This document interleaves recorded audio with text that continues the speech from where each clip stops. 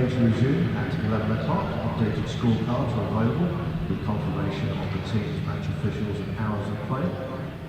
These can be collected from various pickup points on the Spend Karma Pavilion, next to the Northeast Stadium entrance, and at the club retail store and club box office, which are both situated next door to the main stadium entrance off Eaton Road.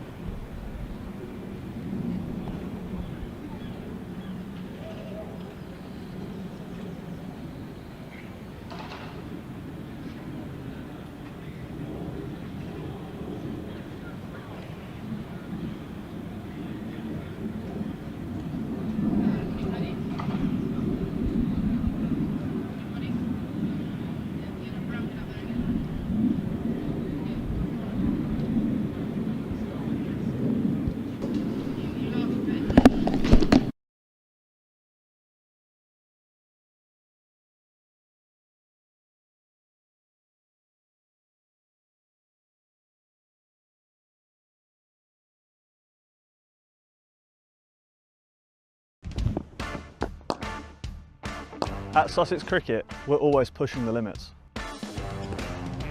Searching for that extra edge, that winning formula.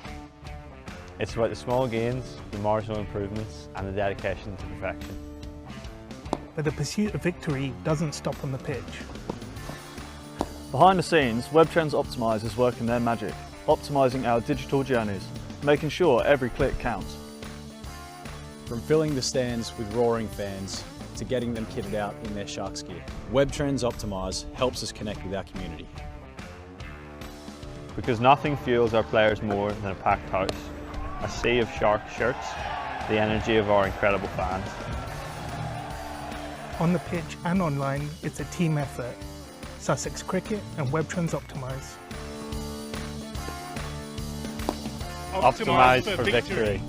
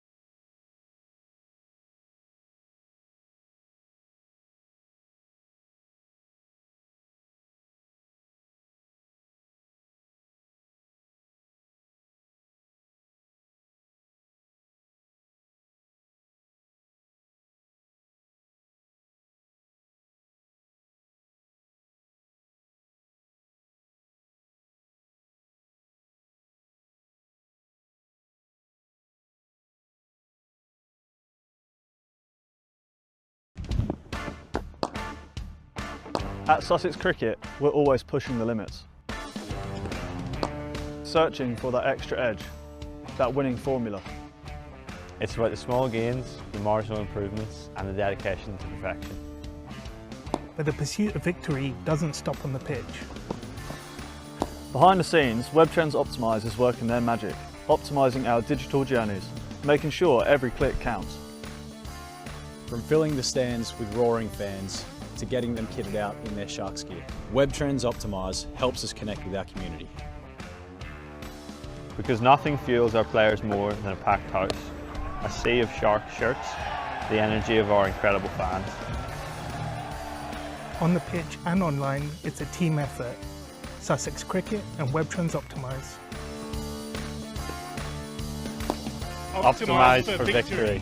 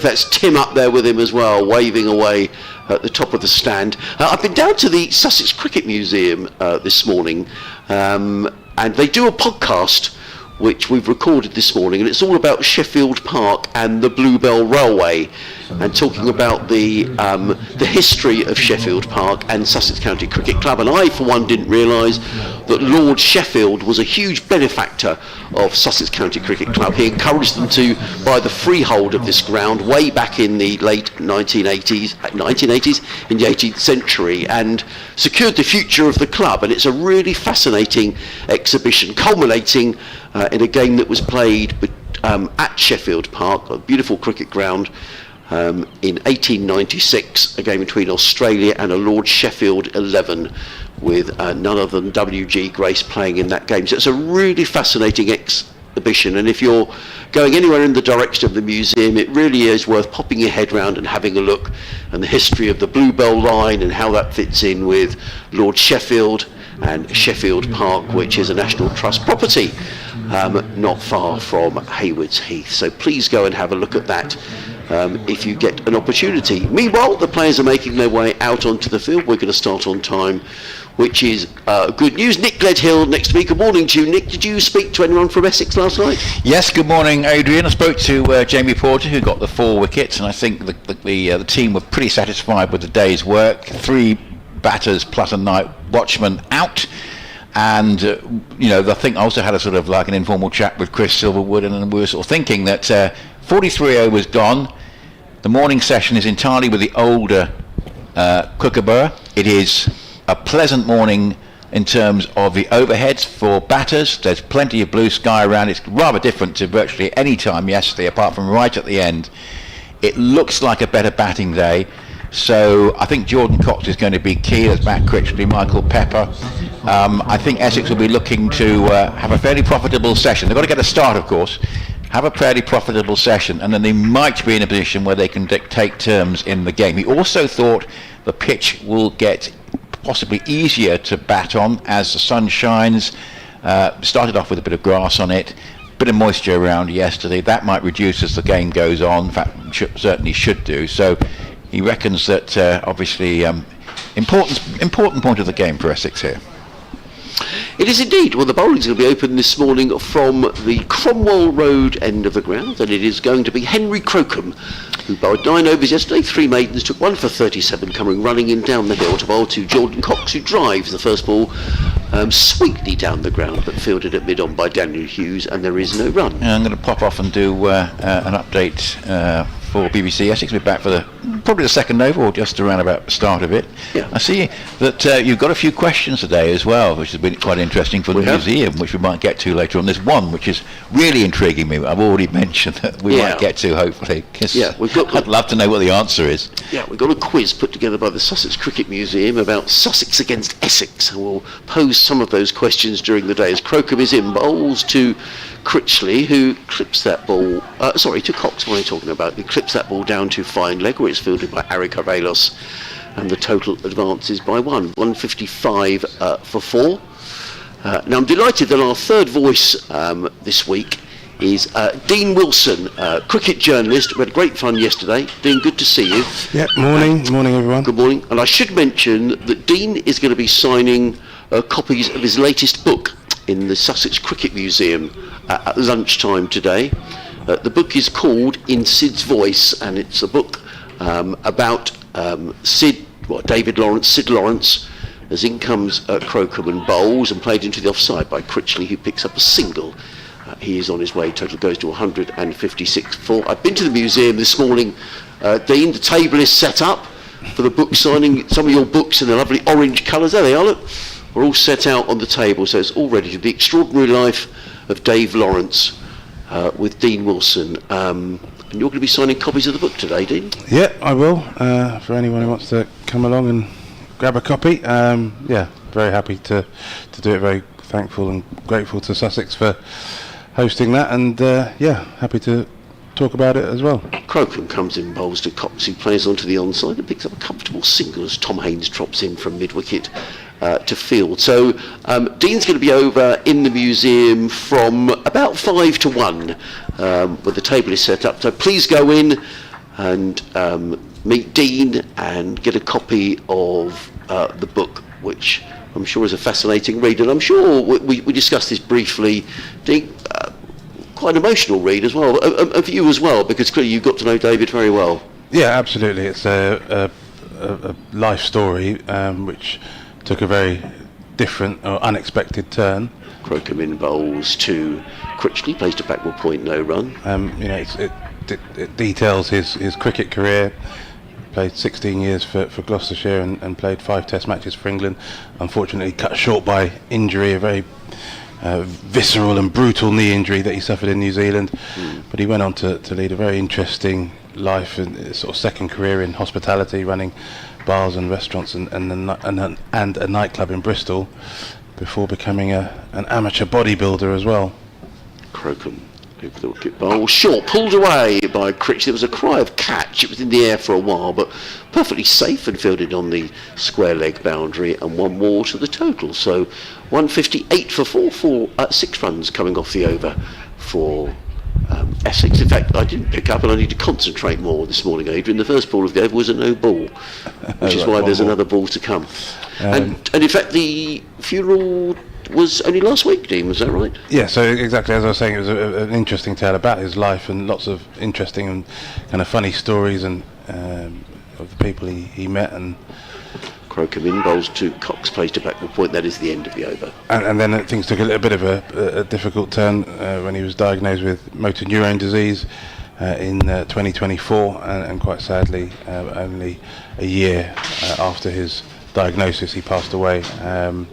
Just over a month ago now, and yes, the funeral was last week, Friday, in Bristol. Over 500 people attending St Mary's Redcliffe, and then a bit of a farewell at the county ground in Bristol. So he got a good send off, really quite deserved, and thankfully he committed to the book. His memories of a pretty interesting life, if I do say so myself.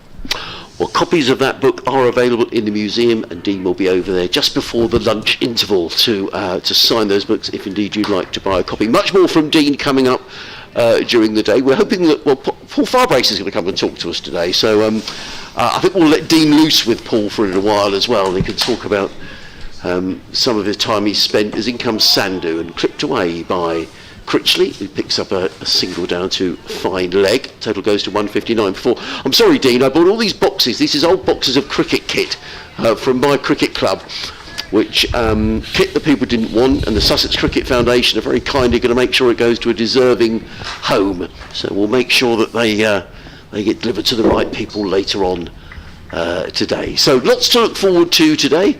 I'm not sure when Paul Farbrace is coming over, but we'll sort that out during the day.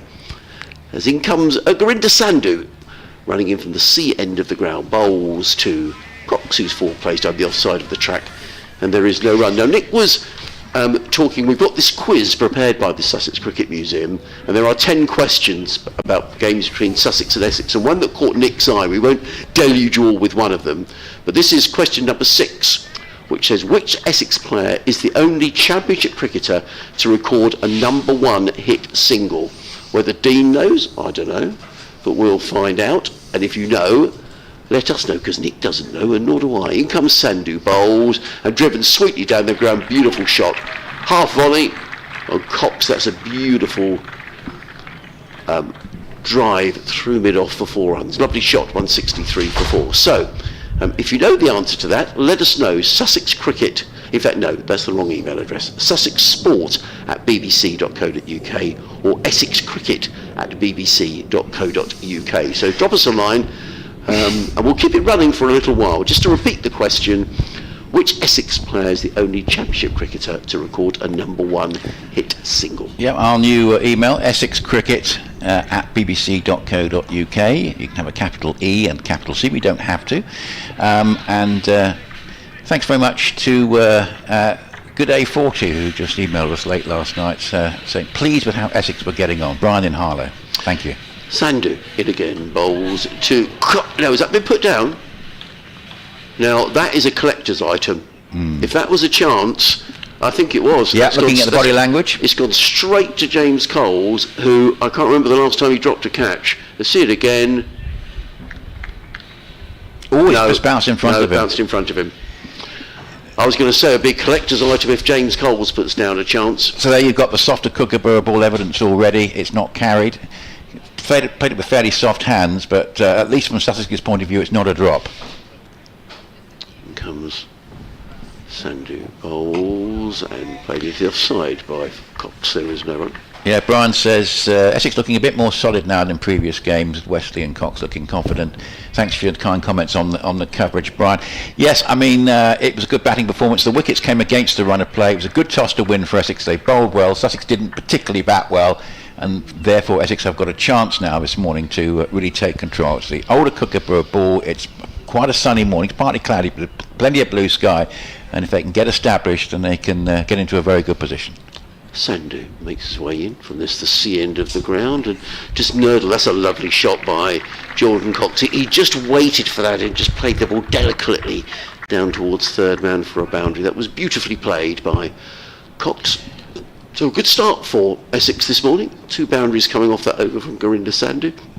Essex 167 for 4. And I guess one of the things about Jordan Cox, I mean, he's played very authentic, orthodox shots here, Nick, but he is a player who can score quickly. Yes, he is, and that is a slight concern for Sussex, particularly if Essex do get into the lead and he's still there, because he can take the game away from you fairly abruptly. He certainly did that to Hampshire on Thursday evening, when I think Hampshire probably felt most of the time they were going to win the game, and then such was the brilliance of Cox's batting, particularly in the second half of his innings, that it was not to be. Just to mention that at Old Trafford that Ben Stokes has won the toss again, and he's bowling, and India are 5 for no wicket.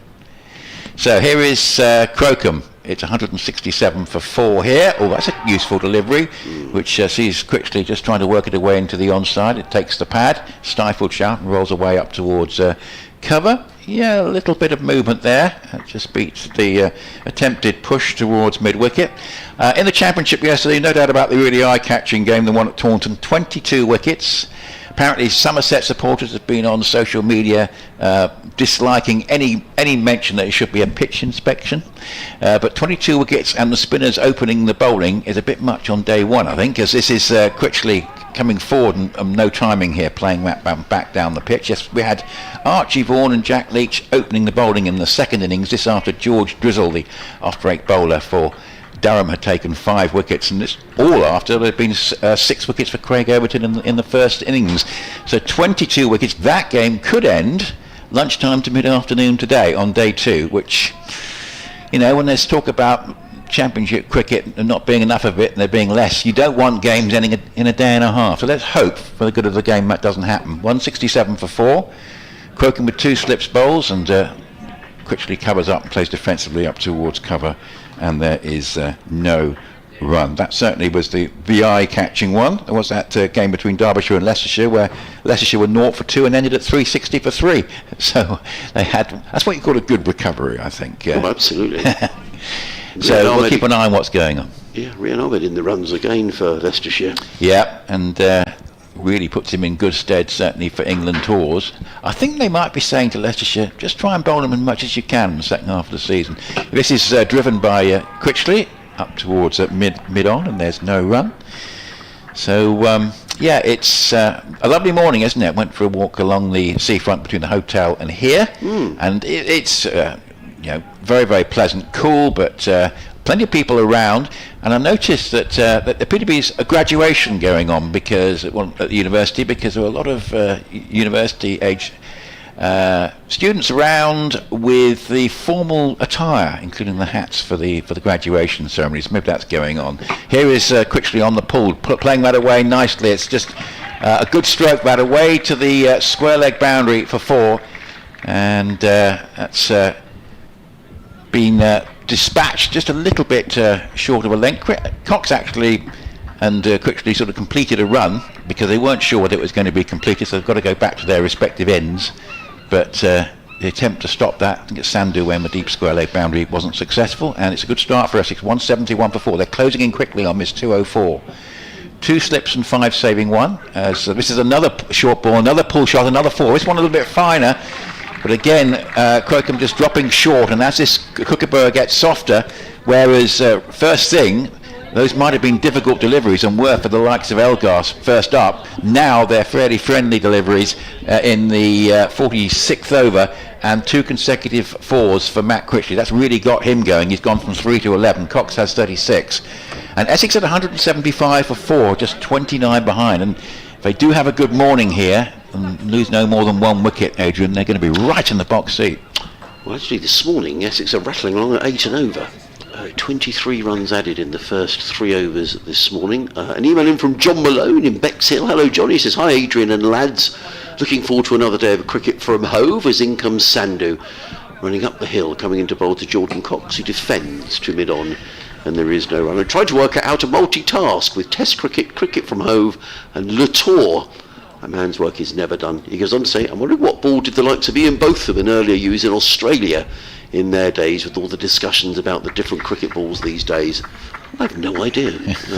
I just think they should have one ball that everybody uses. To be honest, it would do it would help. Well, it's very confusing to explain to people that in different countries you use different cricket balls. I don't think it helps. Sandhu, the tall Australian in and bowls, and Cox plays very straight out into the covers. And there is no run. If you just missed our earlier quiz question here on BBC Radio Sussex, BBC Radio Essex, myself, Adrian Harms, alongside Nick Gledhill, Dean Wilson, with us after 11:30. Our question is, which Essex player is the only Championship cricketer to record a #1 hit single? There are other questions as well, but we'll just leave that one hanging for a while. As Sandhu is back to his mark. 2 slips go down. There's a cover point, cover mid-off, mid-on, mid-wicket, a deep square leg and a fine leg. As in comes Sandhu and bowls, and Cox plays this very riskily through the onside. Is that going to run away for 4 runs? It will. And that's the 4th boundary this morning already. Little too short from Gurinder Sandhu, and Cox just beautiful timing and a flick of the wrist, and the ball whistled away through mid-wicket for 4 runs. And Jordan Cox looks in good touch here. He goes to 40, began the day on 26. And Essex, as Nick was saying, closing in rapidly on this Sussex total of 204, now 179 for 4. Yes, they are. And of course, the name of Essex is synonymous with #1 singles, but not any players I can think of. Sandhu in bowls, and Cox plays this carefully through mid-wicket and picks up a single on this occasion. Total goes to 180 for 4. And You have, goes of course, to 41. You have, of course, David, Yes. who's going to make you a star in 74. He'll be close in 75. And then a much rarer entity by a group called The Essex. Easier said than done, was an American #1 in 1963. But it's neither of them, because they didn't play for Essex. So I think that's what we're looking for. So I think you should explain that Nick is a bit of a music guru, and for him not to know the answer to this, I'm trying to think. It's got to be something very obscure. Sandhu in bowls, and I just thought for a moment there that Critchley might have played on. It was a strange bit of cricket. The ball bounced into the gloves of John Simpson, and there is no run. I have to say, Nick, just watching this delivery again, he was looking to play that down to 3rd man. The ball went through to Simpson. When Matt Critchley signed from Derbyshire, I thought what a good signing, and what a good signing it still is. Has he not quite had the season this year? Because I think he's a very fine cricketer. Yeah, he took a sort of season to warm up with the red ball in Division 1. Sandhu in bowls, and Critchley slightly squared up, plays it to point, then decides to take a single. If the throw hits, he's out. Well, he wasn't out, but that was some indecision. It was played to point. I guess you could say it was Jordan Cox's call because he was at the non-striker's end, but Sandhu was, Critchley was slow to get going. The throw came in, and I think had it hit, that would have been. I think it would have been gone. Yeah, that I think would have been a photo finish, but I think he might well have been on his way. It's whether the umpire would have been able to give it with certainty, because it would have been very close. Just looking at that replay, we're not going to see the best angle there, but it was a good throw, not too far away. Anyway, they take a single, and it's 181 for 4 at the end of the 4th over of the morning. Essex making good progress here. They've had 29 in the 4 overs that we've had this morning. Critical thing about sort of Critchley now, he's got this dual role on the side as the second spinner, obviously in the second half of the season. That's particularly important. So we might well see, as the pitch dries up, there's a chance we might see his leg breaks a bit later on. Croken bowls, and on the drive here, Critchley sends it up towards mid-on, and there is no run. But yeah, his first season after he signed, I think he just struggled to adjust to facing Division 1 attacks, because it's a bit of a different ball game, isn't it? Derby tends to be fairly flat, and you're facing Division 2 attacks, and it's not the worst place to be as a batter. But so he just took maybe a little bit of time to get acclimatised, probably is the best expression, to Division 1, as he just plays defensively down the pitch, and there is no run. But he's had some better seasons since then. This one's a little bit of a moderate one. He's got the 100 and 350s, averaging 33.6, so we'd probably like to sort of push that up a little bit. But as I say, he's got the sort of dual role on his side with the bowling, which has become really quite important, as Crocombe comes in to bowl to him again, and he just rides the bounce and plays that down towards backward point, and there's no run, as it's picked up there by Hudson Prentice. I'm just looking, Nick, at the he averaged 36.7 last year, so it's about the same as what he did last year. Yeah, I'm just looking at the BBC website trying to find a link to our commentaries today, which doesn't seem to be there. So if anyone is listening and they found the link on the BBC website, perhaps they could let us know, because I can't see the county page link there this morning. It's Crocombe again, still with 2 slips. That one is on the pads. It's an attempt by Critchley to flick it away through mid-wicket. He's very, very annoyed with himself for missing out. I mean, visibly annoyed. He's got plenty of time to bat today, so I wouldn't worry too much about it. But he threw his head back when he missed out on what I think he perceived as a half volley that he could hit past mid-wicket before. And when he didn't make any contact, he's not too pleased with himself. But as I say, he has potentially got plenty of time to bat out there today. The deficit just 23. Well, he's got all day, hasn't he? Plenty of time, as you say. Crocombe bowls to him, and here he does play the sort of shot that he was looking, but actually a bit square than he would have ideally wanted, because there is a man on the deep square leg boundary, but he does pick up a single, takes him to 13. It's 182 for 4, so Essex have not lost a wicket this morning. I think they've added 30, haven't they? So exactly 30, yeah. That's a pretty good start, and I think it's given that one of those wickets is the night watchman, then that's I think they're in a pretty good place here, as Cox just crouches forward and plays defensively up towards mid-wicket, and there is no run. So it's 13 to Critchley, 41 to Cox. Sandu's bowled Sandu I think will be continuing. Let's have a look. We've got I think Finn Hudson Prentice is coming on to right. Crocombe 12 overs 1 for 52. Sandu's current figures are 1 for 47 and 13, and it's been a very good start for Essex. The deficit is just 22, and Sussex do need a breakthrough. They do, and if you just joined us, a very good morning. Welcome to Live Cricket on the BBC Radio Sussex, BBC Radio Essex, myself, Adrian Harms, alongside Nick Gledhill from BBC Radio Essex, Dean Wilson, our third voice this week, who's going to be with us after 11:30 this morning. Just to reiterate, Dean's book that he's written in conjunction with David Sid Lawrence, available for book signings today during the lunch break in the Sussex Cricket Museum. If you don't know where that is, it's just under the members' pavilion, just under the Spen-Karma Pavilion here at Hove. Finn Hudson Prentice into the attack, 8 overs 1 for 30 yesterday, comes into bowl to Matt Critchley, and Critchley picks up a boundary off his first ball, and I think that was a deliberate shot by Critchley. There's just the one slip in place, and he just nudged the ball down to third man. Had there been a third man, it would have been a single, but there isn't, and Critchley picks up a boundary. He goes to 17. These two will know each other, Hudson Prentice and Critchley, from their time together at Derbyshire. Critchley goes to 17, 186 for 4. Just quickly looking around the grounds, as Nick was saying, in the Test match, India 15 for no loss up at Old Trafford, having been asked to bat this morning. The wicket is quite hard. It's just the overheads that persuaded Ben Stokes to bowl first. Hudson Prentice in again, bowls, and Critchley eases that to backward point, and there is no run. Elsewhere, they seem to be playing pretty much everywhere. Notts 266 for 5 against Hampshire at Southampton. Durham 20 for 2. still trailing Somerset by 8 runs. Up at Edgbaston, Worcestershire 274 for 8 against Warwickshire, and in fact they aren't playing at Scarborough. My apologies that some of they aren't playing. Start delayed. Yorkshire, when they do get underway, 282 for 4.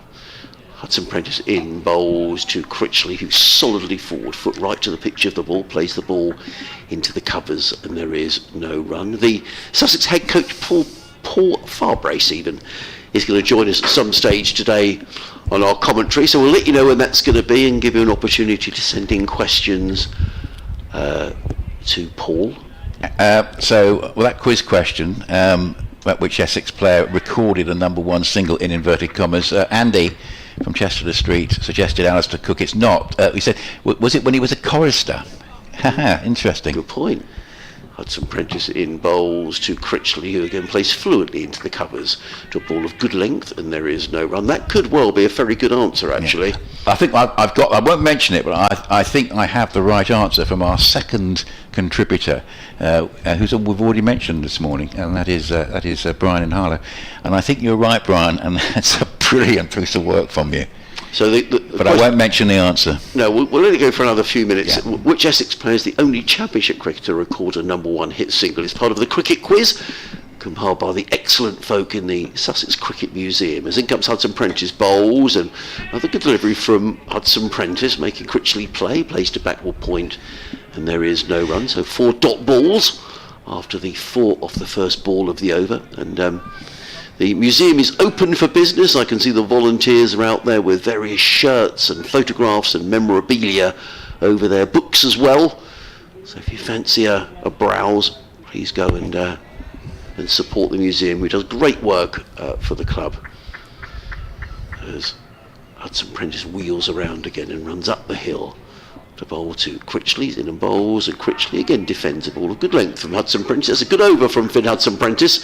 First ball of the over going for a boundary down to third man, but thereafter 5 dot balls. At the end of the over, Essex are 186 for 4. It means they trail by just 18. There haven't been that many sort of cricket-related songs down the years. I think the one that most people think of. Well, obviously there's Soul Limbo, Booker T and the MGs, which I don't think they intended to, when they recorded it was going to be a test match special theme, but it turned out to be. And of course 10cc's Dreadlock Holiday.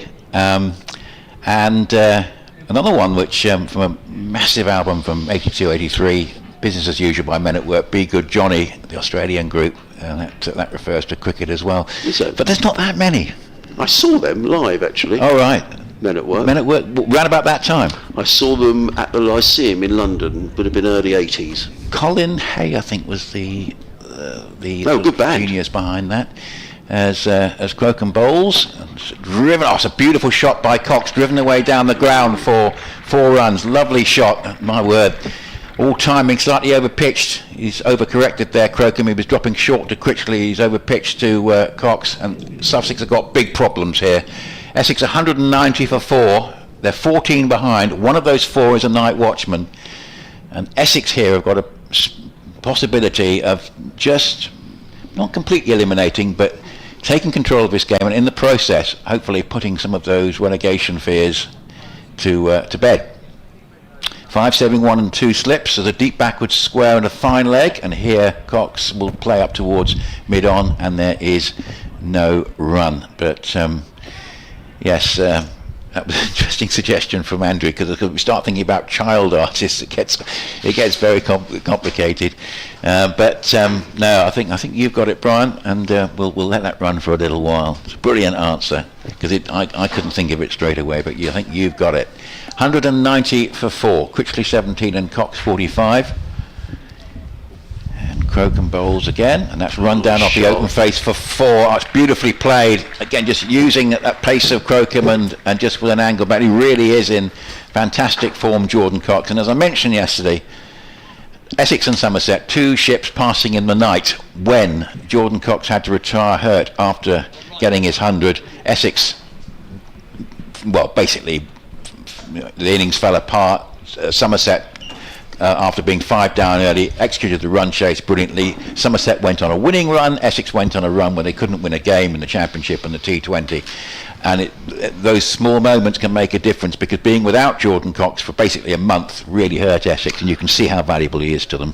Well, this is a class innings, isn't he? Yeah. He's played 3 or 4 wonderful shots already this morning, and he just waited for that delivery from Henry Coker. He looks a player who's full of confidence, as you say. And Essex are rattling along here this morning. They've already added 42. Well, yes, they have. The only consolation for Sussex: Elgar 46, Walter 47, Cox is 49. Oh yes, that's a good point. And they were all against the run of play, and Cox pushes up into the offside, and there is no run. So maybe the curse of the 40s, the roaring 40s as far as Sussex are concerned. He has been unlucky, hasn't he, Jordan Cox? There was the tour over to New Zealand in the winter when he was due to make his debut, and he was going to keep wicket. Didn't he break his thumb in the nets? And missed the test match over in New Zealand? Yes, that's right. Yes, and he was going to play. Yes, he was going to play in that.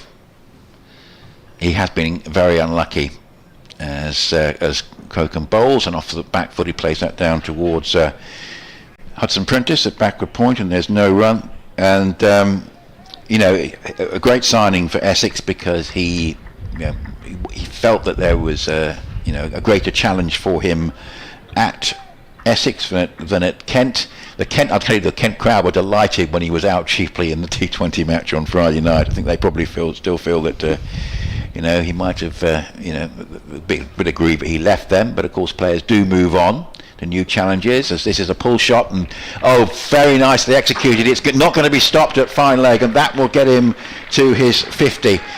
And a flurry of boundaries get Cox across the line. So whereas Elgar and then Walter couldn't quite make it, certainly Jordan Cox has been able to get to the 50 mark, and he really does have power to add here. And Sussex, I think, will be a little bit anxious. Pull shot might not have been entirely off the middle of the bat, but it went fine, and it couldn't be stopped at fine leg, and it's gone away for 4 runs.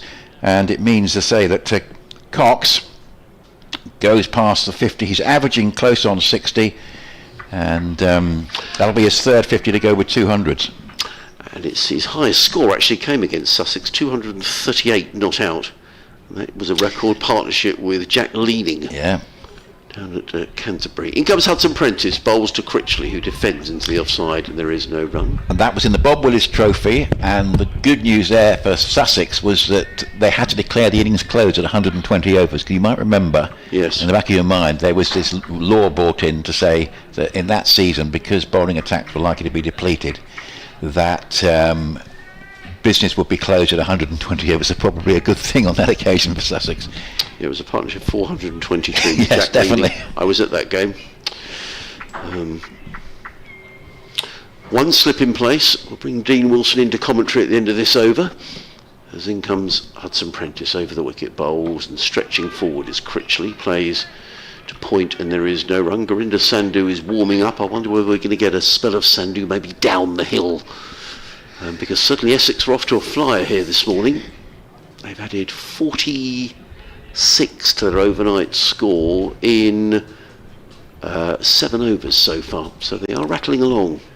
Morning to Michael Biswell. He says, hope the middle order can build without any panic, because some first innings batting points would be useful. There haven't been that many. Hudson Prentice in again, bowls, and Critchley, that didn't go where he intends it to go. It came right off the bottom of the back, ends up at deep backward square leg, and it's fielded by Jack Carson, but they do go through for a single. Critchley goes to 18, the total to 199 for 4. And he says he had to go in and out of the county cricket page a number of times in order to bring up the championship site, but he's got it, so thanks very much for letting us know, Michael. And he says, nice to hear Adrian, direct quote, good man. Oh, well, it could have been a lot worse. So that's excellent. Good man. Well done. Well, I was just going to say, you're a good man. Have you bought that packet of hobnobs in? No, that was delivered by one of the Sussex media team. So that is for general consumption during the course of the day. And there's a bit left of that cake from yesterday as well, which is even better news. Well, thank you to the Sussex media team. I was grizzling yesterday because there weren't any biscuits, but we've got some today, which is great. So thank you, Jamie et al.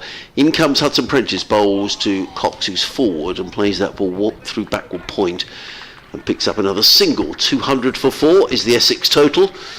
The arrears now just 4 runs, and Essex have started off very impressively this morning. They've added 48 in the half-hour play we've had so far. Cox 54, Critchley is on 18. You're listening to live cricket on BBC Radio Sussex and Essex. You may be watching via the Sussex Cricket Club live stream with the operators Isaac and Jack doing their normal great job here at the county ground at Hove as Hudson Prentice busily makes his way into the crease. Over the wicket and bowls and clipped away by Cox through mid-wicket, picks up a comfortable single. And the total goes to, sorry, that was Critchley, I do apologise, need to watch more closely. 201 for 4, Critchley goes to 19. I don't think a wicket's gone down anywhere in Division 1. There's a delayed start, by the way, at Scarborough, but notably at Taunton, I think general relief that Durham are 47 for 2 and only 58 behind and are not collapsing, because it would be, I don't think it would be good for the game if that match was ending at lunchtime or early afternoon today. It really wouldn't. Slip in a gully, the only close fielders, as Hudson Prentice motors in again, bowls, and up on his toes is Cox, plays that into the covers, and there is no run. It is the end of Hudson Prentice's over, who's bowled 10 overs, 2 maidens, taken 1 for 37. Essex 201 for 4, Critchley on 19, Jordan Cox is on 54. Nick is going to have a breather and probably open the packet of hobnobs which are sitting in front of us, because if he doesn't, then I will at 12 o'clock. And Dean Wilson comes and sits next to me. Hi, Dean. Morning, Adrian. Good to be back. Yeah. I'm just commenting on this innings from Jordan Cox, because he's played some high quality shots here this morning. Yeah, wonderful batter. Obviously clearly on the international radar. He's played a couple of international T20s and ODIs already, and very much on the Test team's radar as well. Wouldn't surprise me in the slightest if he finds a way of getting on the tour to Australia at the end of the year. And he's really just showing why they rate him so highly. He's a very, very stylish and classy batter. I'm enjoying this innings very much as Sandhu continues. He comes in, this is flicked away down, fine, beats the fielder at long leg. That went away very quickly off the bat of Matt Critchley. So 4 more to the total, pulled away forcefully. Bit too short there from Sandhu. I don't think the Sussex coaching staff will be desperately impressed with the way Sussex have bowled here this morning, because Essex have got off to a real flyer, Dean. Yeah, they have. It was a question of whether they could back up their efforts from last night as Sandhu comes down the hill. This one just a little fuller and tucked into the leg side. There's no run. This is the beauty of multi-day cricket, where there's so many opportunities for the balance of power to shift one way and then the other. I thought that it was a really good day for Essex in the field yesterday. They managed to bowl Sussex out for just 204. I should mention that Essex now in the lead, that boundary taking them to 205 for 4 as Sandhu comes in again. This one just pushed into the leg side. They'll take a quick single. And as I was saying, they've got the lead now, lead by 2, 206 for 4. It was a good day with the ball for Essex. I'll let you do your bit. Right, let's bring you up to date with the latest on that cricket with Adrian Harms. I've just seen a glimmer of sunshine, Adrian. I hope that you have some of that as well. No sunshine so far, Sarah, but there is patches of blue sky, although a lot of cloud around. But we did start on time at 11 o'clock, and Sussex desperately need a wicket here, because Essex are going along very nicely indeed. They're 206 for 4. It means they now lead Sussex by 3 runs, and still with 6 wickets in hand. Jordan Cox batting beautifully for Essex. He's 55 not out. Meanwhile, play has been delayed up at Scarborough this morning. That's where Surrey are playing this week. They haven't yet started. When they do get underway, and hopefully they will, Yorkshire will resume on 282 for 4. Adrian, thank you. And we will keep you updated with all the latest on the cricket. You can natter away now, Dean. There we go. Nicely done. Sandhu then coming in from the Cromwell Road end. And this one defended into the offside by Critchley. I was just looking actually the way that, as you were talking about how well Jordan Cox was batted, he just played a drive, an attempted drive. It came off a thick inside edge and squirted out to the fielder at deep square leg, and very quizzical look from Cox to the pitch. It's almost as if, how dare the ball not come out of the middle of my bat, and if it doesn't, and it has to be something to do with the pitch mischievously playing tricks on him. It's one to watch, I think, as Sandhu comes in over the wicket, gets the edge, but it's just wide of a diving second slip. He manages to get a hand on it and stop it from running away for 4. The ball not really carrying through to the slips. We've seen a couple of edges drop short there. James Cole's trying to get his right paw underneath it, but it dropped well short, and I think that's one of the issues, isn't it, with the Kookaburra ball, and perhaps the slightly soft nature of it now with 52 overs bowled. Sometimes the edge not quite managing to carry. But we were talking about how you've got to kind of back up your performances from one day to the next, and I did think that even though Essex had dominated yesterday, the way that Sussex bowled in the final session actually was full of effort, full of heart. They did really well to take 4 wickets, I thought, yesterday, and the key then today was to really back that up and go again. And bodies slightly stiff, not necessarily too stiff, but you've got to get up and get into the game again the next morning. And I think, as you say, Essex really taking control here. Hudson Prentice comes in and bowls to Cox. That's a beautiful shot, and that really is. I mean, it's an extra cover drive. If you were looking at any coaching manual, it was just beautifully played, and he's played several shots like that this morning. He seems to have oodles of time. He goes to 59 and Essex to 211 for 4, and Jordan Cox at the minute is making this look all very straightforward. Yeah, he is. He's in great touch. I think a little too full perhaps from Finn Hudson-Prentice, but then you want to try and give the chance for the ball to do a little something to try and find the edge. So yeah, Hudson-Prentice in again, bowls, and Cox just watches that one go past the off stump taken by Simpson, and there is no run. We've changed our email address for Sussex supporters, or any supporters actually, and we are now sussexsport@bbc.co.uk. I think they've changed it for, I don't know why, but they have changed it, nothing to do with me. We haven't had many emails, so if you're feeling you want to keep me company, please do send an email, and it'd be lovely to hear from you on any cricket subject or whatever subject you want to talk about, really. In comes Hudson Prentice, running away from us, bowls to Cox, who covers up, plays onto the onside.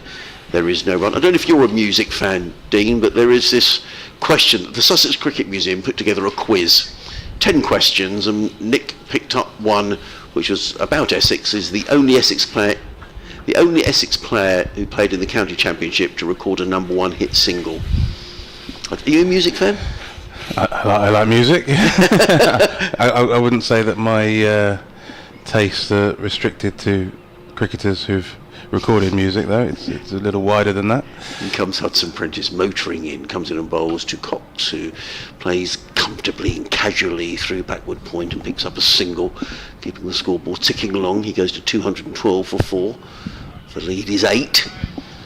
Is it a trick question? I don't know. Nick, someone has sent in. We'll keep this going, I think, for another 20 minutes until 12 o'clock, and then we'll let Nick announce the answer. I think Nick knows who the player concerned is. Someone, well, he doesn't know, but someone sent in and told him. Yeah, well, I did wonder. Yeah, I sort of racking my brains, thinking whether or not it was a. Hudson Prentice bowls. Oh, and Critchley now has had a chance. I think it is. It's gone low to James Coles' left hand. Now, James Coles, if that's gone down, I said earlier on it's a collector's item because he's a very, very good slipper. Let's just see this again. The ball carries. I think that did carry. I mean, it was very low. I mean, it wasn't easy, but James Coles' reaction is that he thinks maybe that he should have grabbed that. What do you reckon, Dean? It's difficult to tell from this angle, but just the way James Coles has stayed down. I don't know if that's disappointment or whether he's hurt his hand. I think it is the former. Hudson Prentice in again, bowls to Critchley, who's beaten outside the off stump. Good spell this by Hudson Prentice. Yeah, I think there's a bit of frustration there because that's the third edge that we've seen go to the slips this morning, and 2 didn't carry at all, bounced well in front of the slips. That one I think did carry, but it was dying as it reached him. It would have been a really terrific catch. Had he held on, and I just wonder whether or not, taking a lead from the keeper, whether the slips should be standing even just a foot closer. I know it's tough. The ball comes to you so quickly, and it's quite hard, to get too close. But quite often you want to give yourself a chance. You'd rather give yourself a chance to take a catch and risk dropping it instead of not being able to have a chance. So I think they might want to think about exactly where they're standing in relation to the distance from the bat. But yeah, there's been a little bit of opportunity there, just a hint that there's still something there for the bowlers, that maybe this ball is not as unresponsive as we're led to believe. So yeah, we'll keep an eye on that as Sandhu comes in again over the wicket, and this just defended into the leg side by Cox. Returning to that number one question, my only thought was, was it a trick question? Might it be someone who was perhaps when they were younger was in a choir of some description, maybe, I'm thinking about St Winifred's choir and things like that, or in the choir behind Slade or Wizard, one of their Christmas number ones. Is there somebody who was just in the background there? But we'll find out soon, I'm sure, as Sandhu comes in, and this one just defended by Cox up to mid-on. There's no run. Nick was sort of on the same page as you, actually, and he wondered whether it might be Sir Alistair Cook singing in the Westminster Boys Choir or something like that. So you two have sort of great minds and all that. I haven't got a clue, but Nick's going to reveal all. So it'd be terrific if it turned out to be someone like Ed Sheeran or someone like that. Don't worry, I know Ed didn't play. As Sandhu comes in, and just this is tucked into the leg side. There is no run. Big cricket fan, Ed Sheeran. I presume Essex would be his county from East Anglia. Yeah, he's from Suffolk, isn't he? He's from Suffolk. Yeah. Maybe Essex might be his county of choice. I'm not sure. He's been to a few England games. He came to a game. I remember seeing him at Auckland, having a brief chat with him there. He came to a game at Old Trafford. Had a little chat with him there as well. So he likes his cricket for sure. As Sandhu comes in again, and this one defended back to the bowler. There's no run, but I know I'm fairly confident he has never played in the championship match for Essex. But it'd be lovely if it was a bona fide pop star who's composed and had a number one hit, and is also has been a professional cricketer. I don't know is the answer, but look forward to finding out as Gurinder Sandhu comes in again over the wicket. This one just wraps the higher half of Jordan Cox's bat as he defends into the leg side, just keeping Jordan Cox quiet for the moment. As you said, Adrian, he's got so much time at the crease. Always a good sign of a quality player when they seem to have a bit more time than everyone else. He's played a couple of delightful late cuts and opened the face and just seemed to be able to place the ball wherever he wants to. But Sandhu just keeping him quiet for this over. Can he turn it into a maiden as he comes in again, and this one fuller of length, and Cox forward on the walk but defending up to mid-on. That is a maiden over from Gurinder Sandhu, and Essex 212 for 4. They've got a lead of 8, and we'll be looking to keep that building over the course of this second day here, and they certainly seem to have got a real opportunity with 2 set batsmen out in the middle, and a 54 over old ball, I should say, that is doing a little bit, but maybe not the sort of extravagant movement that you'd see from a new ball under heavy skies. But there is a contest out there. There is, and the sun is starting to break through as in comes Hudson Prentice, motoring in, bowls to Critchley, who plays firmly onto the onside. and there is no run. If you're joining us for the first time this morning, a very good morning. Welcome to our live cricket coverage on the BBC Radio Sussex and Essex. You may be watching via the Sussex Cricket Club live stream, wherever you're watching and listening from. Welcome to Hove. I'm Adrian Harms, Dean Wilson sitting next to me, and Nick Gledhill, the third member of our commentary team. Just the one slip in place. There's a gully, a point, cover mid-off, mid-on, mid-wicket, a deep backward square and a fine leg way down in the distance. Good start from Essex this morning. They've added 60 runs this morning. As in comes Hudson Prentice, bowls to Critchley. Critchley stretches forward and plays onto the onside.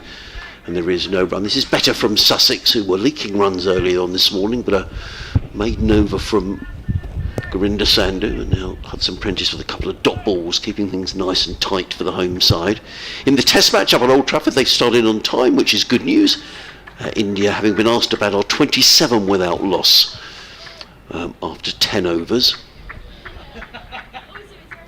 Hudson Prentice wheels around in front of us and is on his way to bowl to Matt Critchley's in and bowls, and Critchley defends down the offside of the track to a ball of good length, and again there is no run. Just a reminder that Dean Wilson will be in the Sussex Cricket Museum just before lunch to sign copies of his book that he's written in conjunction with the late David Lawrence, so please go over to the museum at the interval. And if you're going to the museum at any time, there's an exhibition there all about Lord Sheffield of Sheffield Park. It's a National Trust property now in Sussex.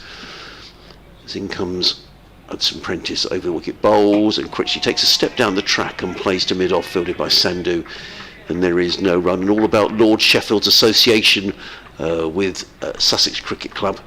In fact, he saved the club back in the late 1800s. It's a really good exhibition and talks about a match played between his 11 and an Australian 11 in 1896 at Sheffield Park, where 25,000 people went to watch the game. Amazing, isn't it? And the great W.G. Grace was playing as well. So really good exhibition. Please go and have a look. As in comes Hudson Prentice, bowls, and Critchley drives to mid-on, fielded by Carvallis. There is no run.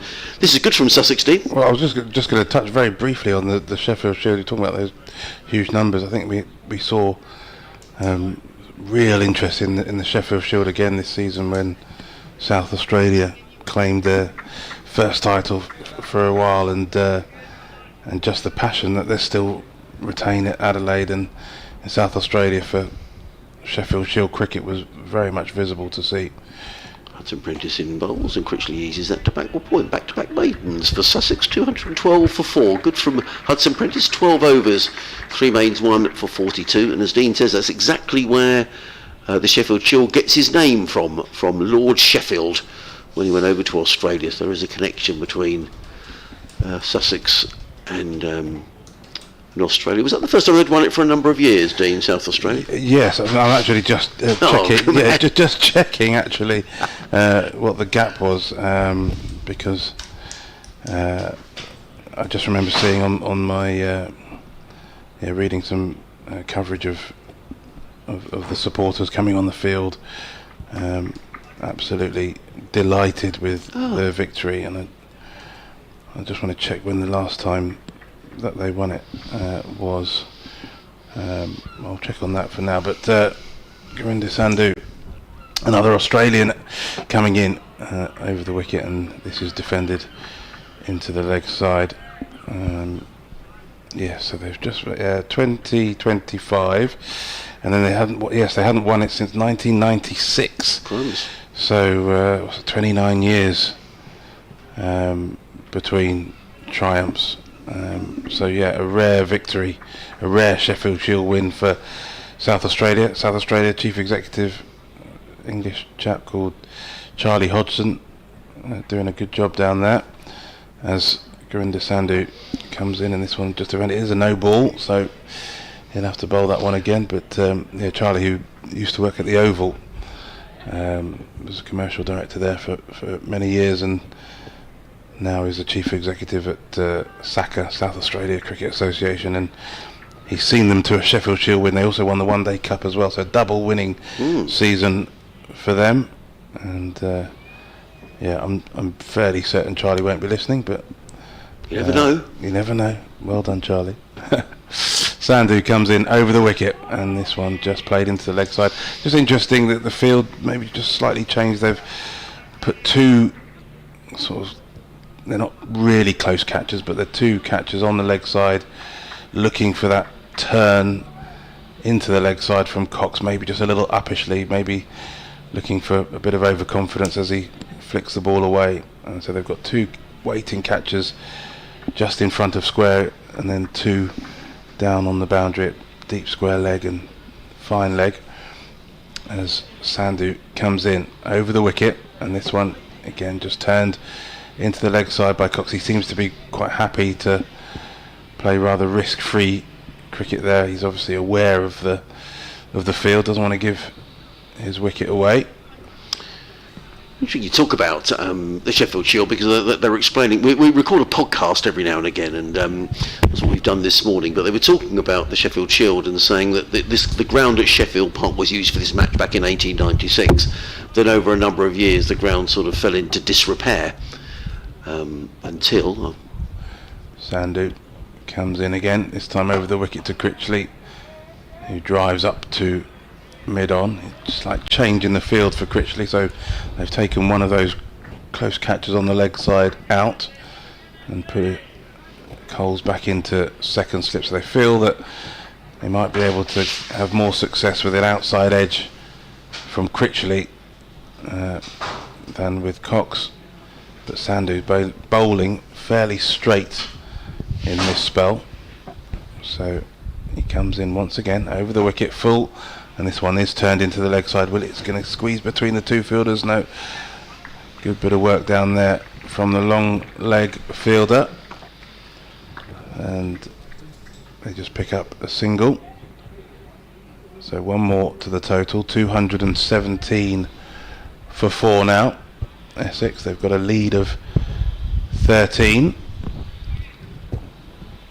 As Matt Critchley waits for Sandu, a little bit of polishing on the ball, trying to give it a nice shine to see if they can get any sideways movement through the air. As Sandu comes in again over the wicket, this one is turned, or attempted to be turned into the leg side again by Critchley. He thinks he's missed out there, opportunity to try and test those fielders out on the leg side boundary, but the ball just drops down in front of him and there's no run.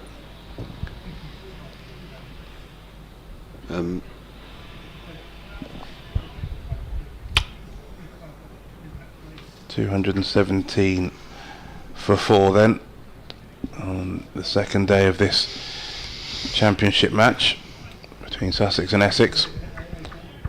Matt Critchley 26 not out, Jordan Cox 61 not out, and building a nice looking partnership here.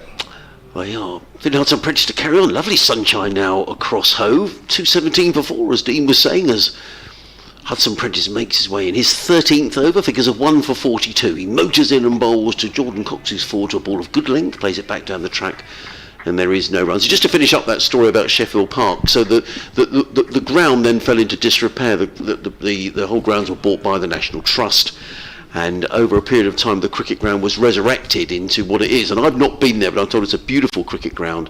And in 2009 they had an old England v old Australia match to celebrate the ground reopening, and they did tell me some of the players who played in that game. Certainly Dean Jones played for old Australia, and apparently they bought over the Sheffield Shield, the actual trophy itself, right, which is apparently a very grand... It's huge. Yeah, they were saying that.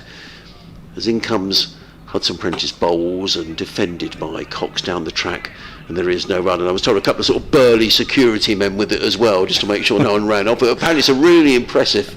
Nobody's running off with the Sheffield Shield. Yeah, it's too big. If you're able to pick that up and run with it, you know, you're...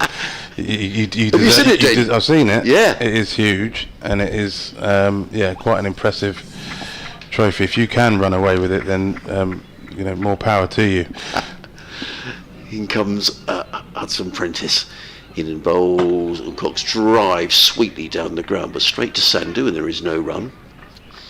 So anyway, a nice link between Sussex and Australia and Sheffield Park and the Bluebell Railway line and all the rest of it, and it's a really interesting exhibition. So please go and have a look.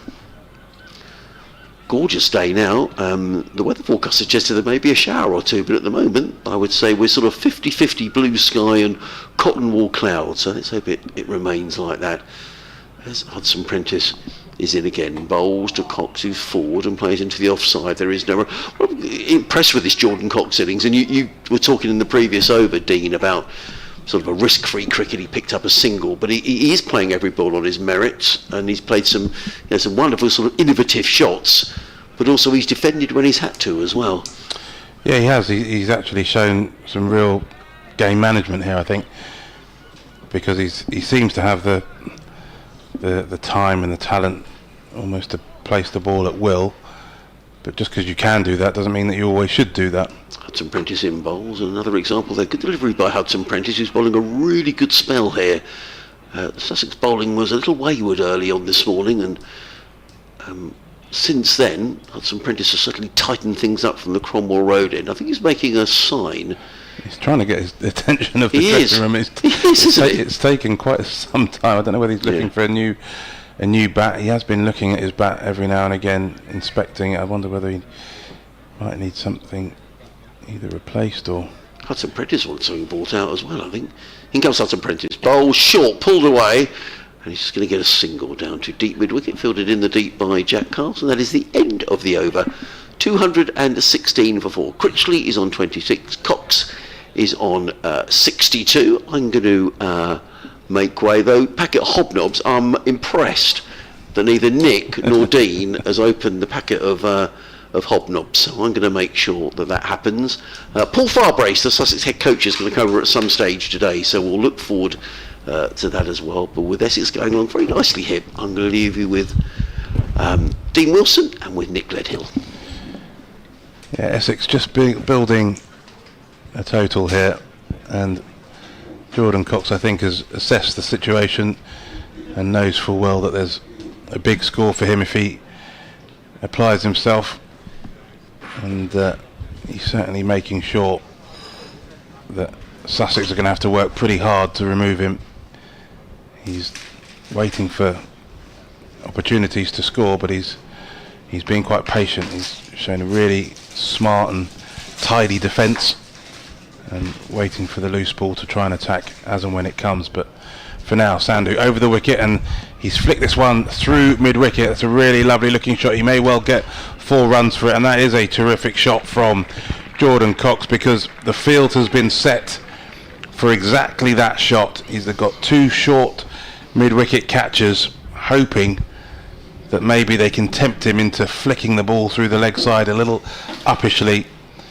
Well, the challenge has been laid down by Sussex, and Cox was more than equal to it. He flicked the ball exactly, split those 2 fielders absolutely perfectly, but not even a hint of a chance all along the ground.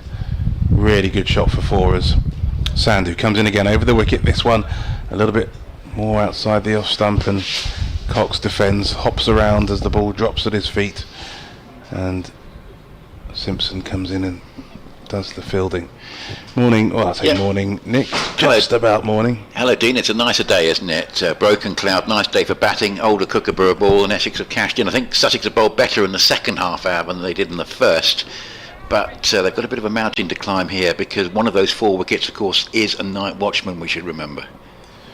Indeed, as Sandhu comes in over the wicket, and this one driven off the back foot by Cox up towards mid-off, and they come through for a single. So they weren't on Nelson. They were 2-2-2 for 4, double Nelson, but they've moved serenely past that. 223 for 4 now, lead by 19. That question was, which Essex player is the only championship cricketer to in inverted commas, record a number 1 hit single? Oh yes, the question. We'll have to get an answer in a moment as Sandhu comes in over the wicket to Critchley, who defends very comfortably into the offside. There's no run. The year is 1970, and to the best of my knowledge, one half of Simon and Garfunkel never played for Essex, but it's not Elvis, it's not Jimi Hendrix. I'll tell you who it is in a short while. 1970, so my thoughts were perhaps a choir of some sort. Well, You're very nearly there, yes. Well, there we go. Okay, so we'll have to check on St Winifred's in a moment as Sandu comes in over the wicket and defended to cover by Critchley. What do you think of something? The record I thought of was something really obscure that an Essex player might have ended up in the extras of Another Brick in the Wall Part 2 by Pink Floyd, singing "Hey Teacher, Leave Us Kids Alone." Yes. But because that's always possible, because whoever was in that, they've got fame for life, haven't they? Yes. Because that video is iconic. But no, it's the other side of the 70s, not 1979. It's the other side of the 70s. Sandu down the hill, and he comes, and this one defended by Critchley into the leg side, and there's no run. But yes, I mean. So am I close by suggesting they were in a choir, perhaps? Yes, and there was only one sort of choir in inverted commas. It would be a fairly generous description of the England World Cup squad. That's where we're looking at. 1970. So 1970. So Football World Cup then. Yeah, back home. Back home. Okay. So who would have been in the England 1970 Football World Cup squad? Who played for Essex? Of course, there was a lot more crossover between football and cricket. There was in those days. Now, I keep thinking Gooch and football and cricket, but he didn't obviously play for England in football. So West Ham, maybe Essex. I'm thinking. Yeah, very much so. Oh, very much so. Very much West Ham. Yeah. Oh, we got to get there now. West Ham footballers before Trevor Brooking and 1970. But mine's gone blank now as spin comes on. So it's going to be Carson left arm spin, and that's a nice little stroke to get things underway. Going down to the fine leg boundary for four. It's a sort of hand-on head from the bowler, thinking that he was close to being through there. Looked to see the replay, but Cox certainly got some bat on that. Just a little tickle around the corner. I think he was more or less in control of that. Went very fine. And it's 227 for 4, and Cox is 71, looking for his third 100 of the season. And at the moment, he seems to be very much on course. But yep. James Coles is a bowler. He had that one over right at the end last night, didn't he? Yeah, Coles left arm spinner. Bowls, and that is quite wide. Would have been a one-day wider than T20 match, but from Coles. Yeah, so. Right, I'm going to have to pull up the England. Yeah. 1970. Yeah. It's Coles going round the wicket bowling, and that's just played away for at least one, being chased back at mid-wicket, and they're going to just get through for one. Yeah, Coles left arm spinner bowling from the C end, and 228 for 4. Right. No wickets this morning. Started at 152, I think so. It's been a very prosperous morning for Essex, in just over the hour play that we've seen. Bobby Moore, did he play cricket? Did he play cricket? Bobby No, Moore, he's equally famous. He's not an also-ran by any stage. Oh, hello. The imagination. Hello, yeah. Jeff Hurst. Coles, yeah, that's gone through leg step. I don't know, was there any bat on that? And it's certainly, I think, bounced short of the field. Are they going to come back for 2 for Critchley? I'll wait to see what the umpire's signal is here. Buys. No touch on that. So that one just fired down the leg side. So Jeff Hurst, one and only match for Essex was at Liverpool, Egborough, Liverpool, 1962. I'll tell you about it as we go along. And of course, there's Coles bowl. Let's just play defensively from the crease. In 1962? Yeah. By the way, this partnership is now worth 79. So came together right at the end of last night, didn't they? When Cook was out as the night watchman, as that's played again. Just a little defensive push into the onside, but there's going to be a single. They can anticipate the run is there, because fielder, who was Carvelis, had to move in a little way from mid-on and couldn't prevent the run. So good rotation of the strike. At the end of the over, we've got Cox 72 and Critchley 27, 231 for 4. So it Well, was Essex and Lancashire. Yeah, the only question to ask, did he get a hat-trick?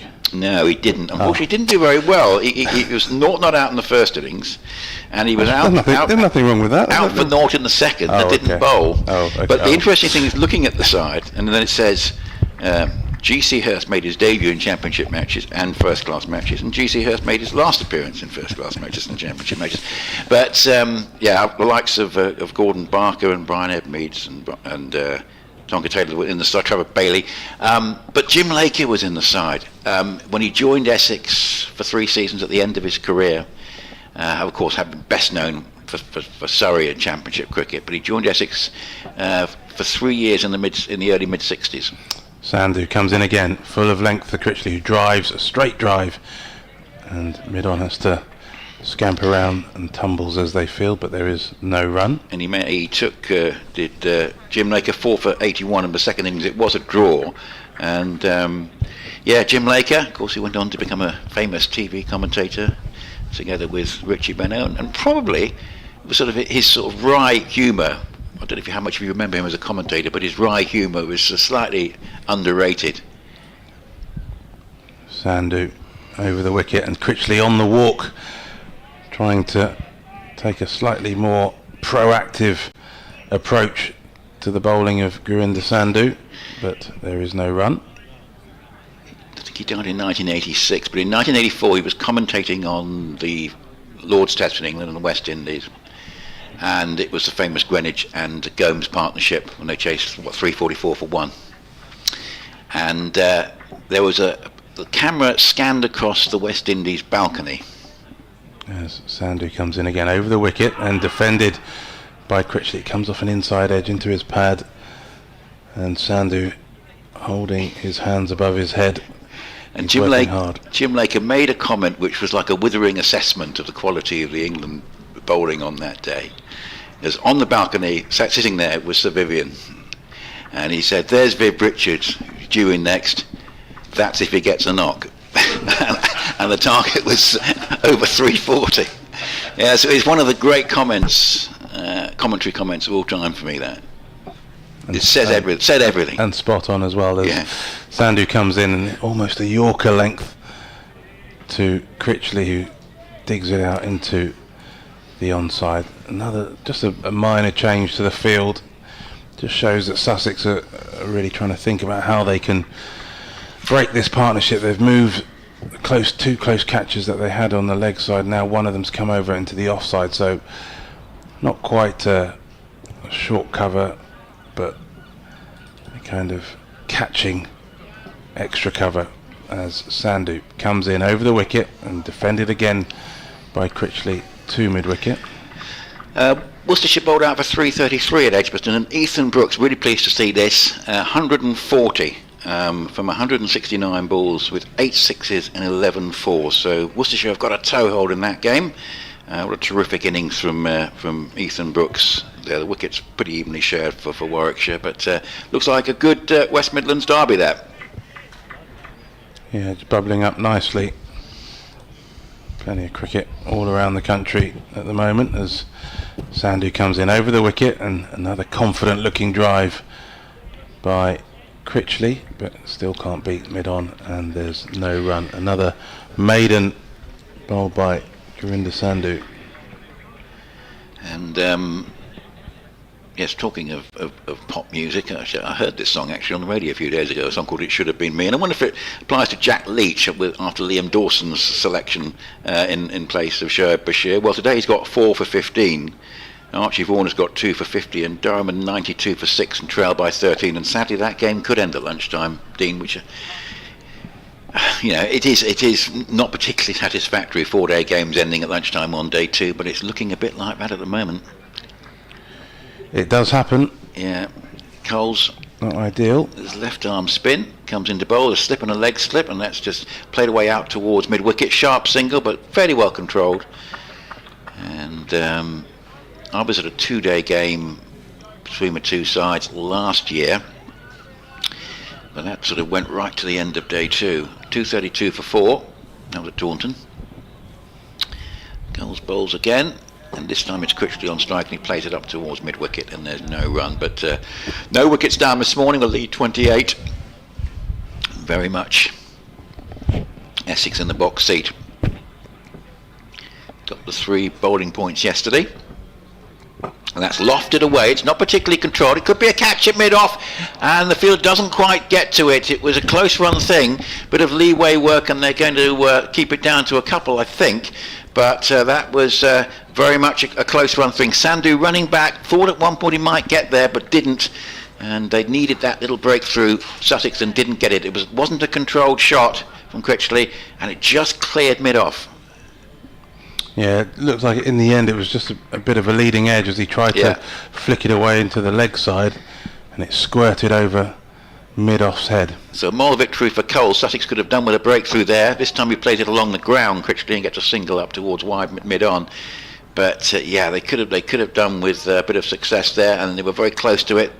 He certainly got the better of Critchley there. It was a full shot, maybe a hint of some turn, and might be a sort of a indication that we might see a fairly prolonged spell here from Coles, because that will give some encouragement. He's got 30, has Critchley. Cox has 73. 235 for 4.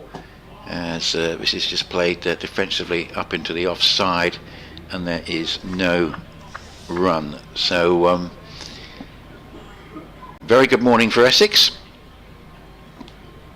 No wickets down on day 2. It's a little bit cloudier than it was at the start, but there's still areas of blue sky, and the forecast is good. This is a pull drive, which might just have been partially stopped at mid-wicket, and mid-on, Carvelis running round, and there is the 1, which means that Cox keeps the strike. He's 74, Critchley 30, 236 for 4, and as I mentioned, the last wicket went down at 151. That was a night watchman Cook, who sort of did most of his job by sort of staying there almost to the end, although Critchley did have to come out. But they couldn't get Critchley or Cox at the end, and these two are profiting this morning, 236 for 4. Yes, just ticking along quite happily as we're getting some pictures of the Essex balcony, very relaxed balcony there, understandably so. Jordan Cox and Matt Critchley moving along very serenely so far this first session of the second day. Lead by 32, 236 for 4, and Gurinder Sandhu's really into a lengthy spell here. He's doing a good job as he comes in over the wicket. This is flicked away in the air by Cox up towards the mid-wicket boundary. He is going to get another boundary, and you can see the plan that Sussex have been trying to operate, although they did have 2 catches on the leg side, and it is for that flick into the leg side from Cox. That was very uppish, but deliberately uppishly. He sort of played it up and over mid-wicket into the space behind him. Picks up 4. Controlled shot there, I think, from Cox as Sandhu comes in again. This one a little shorter on the outside the off stump, and punched away off the back foot by Cox. He'll pick up a couple here, I think. Tumbling attempt at a stop there by Jack Carson, So, but another 2 for Cox. Thanks to Mary and Andrew, who also guessed Jeff Hurst, and it was Brian who got it right first. Thanks to Brian. I think we'll probably have another one in the afternoon session, I think. So I think Adrian will have another one teed up for us, and that was a very intriguing one. I must admit, I wouldn't have guessed that. Sandhu comes in again over the wicket. This is short and wide outside the off stump, and Jordan Cox does not need a second invitation. He flashes that one hard and fast through backward point for 4. The ball just standing up, asking to be hit, and that's exactly what he did. 4 runs to Cox. He moves to 84 not out. The score 246 for 4, and maybe just a sign that Sandhu's spell might be coming towards the end. That looked like a very much a loosener as Cox waits again. Sandhu in over the wicket. This one a little fuller and defended by Cox. Cox has played really rather well in this innings. He's been really patient, I think, so far today. He's defended very smartly and just waited for the opportunities to score. He's played a couple of lovely shots through mid-wicket, showing that wristiness that he's got. There's been an extra cover drive and then the cut just there for 4. So he's waited for the balls that he could really tuck into as Sandhu comes in again. Another full ball, a lovely looking straight drive from Cox. He doesn't bother running because he knows that's 4 more. Yeah, sumptuous drive from Cox. He's got the shots all round the wicket, and that one was full, straight, maybe just a hint of movement in towards Cox, but it went straight back past the bowler, all along the ground, middle of the bat. Yeah, another gorgeous looking shot from Jordan Cox. He looks to be in a rich vein of form at the moment, and Sussex really scratching their heads how they can put a stop to this as Sandhu comes in once again from the Cromwell Road end. This one outside the off stump and left alone by Cox. 14 runs off the over. Sandhu had bowled really quite smartly up until that over, and then in a flurry of boundaries, Cox has completely shifted the momentum. 250 up now for Essex, 250 for 4. They lead by 46, and yeah, some really hard work done by Sandhu, slightly undone there in that last over. I suspect that might be the last of his spell, but really good batting from Jordan Cox. Good morning for Nott, who haven't lost a wicket. Jack Haynes 103, Lyndon James 62. That partnership is worth exactly 100 unbroken for the 6th wicket at Southampton. 332 for 5, Nott starting a point behind Surrey, who have yet to take the field today at Scarborough on what looks a flat deck. 282 for 4, Yorkshire, with rain there, so Nott could edge into the lead position in the next period before lunch, as this is defensively played up into the offside from Coles. That's a nice defensive shot from Critchley, who's playing second fiddle, but I think quite happy to do that at the moment. 30 from 62 balls, 250 for 4. And here he just played a little push shot up towards mid-on. Carvelis sees the danger of the single with his white floppy sun hat and comes in and makes sure that there isn't going to be one. So Cole's left arm spin from the sea end, partly cloudy morning. It's actually looks a nicer day than yesterday. Maybe a threat of showers later on. This is steered away towards cover, but it's not going to get past. Again, nice piece of bowling, and Allsop is there in line to make sure that there's no addition to the score. Yes, Sandhu might well be replaced at the end of this over. This is going to be the 100 partnership. It's just played away neatly down towards deep square leg by Critchley. These two came together at 151. It was 152 overnight, and it's now 252 for 4. Not been updated on the scoreboard yet, but I'm sure it was 251 before that, and the applause from around the ground suggests that was the case. But yeah, a little single just out towards deep square leg. Coles bowls again. That's right, it's steered away out towards deep square. Yeah, the wicket fell at 151, so it was 251 the 100 stand. Now it's a single out towards deep square leg. It's 252 for 4, so it's down to 101. And Critchley 31 and Cox 89, and at the moment, just by the odd delivery and the odd full shot like Critchley's one, it's quite hard to see where a wicket's coming from.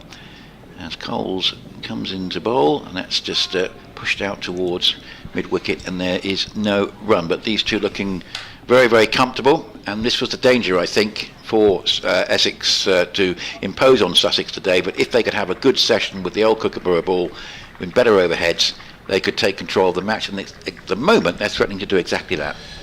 Yeah, they've played it very nicely here this morning, Essex, or in this first session.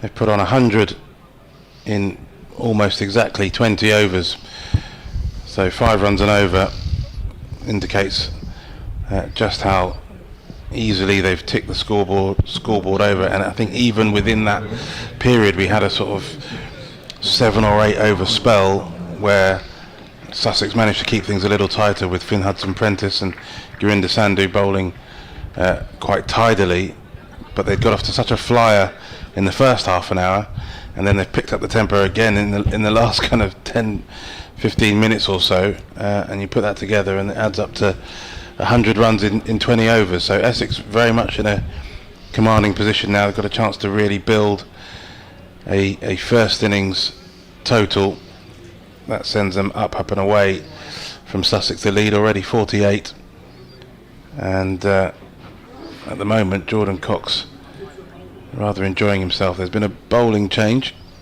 Ari Carvelis replaces Sandu, and he comes in over the wicket, and this is defended by Cox, and there's no run. 63 overs gone, 252 for 4, so they have their first batting point. Now if Cox stays, I think they're probably on course for the maximum batting points.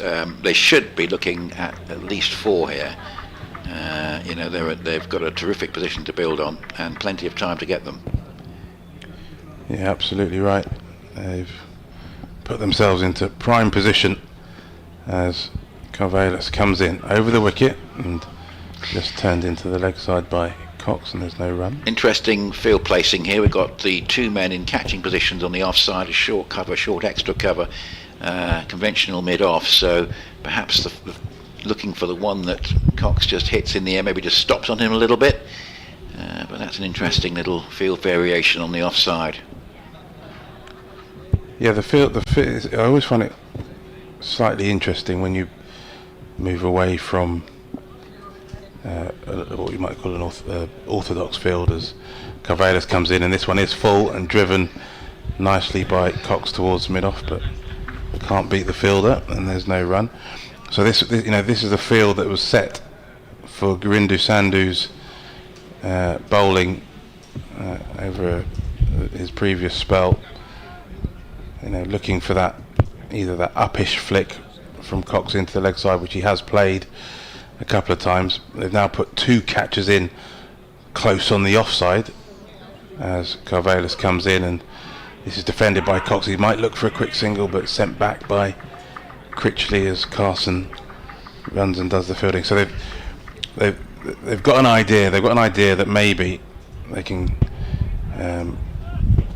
have Cox caught on a drive or on a flick, but they've switched sides, so they've now got 3 players catching, 1 on the leg side, 2 on the off, and it's up to Carvelis just to find that right length that tempts him forward into a drive, but maybe doesn't quite time it as he comes in again, and on off stump Cox is happy just to defend, and there is no run. I do think that Cox has, as I say, has batted so well today that he's actually, he can, he's not stupid. He can see exactly what the plan is with the field that's been set, and he's been able to just, I guess, rein in his urges and make sure that if the ball's there for that kind of shot, he's defended and not given Sussex a chance. As Carvelis comes in over the wicket, this is shorter, and he pulls away firmly. There is a man out there at deep square, but he beats the fielder. That runs away for 4. And another good shot there from Jordan Cox, the shorter ball asking to be hit, and he pulls it away confidently for 4. I mean, he's got a chance of, certainly a pretty good chance of being on that playing for the Ashes tour, I would have thought, particularly if Bethel does replace Pope in the side before then. He's probably second cab on the rank at the moment, you would have thought, because Bethel's obviously in prime position for any middle order slot. But I think he could bat at 3, Cox, as well. He has batted at sort of top order in his career before, if necessary. But I think he's got a pretty good chance. A strong end of a season will do him no harm at all here. I think he's a contender for the England one-day squad in September, having seen his T20 innings on Thursday night. Yeah, most certainly. Absolutely. Cole's left arm spin with a slip in. This is just played defensively. Critchley playing very sensibly here. He is playing the anchors of the support role, but he's doing a fine job for the side. 31 from 67. Cox 93 from 120. And we've got an odd scorecard coming up in a minute as Coles bowls, and this is driven away out towards mid-wicket, and there is no run. A score for Leicestershire of 394 for 8 that includes 3 centurions. That's pretty unusual. So they had that awful start, 0 for 2. Then we had Ahmed's 115, Lewis Hill 151, and Peter Hanscom's 101. This is a drive that isn't particularly timed and is actually well stopped at mid-on. Can't prevent the single, but nice piece of work by Carvelis. 32 to Critchley. Lewis Rees has staged the Derbyshire fight back. It's 394 for 9. He's got 6 for 56. So a really odd scorecard. 394 for 9 Leicester at Derby with 3 Centurions, but they may not make 400. 257 for 4. This is Cole's bowling, and that's cut away. It's a nice looking stroke, and it's going down towards deep cover. It will be stopped. We do have a sweeper out there. I think it's Sandu, and just keeps it down to 1. So Cox goes to 94. So he has 2 centuries this year, as Jordan Cox, including that one, of course, that we mentioned a couple of times, that was cut short at Taunton. What a moment that was in the Essex season in retrospect, as this is steered away in exactly the same sort of direction down towards deep backward point by using his feet by Critchley. Gets a single. Just working the spinner square on the offside of the last 2 balls. 33 to Critchley. Stand is worth 108. And Jordan Cox closing in on this 3rd century of the season. Won't get it with a 6 on this ball because he has to be content with just a push up it towards mid-off where there is no run. He has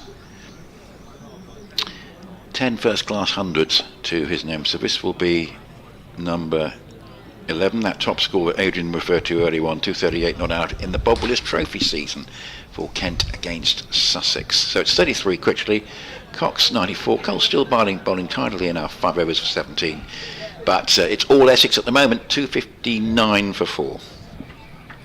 Yeah, it is certainly all going Essex's way. They've batted very sensibly this morning. There's been a couple of edges that haven't quite managed to carry through to the slip cordon, and then maybe just one that did, but it was a very difficult chance as Carvelis comes in again from the Cromwell Road end. This one defended by Critchley up to those 2 catchers on the offside, and there's no run.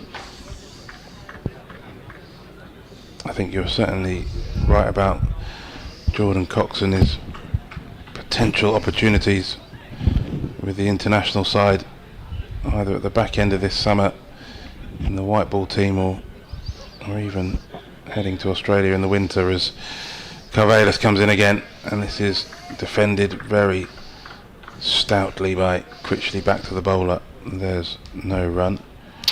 Well, it's going to be, it is these September one-day games can sometimes sort of be a bit anticlimactic, can't they? But I think the visit of South Africa is going to be quite interesting because they are sort of like a re-emerging force, I think, in the game.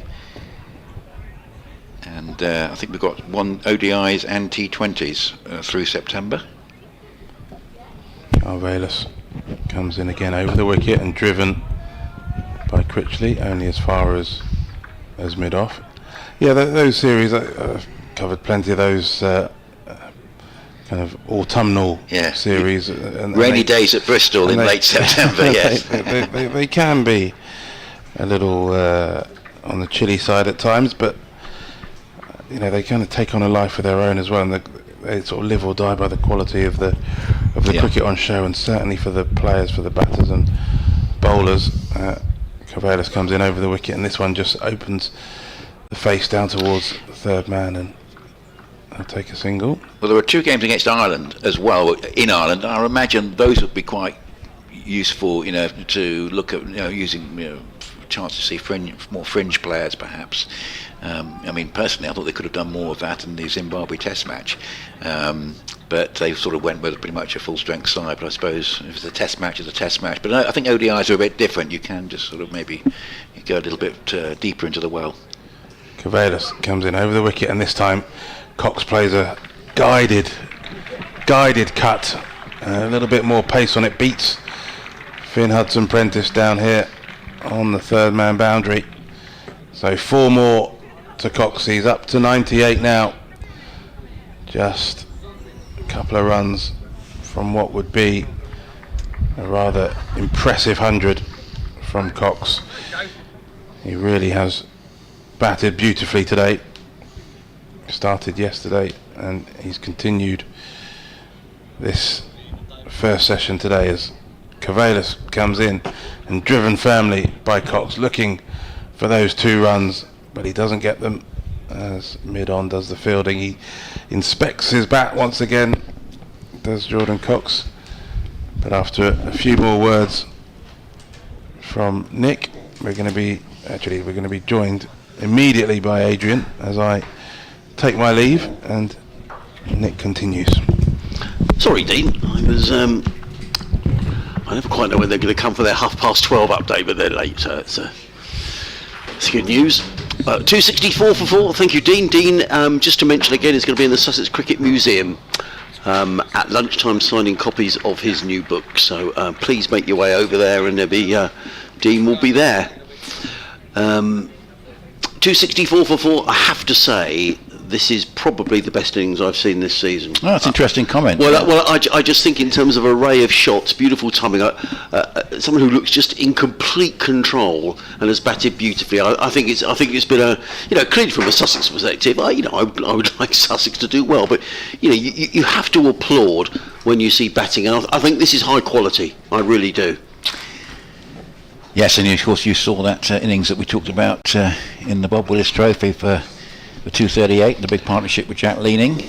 Well, I think it's the quality of shot. I think also the fact that he's also defended well as well. When the ball's been there to defend, he's defended. Yeah, it's just been a very, very fine innings. And I think Critchley has settled into a very good role here. He did play the one full shot against Coles, but I think he's realised how well Cox is going, and the key thing the team's interested is that he also stays with him.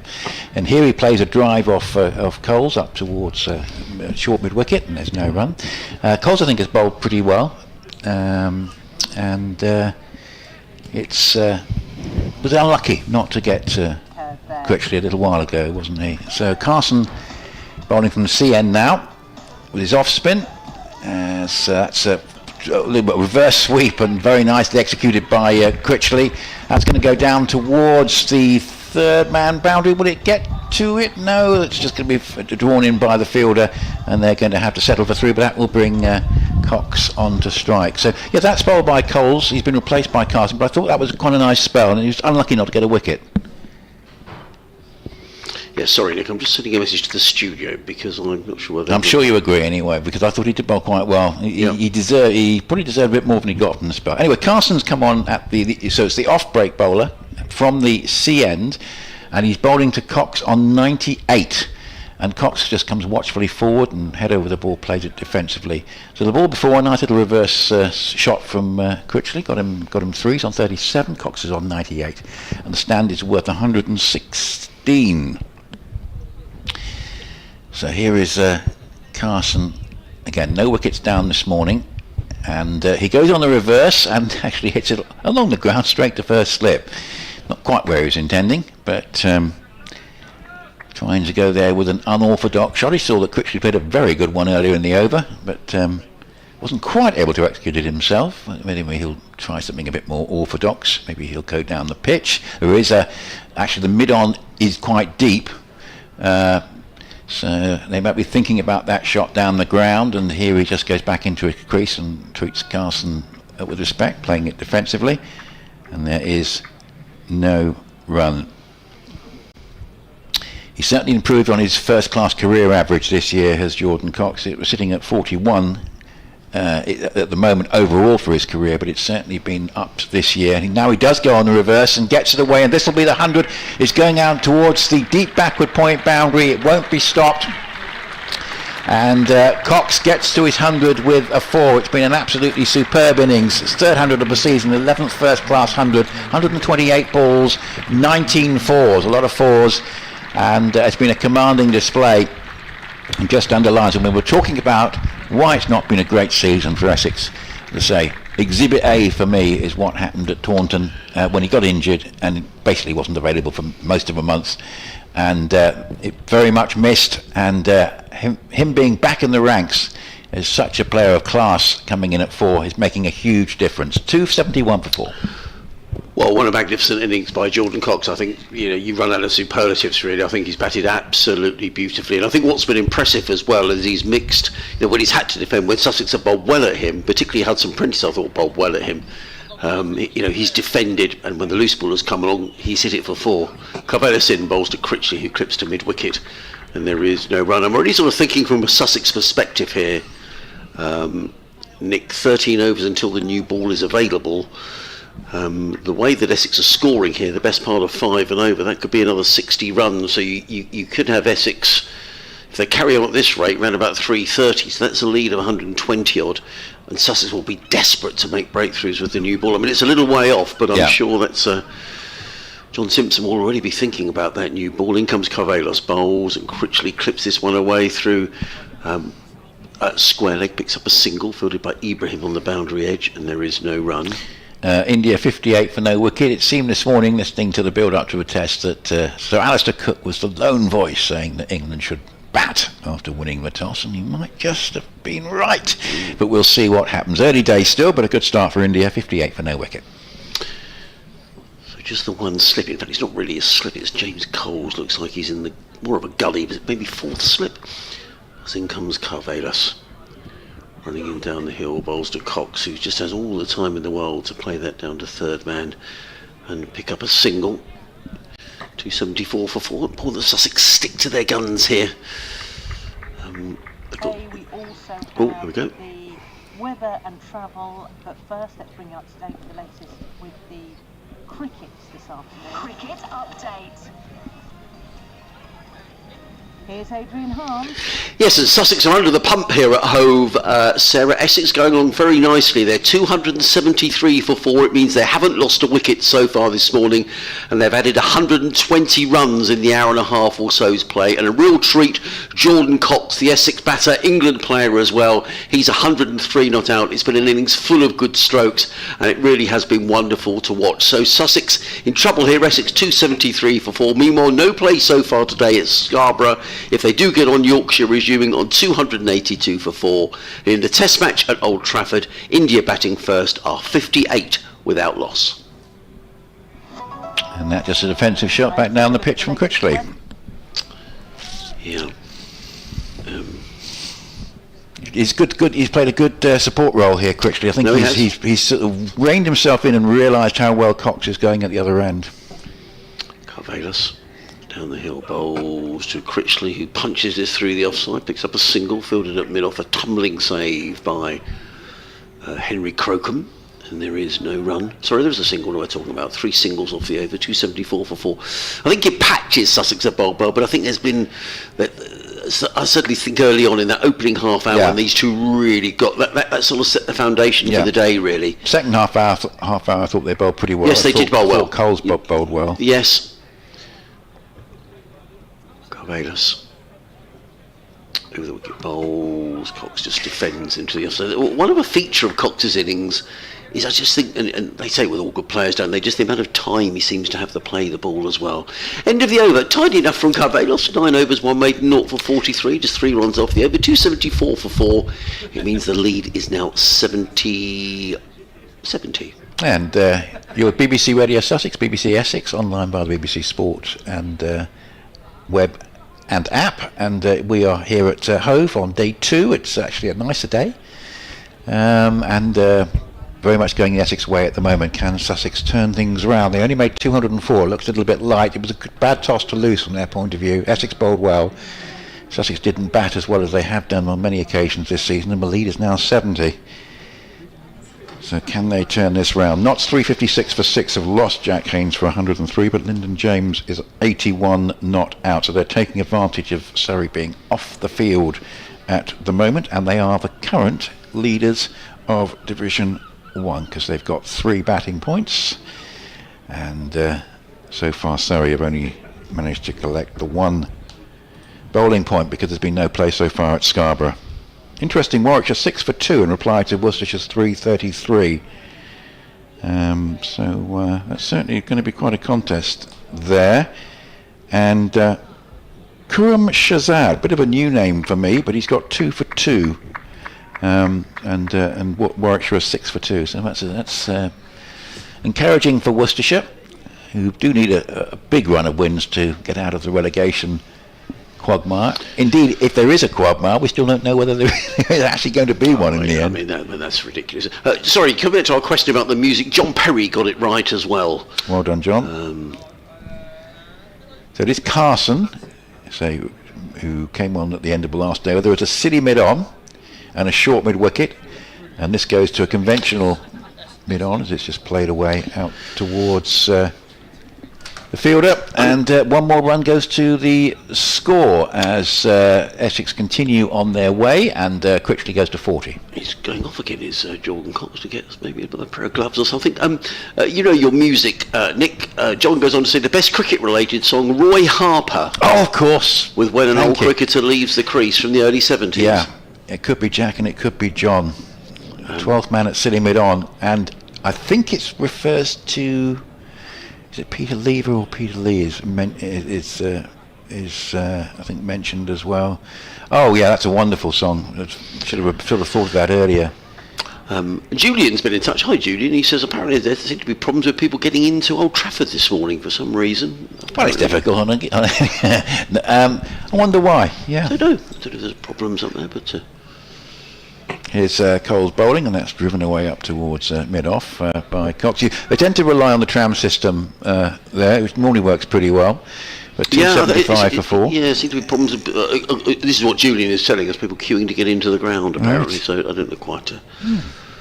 Well, it's good to have people queuing to get in rather than nobody there, which is sadly a situation at test grounds in many other parts of the world, as this is just played off the back foot by Cox to his 104th run out towards deep mid-wicket, 276 for 4. So I'm sure we'll find another quiz question for you this afternoon, and hopefully we'll have full Paul Farbrace in as well, so that will be good. Here's Carson again. Bowls and defensive shot by Critchley, stays on 40. Durham are still going, the 7th wicket pair, but 23 ahead with 4 wickets left, 128 for 6 at Taunton. It started well this morning and then collapsed.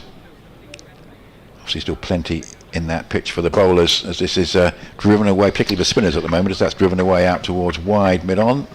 And there's Hudson Prentice, and there's one more single. Yeah, actually, there's a piece on the BBC website about it. The post at 11:36 saying thousands of fans stuck in queues outside the stadium. Interesting. So whether there was some sort of ticketing issue. Must be 277 for 4. It's going to be Cox on strike, who will come forward and just play defensively to Carson here. Still getting Carson and Coles muddled up, but it is Carson bowling. That's a nice over, Sussex keeping it fairly tight with the spinners, but the problem is that a lot of damage has been done, and it's a long way back for Sussex here. 277 for 4, the lead 73, Critchley 41, Cox 104, the Stanworth 126. It's interesting, isn't it? We don't know what the issue was at Old Trafford, but you do wonder sometimes, because everything now is digital, isn't it, in terms of tickets, and if something goes wrong with that, we clearly don't know, but you'd be annoyed, wouldn't you, if you paid a lot of money to get into a test match, you're there in good time, and then you can't get in. That's infuriating. Certainly one for the statisticians, this Leicestershire score, 398 all out, including 3 centuries. Wow. That's very unusual, isn't it? So a lot of low scores in there as well. The rest of it reads like a phone number. Lots of noughts. Ari Carvelos is going to come in from the Cromwell Road end down the hill to bowl to Critchley, who eases that into the offside, fielded by Coles, who's alert and around from the slip cordon to field. Sussex with the one slip in place. 277 for 4, the lead 73 for Essex has undoubtedly been their morning. They began the morning on 152 for 4. So they've only won 125 runs this morning, these two. And we've had, how many overs have we had this morning, Nick? Just break off for a moment as in comes Carvelos and bowls. And Critchley looking to play it on the onside. He got a leading edge. The ball ends up at mid-off. There is no run. So we've had this morning 26 overs, and they've scored, what did I say, 125. So they are going along at 5 and over. Yeah, Essex. I think Essex had 43 last night because there was no change of innings. It was 43. Yeah, it was 43. So we've had 20 26 overs this morning, and they've scored 125 runs, so they have been going on at a fair licking. Cavalos bowls to Critchley again, and Critchley edges that into the slip cordon. There is no runs. Just got to keep it as tight as they can before the second new ball here. No, totally.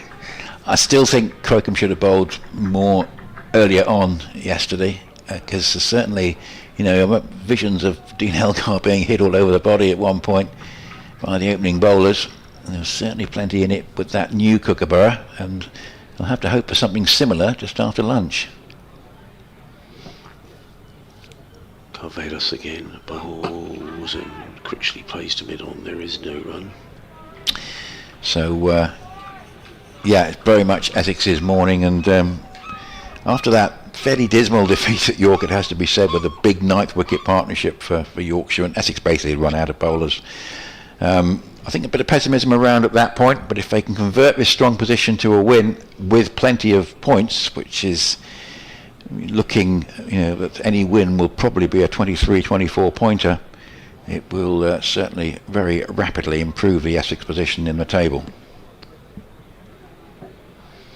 Cavalos in and bowls, Critchley drives, nice timing to mid off, but no run, fielded by Crocombe. I think they've got Warwickshire at Chelmsford next week, and depending on the weather maybe, but I have a sort of feeling in the back of my mind that could be a draw. They're hard to beat, Warwickshire. I just don't see Essex with this quality of player. No.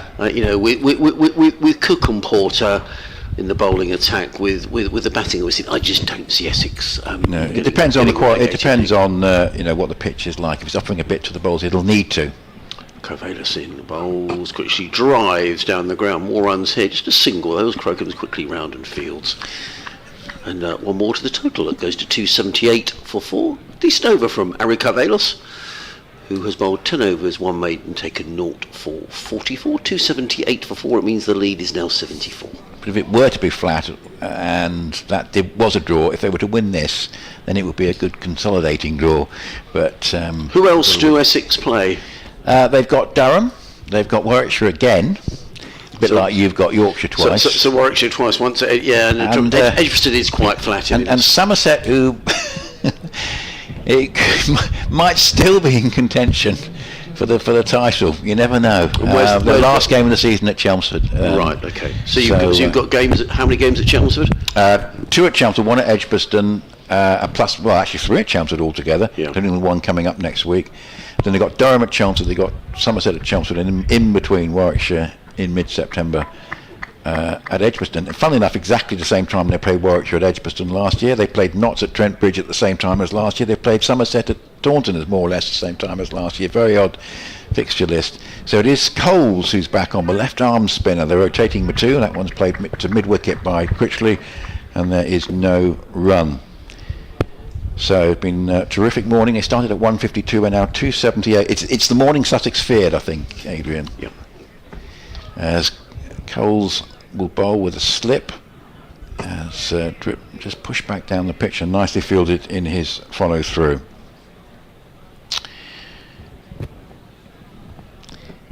His again, bowls, and it just takes the pad from the pure for LBW. He's just trying to push it away into the onside. Took him on the front pad.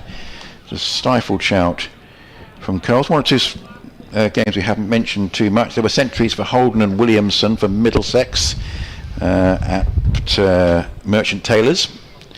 455 for 5 the score against Northampton. That one. That's played defensively back down the pitch. They have got all the batting points. Middlesex could yet make a late charge.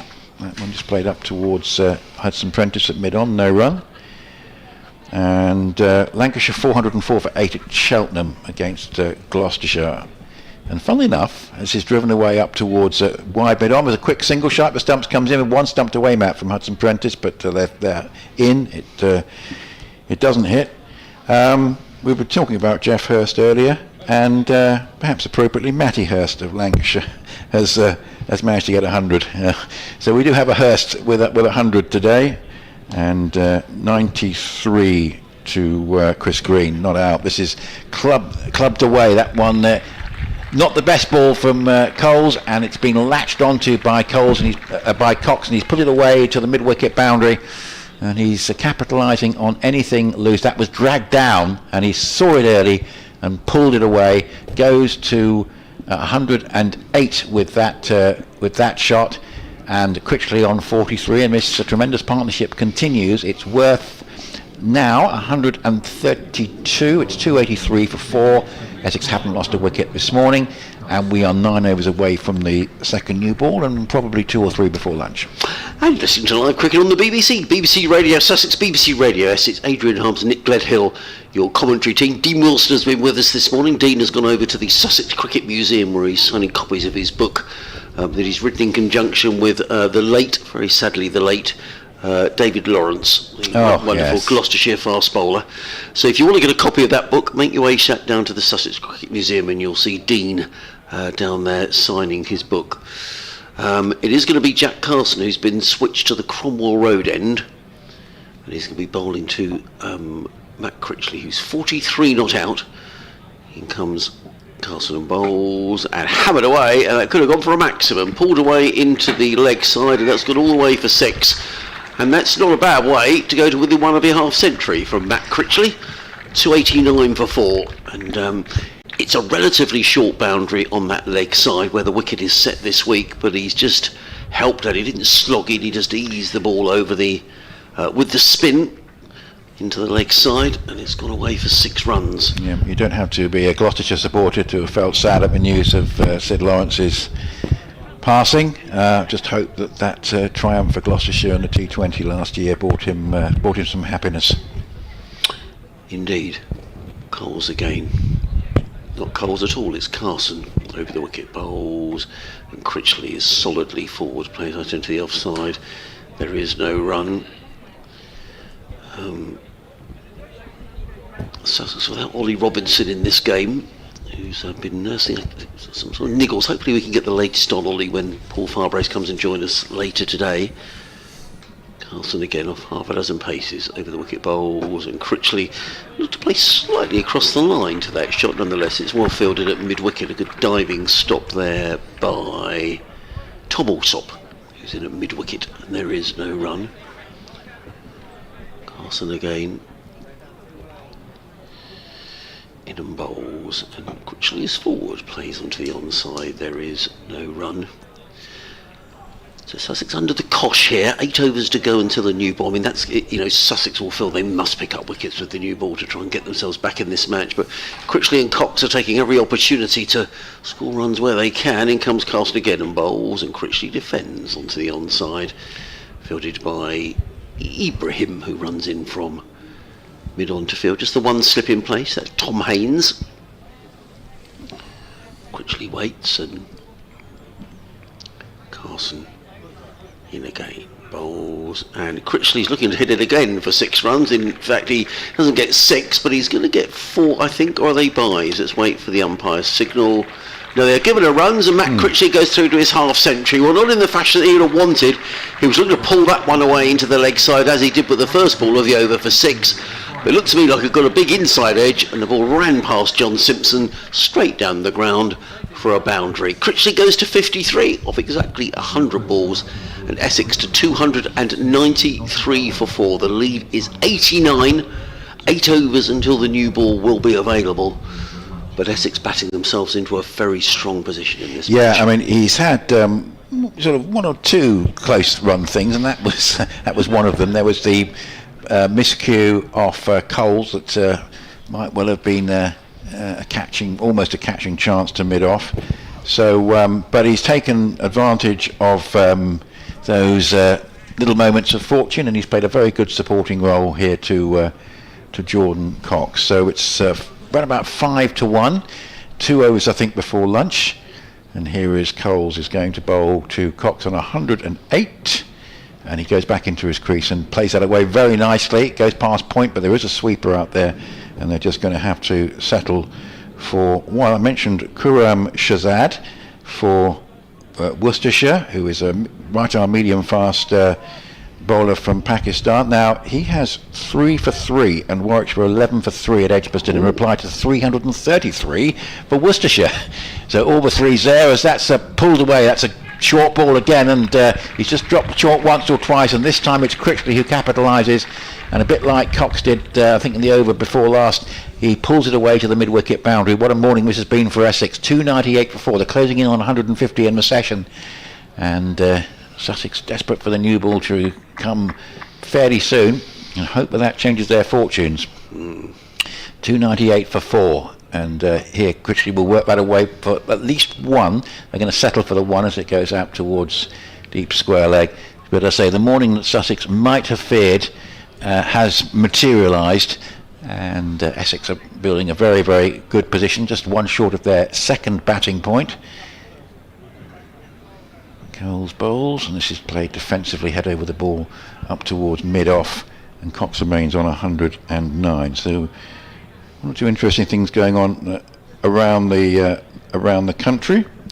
So there has been no play today at Scarborough, as that's just clipped away out towards deep square leg for one more run, and takes Cox on to 110, and that brings up the Essex 300. They've got there in very good time. We're just at the end of the 73rd over, one ball to go, and they're on course at the moment for maximum batting points, particularly if these two were to stay together. So this is just played defensively up towards mid-wicket, the end of the over. Critchley and stays on 58, Cox on 110, the partnership 149. It's 300 for 4. Just to mention one game I think we have mentioned at all this morning, Glamorgan still very much in contention for promotion. They're vying with Derbyshire for second place at the moment, commanding position in that game at Cardiff. 247 for 4. They lead Kent by 92 runs, and here 300 for 4 Essex. Yes, and just see it at Scarborough. I see they're due to start play at 1 o'clock in the game between Surrey and Yorkshire.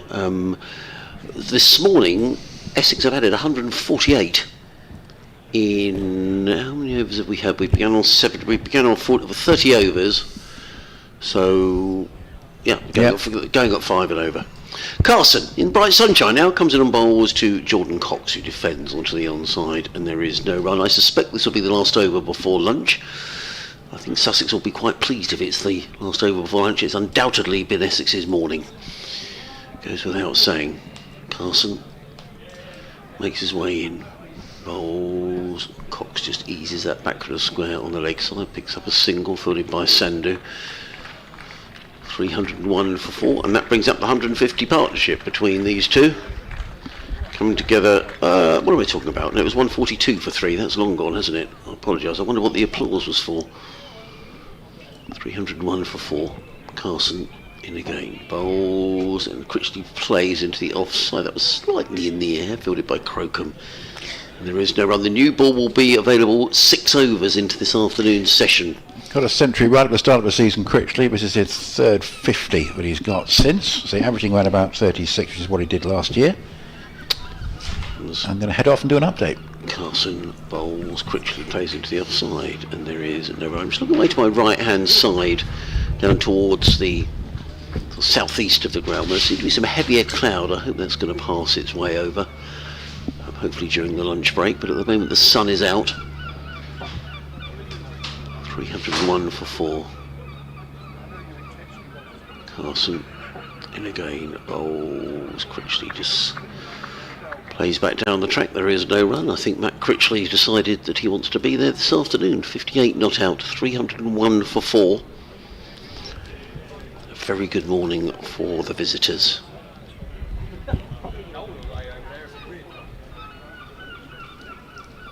Carson in again, bowls, and Critchley defends down the onside, and that will be lunch. The digital clock clicks over to 1300 hours.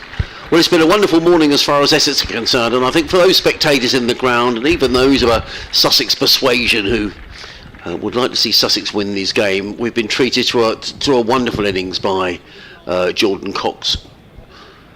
Shots all around the wicket, beautiful timing. He's looked a very high-class player indeed, and he's led Essex into a very powerful position at the break. 301 for 4 are Essex. It means that their lead is 97 as the players leave the field for lunch. Thank you very much for listening. Thank you very much for getting in touch via our emails this morning.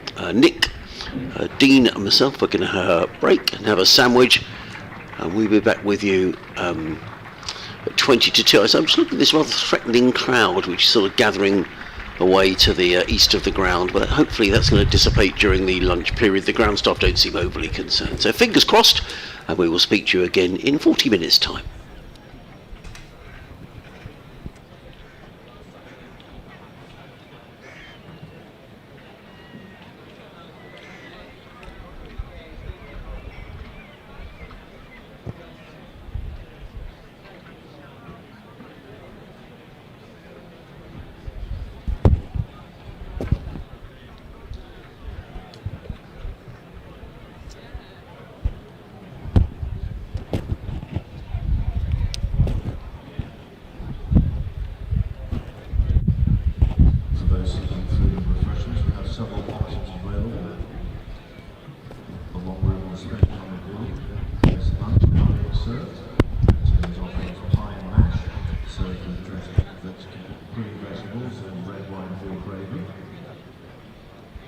For our non-member guests and visitors seeking food and refreshments, we have the North Bar at the north end of the stadium, offering a wide range of vegan pies and sausage rolls along with crisps, etc.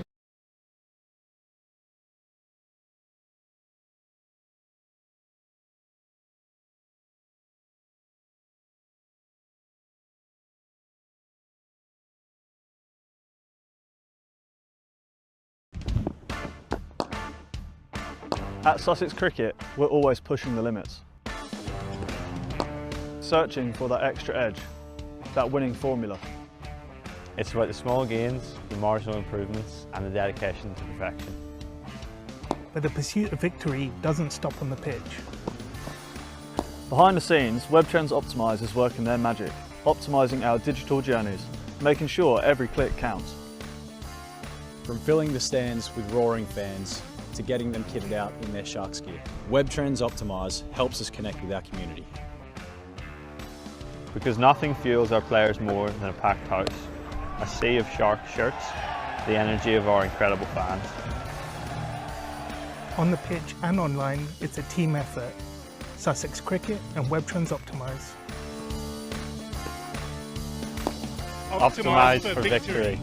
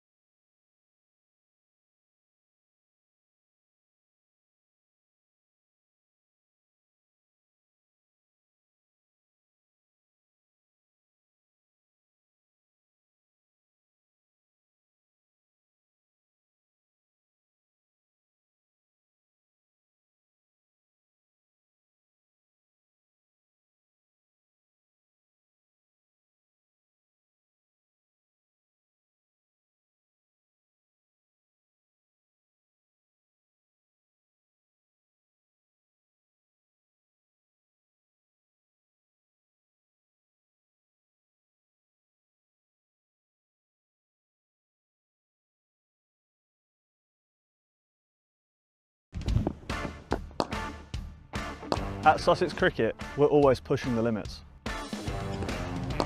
Searching for that extra edge, that winning formula. It's about the small gains, the marginal improvements and the dedication to perfection. But the pursuit of victory doesn't stop on the pitch. Behind the scenes, WebTrends Optimise is working their magic, optimising our digital journeys, making sure every click counts. From filling the stands with roaring fans to getting them kitted out in their Sharks gear, WebTrends Optimise helps us connect with our community. Because nothing fuels our players more than a packed house, a sea of Shark shirts, the energy of our incredible fans. On the pitch and online, it's a team effort. Sussex Cricket and WebTrends Optimise. Optimise for victory.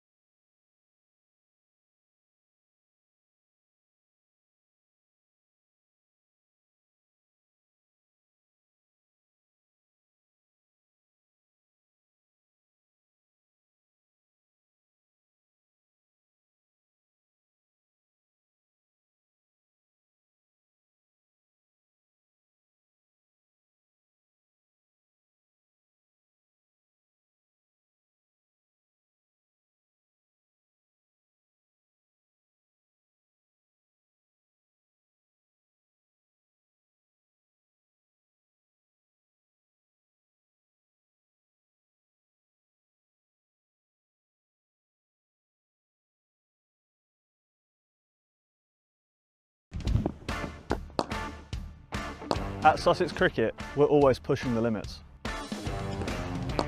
Searching for that extra edge, that winning formula. It's about the small gains, the marginal improvements and the dedication to perfection. But the pursuit of victory doesn't stop on the pitch. Behind the scenes, WebTrends Optimise is working their magic, optimising our digital journeys, making sure every click counts. From filling the stands with roaring fans to getting them kitted out in their Sharks gear, WebTrends Optimise helps us connect with our community. Because nothing fuels our players more than a packed house, a sea of Shark shirts, the energy of our incredible fans. On the pitch and online, it's a team effort. Sussex Cricket and WebTrends Optimise. Optimise for victory.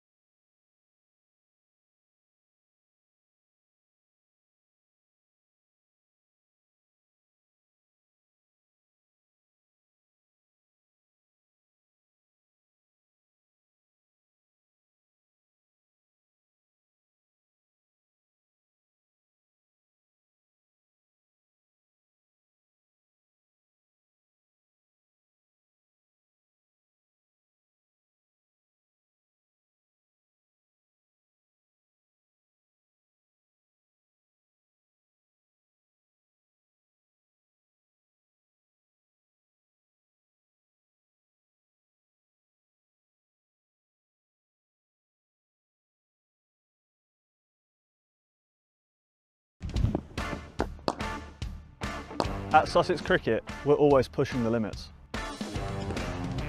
Searching for that extra edge, that winning formula.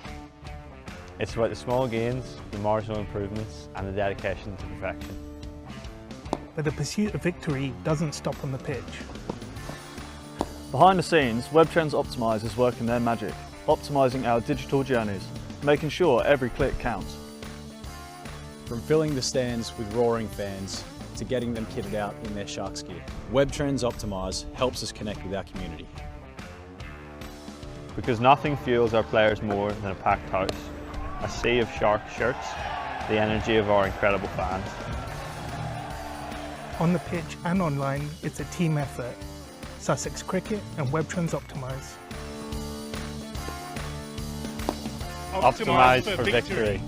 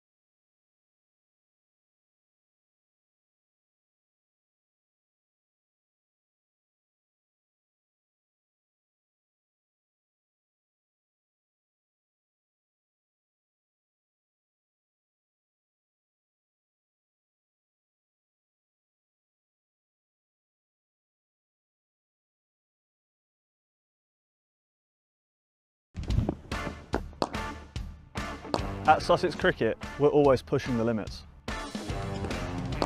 Searching for that extra edge, that winning formula. It's about the small gains, the marginal improvements and the dedication to perfection. But the pursuit of victory doesn't stop on the pitch. Behind the scenes, WebTrends Optimise is working their magic, optimising our digital journeys, making sure every click counts. From filling the stands with roaring fans to getting them kitted out in their Sharks gear, WebTrends Optimise helps us connect with our community. Because nothing fuels our players more than a packed house, a sea of Shark shirts, the energy of our incredible fans. On the pitch and online, it's a team effort. Sussex Cricket and WebTrends Optimise. Optimise for victory.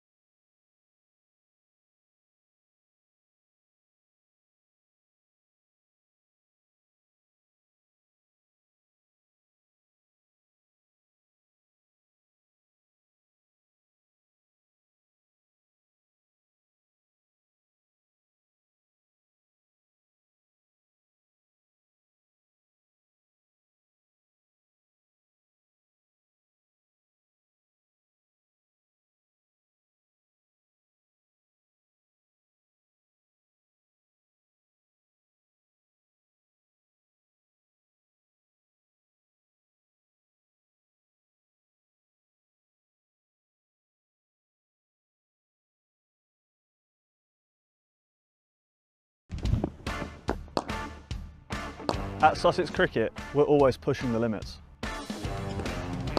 Searching for that extra edge, that winning formula. It's about the small gains, the marginal improvements and the dedication to perfection. But the pursuit of victory doesn't stop on the pitch. Behind the scenes, WebTrends Optimise is working their magic, optimising our digital journeys, making sure every click counts. From filling the stands with roaring fans to getting them kitted out in their Sharks gear, WebTrends Optimise helps us connect with our community. Because nothing fuels our players more than a packed house, a sea of Shark shirts, the energy of our incredible fans. On the pitch and online, it's a team effort. Sussex Cricket and WebTrends Optimise. Optimise for victory.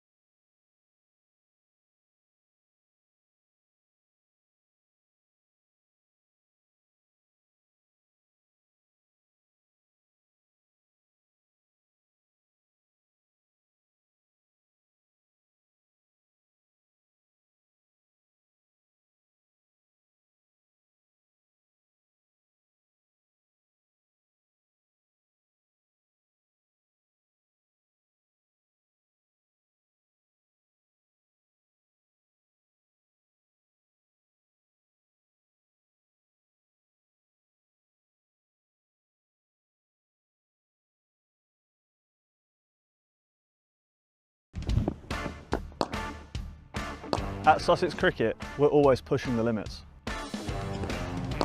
Searching for that extra edge, that winning formula. It's about the small gains, the marginal improvements and the dedication to perfection. But the pursuit of victory doesn't stop on the pitch. Behind the scenes, WebTrends Optimise is working their magic, optimising our digital journeys, making sure every click counts. From filling the stands with roaring fans to getting them kitted out in their Sharks gear, WebTrends Optimise helps us connect with our community. Because nothing fuels our players more than a packed house, a sea of Shark shirts, the energy of our incredible fans. On the pitch and online, it's a team effort. Sussex Cricket and WebTrends Optimise. Optimise for victory.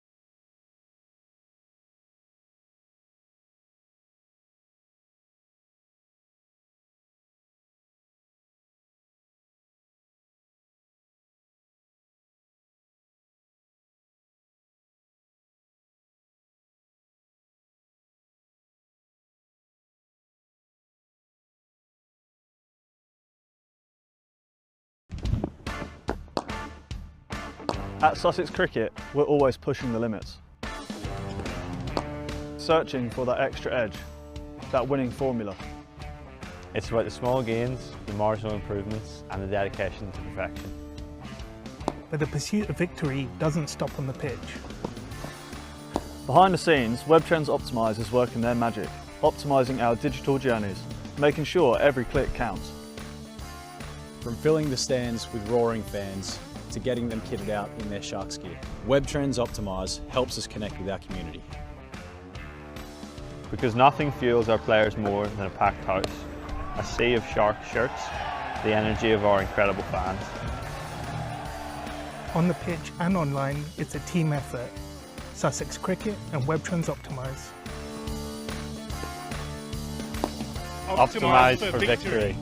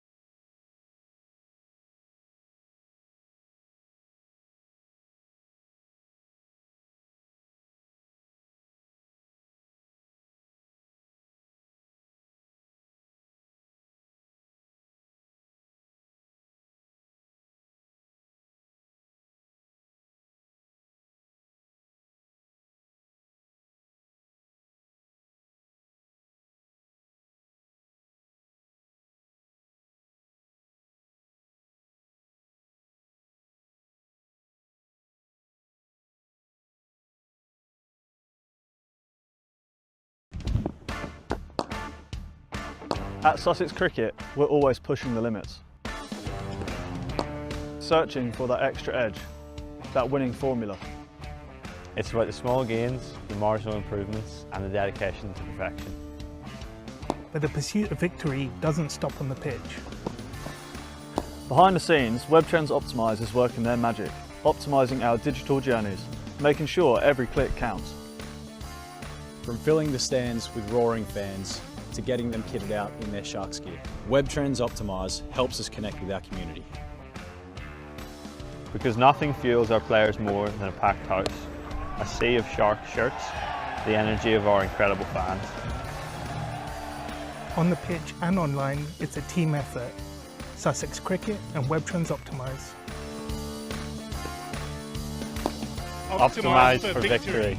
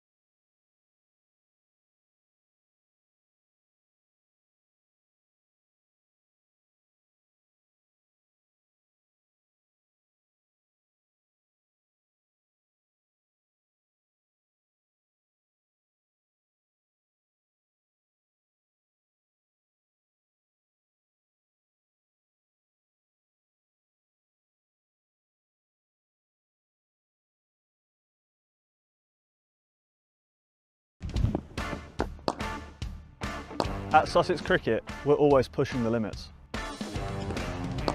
Searching for that extra edge, that winning formula. It's about the small gains, the marginal improvements and the dedication to perfection. But the pursuit of victory doesn't stop on the pitch. Behind the scenes, WebTrends Optimize is working their magic, optimising our digital journeys, making sure every click counts. From filling the stands with roaring fans to getting them kitted out in their Sharks gear, WebTrends Optimize helps us connect with our community. Because nothing fuels our players more than a packed house, a sea of Shark shirts, the energy of our incredible fans. On the pitch and online, it's a team effort. Sussex Cricket and WebTrends Optimize. Optimize for victory.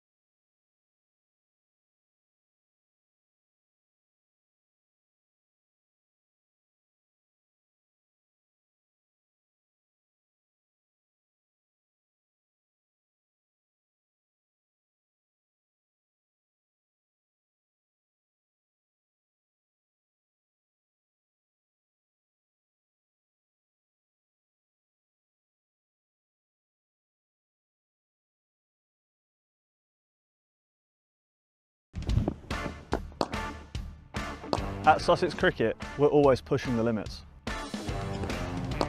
Searching for that extra edge, that winning formula.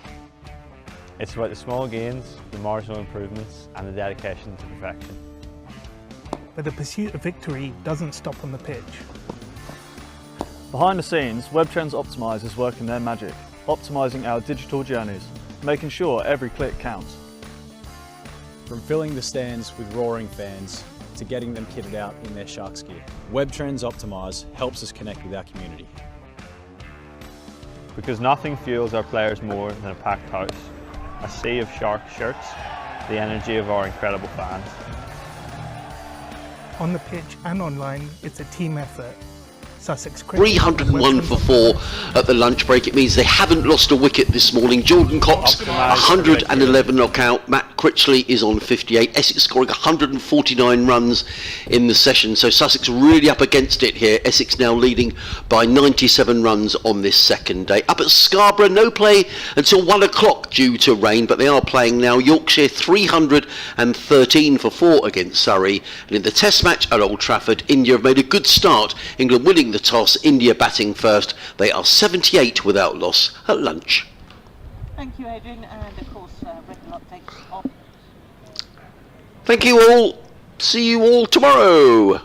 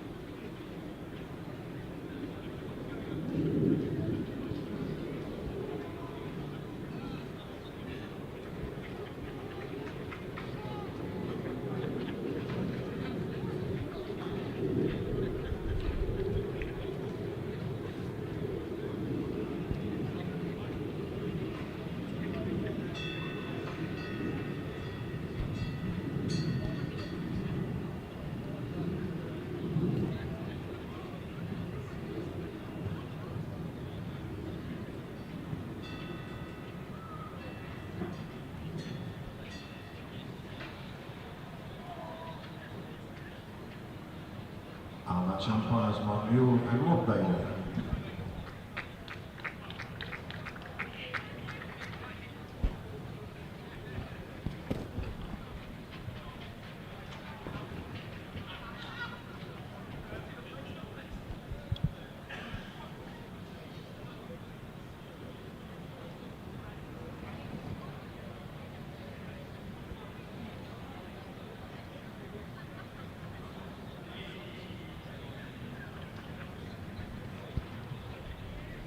Please welcome back onto the field our Sussex team, led out by Captain John Simpson. Well, a very good afternoon. Welcome back to Hove for the afternoon session on the second day of this county championship match between Sussex and Essex. A game in which Essex are firmly in control going into the fifth session of the match. They're 301 for 4. Jordan Cox 111 not out. Matt Critchley is on 58. These two coming together when Tom Westley, the skipper, was out for 100. Well, the score was on 142. So this partnership now between these two is worth 169, and they batted beautifully. Particularly Jordan Cox. I have to say, I thought it was a really high-class innings from Jordan Cox. I thought he shots all around the wicket. I thought he defended well when he needed to. Sussex perhaps haven't helped their cause. Although they bowled well in patches. I thought Finn Hudson-Prentice bowled particularly well without any luck. But it's been an excellent display by Essex, and they are certainly in the driving seat. Sussex will hope, with the new ball just 6 overs away, that will bring some reward, and they certainly need it to. Nick Gledhill sitting next to me, because Essex are ominously placed, but Cox and Critchley will know the importance here of being here for when the new ball is taken. Yeah, and what they've done is get through the morning session with the softer Kookaburra ball. Done that very well, and looking to be there for the new ball and try and bat through that. Well, James Coles is going to get things underway this afternoon. He's going to be bowling to Jordan Cox, 111 not out off of 139 balls. Just the one slip in place. As in comes Coles, bowls, and Cox. So the first ball is forward defensively down the onside of the track, and there is no run. I mean, it is strange how games can change in the county championship. Sussex take the new ball, pick up 2 or 3 quick wickets, and the game has a different complexion. But that's why Cox and Critchley will be very keen to see Essex through the new ball if they can. In comes Coles, a nice floated delivery played onto the onside fielded by Carson, and there is no run. Well, realistically, that's the best chance for Sussex to get back into the game. I mean, obviously 8 points for a draw, a long rear guard with the bat still gives them a valuable points return. Coles in bowls, and Cox is forward, plays the next ball down the offside of the track, and again there is no run. Just a correction from before lunch, Critchley, that was his 4th 50 of the season. I think I said third, but in fact it's his 4th to go with his early 100. Coles and again bowls. Cox is forward, plays down the offside of the track, there is no run. This hasn't, what's impressive with Jordan Cox's innings, it hasn't been sort of just a running down the wicket, smashing the ball around the ground. He's defended solidly as well, and he's treating this over from James Coles with great respect. As in comes Coles again, and driven down the ground. Hudson-Prentice smartly in from mid on to field. In fact, in the end he fumbles it as Finn Hudson-Prentice, but it doesn't cost Sussex a run, and there is 5 balls gone of the over. Nice and tidy from the Sussex left-arm spinner James Coles. Is in his 8 overs, figures of 0 for 29.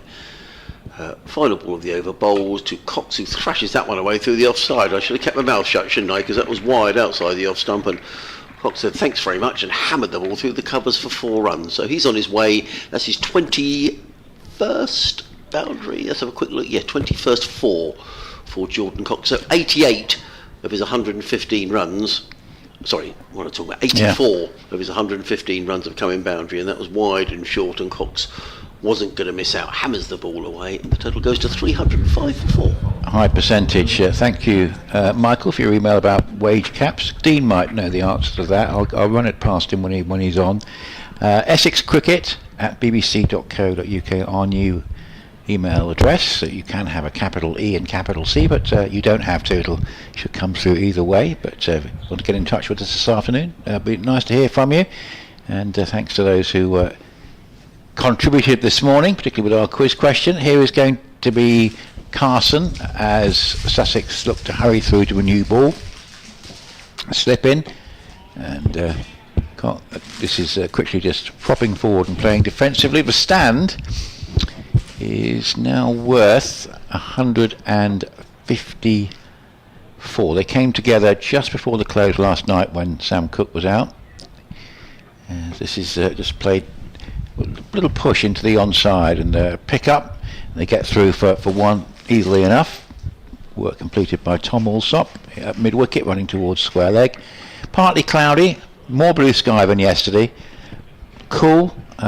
We have possibility of showers later on. Pretty decent forecast for the rest of the game, which actually Sussex would rather it was not so good actually, as this is a little pull drive from Cox just away towards deep mid wicket and collects another single. So 307 for 4. He's on 116 from 146. Got a double 100 against Kent last year at Canterbury. That's his high score. Well. Yeah, it would have done. It's just played defensively by Critchley. Back down the pitch and there's no run. So 307 for 4. Critchley 59 and Cox 116. Coming together, so right just before the close last night. Here's Carson. Up to the wicket, bowls, a defensive shot from Critchley, head over the ball, and there is no run. So what can Sussex do to change this round? Well, they've got 4 overs to the second new ball. Yeah. And that you feel is going to be quite an important moment, but quite a lot of damage done already. So that's pulled away just for another single out towards deep mid wicket for Critchley. So treating Carson with a lot of respect in that over. 308 for 4, Critchley 60 and Cox 116. And they've more than doubled the score in this partnership. And Matt Critchley, to say, had a good start to the season, but just been getting the odd 50 and getting another one here, and looking to go big if he can. We asked a question earlier on today: who's the only Essex player to record a number 1 hit single? And the answer was Jeff Hurst. Sir Jeff Hurst. So Jeff only played the one game, 1962.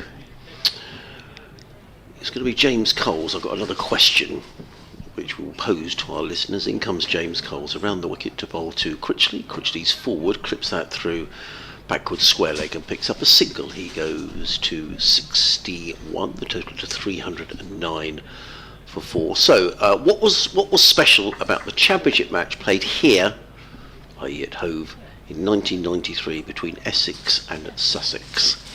In comes James Coles, around the wicket bowls, forward comes Cox, plays down the offside of the track, no run. So what was special about the championship match played here at Hove in 1993 between Essex and Sussex? And Nick probably knows the answer. No, I don't. I'll look up the game and then see if I can work out what it might be. Coles in bowls, defended by Cox down the track, there is no run. Answers please on a postcard? No, not really. Sussex Sport at bbc.co.uk or Essex Cricket at bbc.co.uk, whatever takes your fancy. Coles. Under cloudy skies, full toss, and that's going to be pulled away. He didn't get all of that, did John Cox, but he's got enough to suddenly get a couple of runs down to fine leg. Is it going to go for 4? I don't think so. It's just pulled up inside the boundary. Let's just wait for the umpire signal, because they might have been leg buys. Let me just see. The umpires are conferring about something or another. No, they are runs. Lucky to get away with that, James Coles. That was a full toss down the leg side. Cox goes to 118. Wouldn't have wanted to bowl that in a T20 game, that's for sure. No, that is for sure. Bit of blue sky around there. That's a heavy cloud is building up to the east of the ground. I'm sort of hoping that the wind is going to blow it away, but the wind has sort of dropped, which is annoying. In comes Coles, and Cox defends down the offside of the track. There is no run. The flags of the respective clubs on the clock tower scoreboard are barely fluttering at all. So the cloud is sort of stagnant above us. Let's hope it moves away. Coles. And again to Cox, who's back on his stumps and plays without timing into the offside, and there is no run. So tidy enough from James Coles. Just 3 off the over. Essex 311 for 4. They've got plenty of overs in which to pick up maximum batting bonus points here, but I think at this stage their objective, with 3 overs to go into the new ball is available, is to make sure that these two are batting when the new ball will inevitably be taken. I see no reason why John Simpson wouldn't take the new ball straight away. Oh, absolutely, yes. We've got to try and find a way back into the game. If Essex bat deep, there's a possibility of it Sussex might bat tonight, but I think they might be inclined, Essex, to even bat into tomorrow, completely put Sussex out of the game and leave them 5 sessions plus to try and save the game. Is Carson bowling, and that's a slog sweep by Critchley. It's going up towards deep square leg, and it's gone for 6 just. Now there was a fielder out there, I think it was, he was close to it, not that far away. It was a little bit of a misjudgment that from Critchley, because I think it was a very ambitious shot with the man on the boundary, but he's got away with it, and he's just about cleared it. Slog sweep 6, just going almost through, just over the shoulder of the man on deep square leg. He's a good fielder, James Coles, but he just wasn't tall enough, was he? He would have been annoyed to get out there Critchley. It would have been a soft dismissal, as that's played defensively back down the pitch, because I think as soon as he saw the fielder there, have I got enough of it? And he had just. He has had 1 or 2 close run things here Critchley, but he's keeping going. 67 from 115, 317 for 4. Partnership record news on this particular stand in a second. That's another slog sweep. This is a much more convincing one, and that's gone away clearly over the deep mid-wicket boundary, a long way from any fielder, just to the left of the pavilion, and that has gone for 6. When this partnership passed 163, it's now on 172. Surprisingly, it's beaten the all-time Essex record against Sussex for the 5th wicket. It's quite a low record, this. It's stood since 1901. 163 is the previous record for Essex against Sussex for the 5th wicket. It's a lower score than you might expect. It has been overtaken. I'll give you details of it in just a second, but that's 2 sixes for Critchley, who's not actually playing for the new ball in this over, but that was a much better shot. No, he's not. The umpires looked at the ball then and surely they're not going to change it. 15 deliveries left until a new ball is available. That would be slightly bizarre. No, they're not. They're going to play with the same ball. And here's Carson going around the wicket, bowls to Critchley, plays defensively, and there's no run. So Charlie McGahey and Alf Lucas at Leighton in 1901, 163 for the 5th wicket. McGahey, a real Essex stalwart, 28 seasons between 1894 and 1921.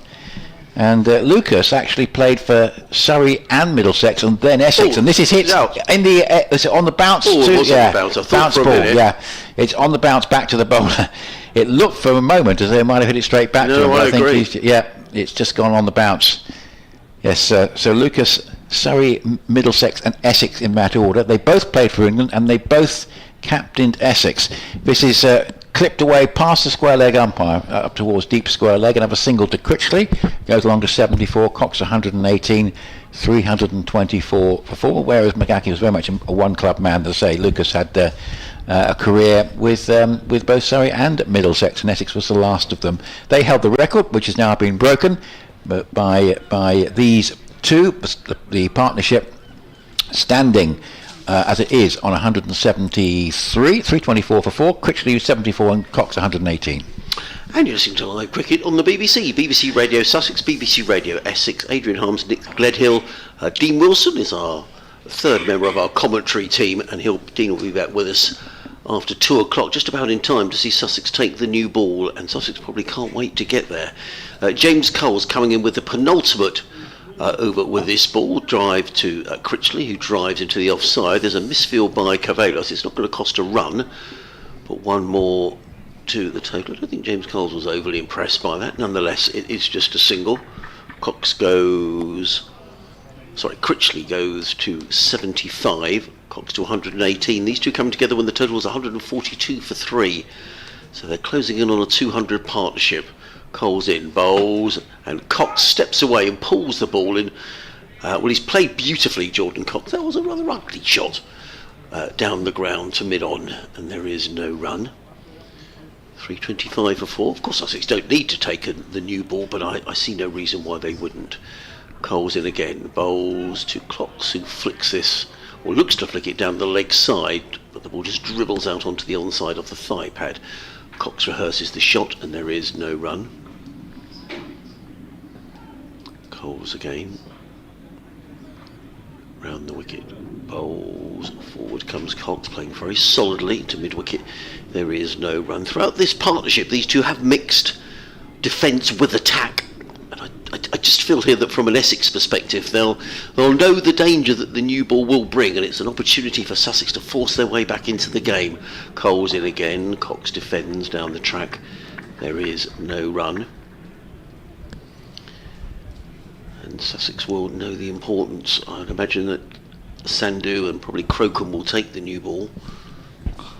Thanks, Graham, for just confirming that record we just mentioned for the 5th wicket against Sussex. Cole's in bowls, and Cox again plays the ball down the ground. So nice and tidy in that over from James Coles. Just the 1 run coming off of it. Essex are 325 for 4. They lead by 121. Cox on 118. Critchley is on 75. My maths isn't good enough to work out the partnership, but I think it's 183. So I don't know the answer to this question, but I've got a feeling. I won't sort of give my suggestion at the moment, but just looking at the scorecards, I've got a feeling that there may be a particular record associated with it. But yeah, that's a question about what was special about the 1993 Sussex Essex game at Hove. So there haven't been that many in the last 30 years. Had the question been what was special about the 2016 one, it would have been that it was the only one this century before this. Carson, just before the new ball, bowls to Critchley, and that's just played defensively up into the offside, and there is no run. So let us know if you've got any thoughts on that. And if you can do it without looking it up, that's very impressive, which I've had to do. 325 for 4. And this is a full-length delivery driven by Critchley, but straight to cover, and there's no run. Lucky to get away with that. Yeah. So, is Critchley going to be tempted into another of those slog sweeps? There is a man on the deep square and long on as well, but this one he just plays conventionally. I think playing for the new ball a bit in this over, and sends it away down towards backward point, and there is no run as it goes down to Tom Haynes. India 92 without loss in the test match, having been sent in. This is just played defensively by Critchley, back down the pitch, and there's no run. Joe, with that delivery, I think Critchley was itching to get down the track to Jack Carson. Yeah, maybe they've had a little bit of a chat and sort of vetoed any aggression that might have risk at this stage. This is no risk shot from Critchley, just off the back foot, just playing it defensively. And in fact, because there's no fielder there, it rolls all the way along to long on, but it was actually no more than a defensive push, but it was very well timed. And he gets a single, goes along to 76, stand to 175. So it's just played from the crease. It came together at 151, and that just played from the crease by Cox. Second new ball time, 80 overs gone. And it's Critchley 76, Cox 118, 326 for 4. The lead is already 122. What can Sussex do now with a second new ball to try and drag themselves back into the contest? Yes, indeed. Well, I'll do this over, and then we'll bring back in Dean for commentary alongside Nick. So the new ball taken on 326 for 4, with Cox on 118. Matt Critchley on 76. No reason for any delay for Sussex. I don't know whether he's going to bowl with a new ball straight. A new ball has been taken.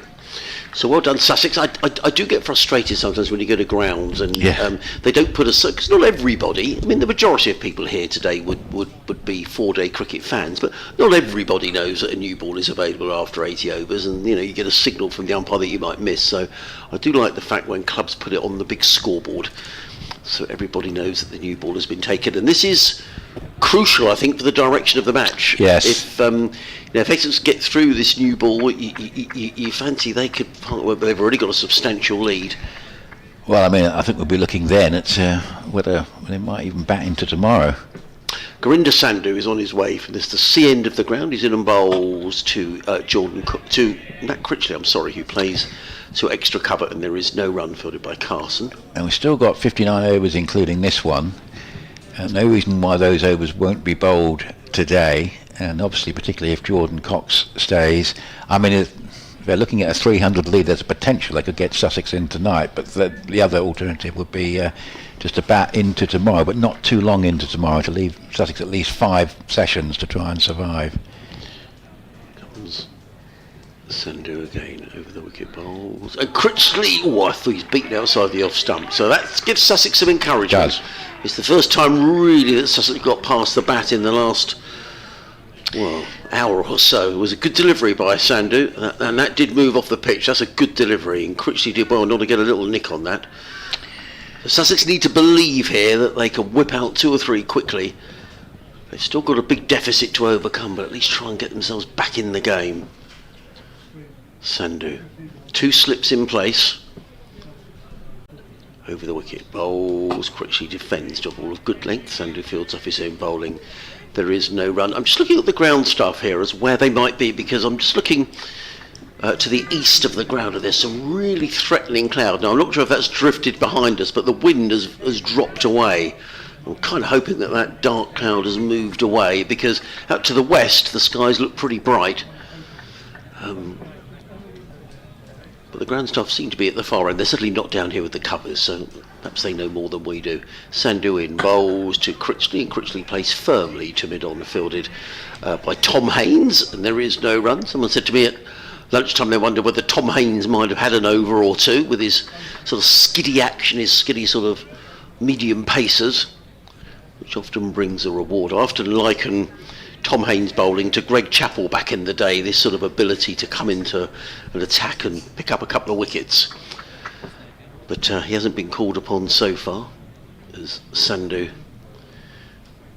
in again, bowls, and Critchley defends from the crease to mid-off, and there is no run. So nice and tidy from Gurinder Sandu, and equally this Essex pair who have batted really well.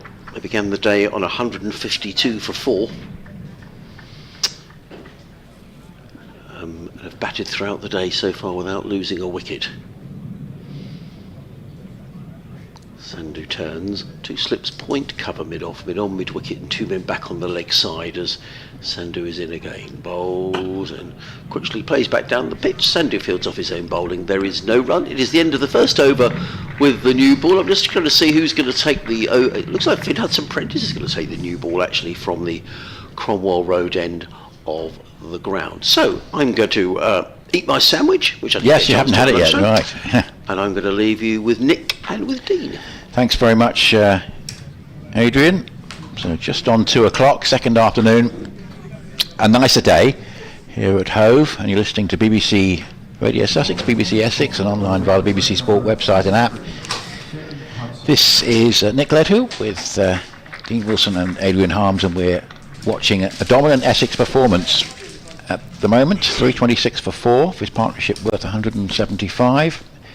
And all but one of those has been scored this morning, and Cox is on 118 and Critchley on 76. Keeping an eye on events at Edgbaston, where we mentioned him just before lunch. Khurram Shahzad, who's played 6 tests for Pakistan, 4 for 16. He's played some T20s for Worcestershire, and now playing in their championship side. 4 for 16, Warwickshire 27 for 4, and replying to Worcester's 333 all out. Interestingly, Warwickshire have got Bo Webster right back in the ranks straight away. Bo Webster, of course, was involved in the World Test Championship final, and then with Australia's lively tour of the West Indies. He's not playing in the T20s that are going on at the moment, so he's back in Warwickshire ranks. In comes the first ball from Hudson-Prentice, and that's just played defensively by Cox up into the offside, and there's no runs. Welcome back to Dean.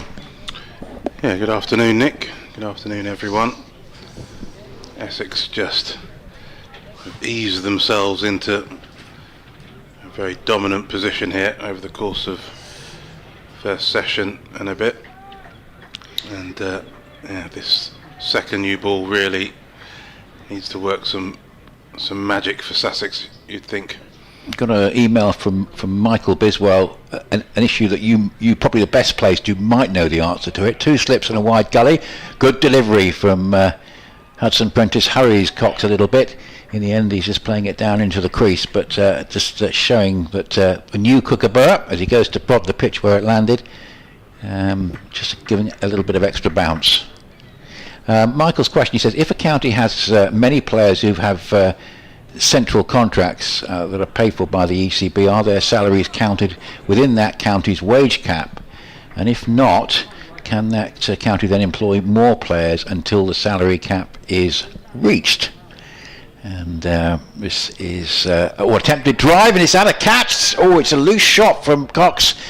And certainly the new ball is causing a few more problems. He was tempted into a flashing cover drive and didn't make any contact with it. But that's the loosest shot he's played for some time. It was well pitched up just outside off stump. And it was on its way through and taken nicely by Simpson in front of first slip, but no contact. Yeah, I think they got very excited by the sound rather than anything else there. I think that was bat hitting the ground. But a bit of movement there with that new ball, which is exactly what Sussex are looking for. As here comes Hudson Prentice bowls, a well pitched up delivery, and Cox on the drive. I think feels he missed out slightly. He's trying to hit that away through the onside, and it's just gone perhaps off the outer half of the bat up towards mid-off. So any knowledge on that issue about wage caps, Dean, or is that one we have to look up? Well, I'm going to say what I believe the answer right. is. I'm not going to say of course. Definitive. We thought you'd be best placed anyway. But as I understand it, it doesn't count towards the salary cap. You know, as soon as a player signs an England Central contract, they immediately move across. Lovely, thank you. That's on the pads of Cox. Not a very good delivery.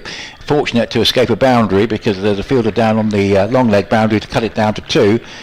But Hudson Prentice will be annoyed by that delivery because on the pads of Cox just helped it round the corner and gathered in to prevent a couple of runs, but just released the pressure a bit there. 120 for Cox and 328 for 4. There are those interesting moments, and I say this through my knowledge of players who've either been put on central contracts or who've been left off, and sometimes counties are extremely happy because maybe they've freed up some money effectively to be able to. 2 slips and a square gully as Cox off the back foot plays that down towards deep backward point and goes to 121, 76 to Critchley, 329 for 4. We mentioned he got that to 207 against Kent at Canterbury last year, did Jordan Cox, and of course his highest score was for Kent against Sussex in the Bob Willis Trophy, 238 not out. But last year at Canterbury, his best for Essex is only double century for Essex. Maybe another one on the cards here. 329 for 4. And of course it works the other ways when players who have been on central contracts are then passed back to the counties, and it causes all sorts of havoc with what they then have available to spend. But it's quite a sort of complicated and convoluted system because of course central contracts now they've widened them and there are different bandings to them, so it may be slightly different. But this one just pulled out in towards deep square leg off Sandhu there for another single, so it moves the score on to 330 for 4. It used to be certainly very simple when the central contracts were. They only used to offer maybe I think 13 kind of full stop, and you either had one or you didn't. But over the years those contracts have evolved to now include different levels, different banding levels, whether it's white ball, red ball and so on. As Sandhu pulls out of his run up, just got his timing a little bit off there, so he'll start again. It's actually a lot more complicated now. There are many more contracts on offer, but they're done in a much more graded sense. So I think that does have a knock-on effect as to how much of your county contract is taken up. As Sandhu comes in over the wicket, and this is driven a little uppishly there by Critchley, but just wide of the diving fielder. Is that Dan Ibrahim at backward point? Tell you what, he's not been sort of chanceless for Matt Critchley. He's been close to being out a few times, but it's his day. Yeah, no, I think that's a little bit uppishly there. Yeah, He not played that particularly away, controlled. but it went away for 4.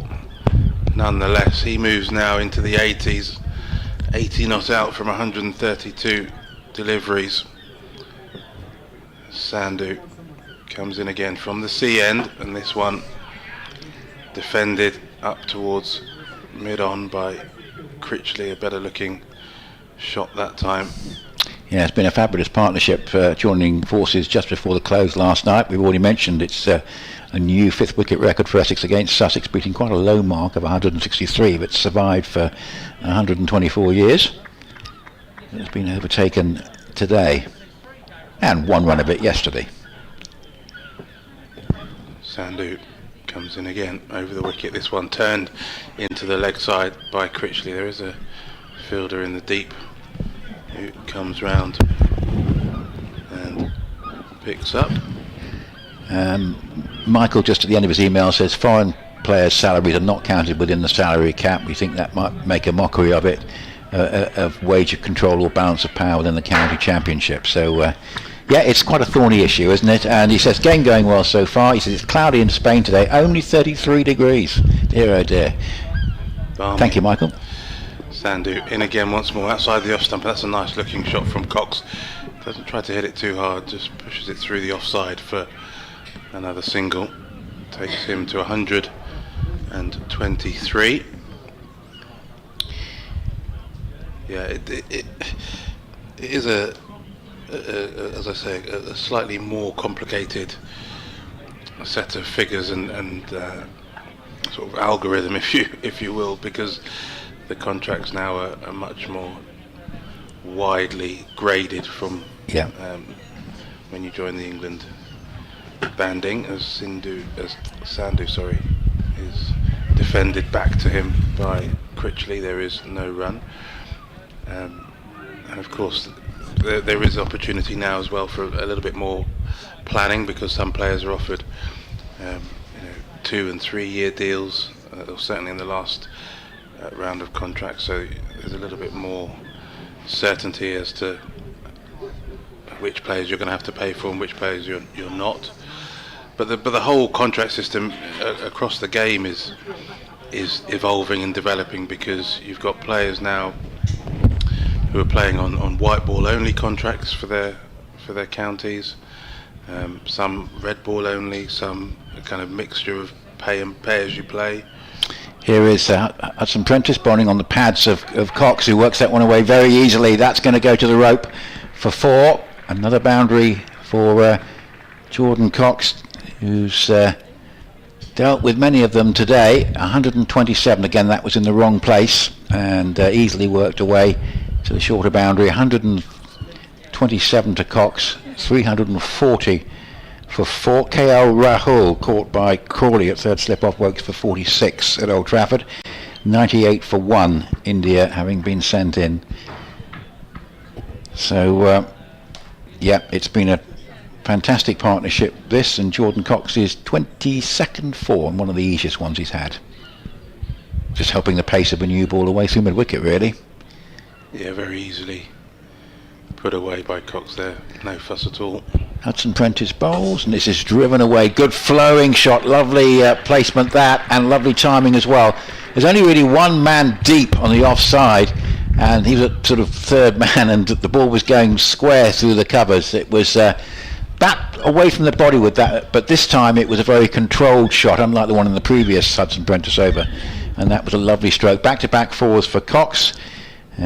23 of them now, and it's 131 from 167. It's 344 for 4. Yeah, just an overcorrection there from Hudson Prentice. He'd got a little too straight the ball before, and that was just too wide.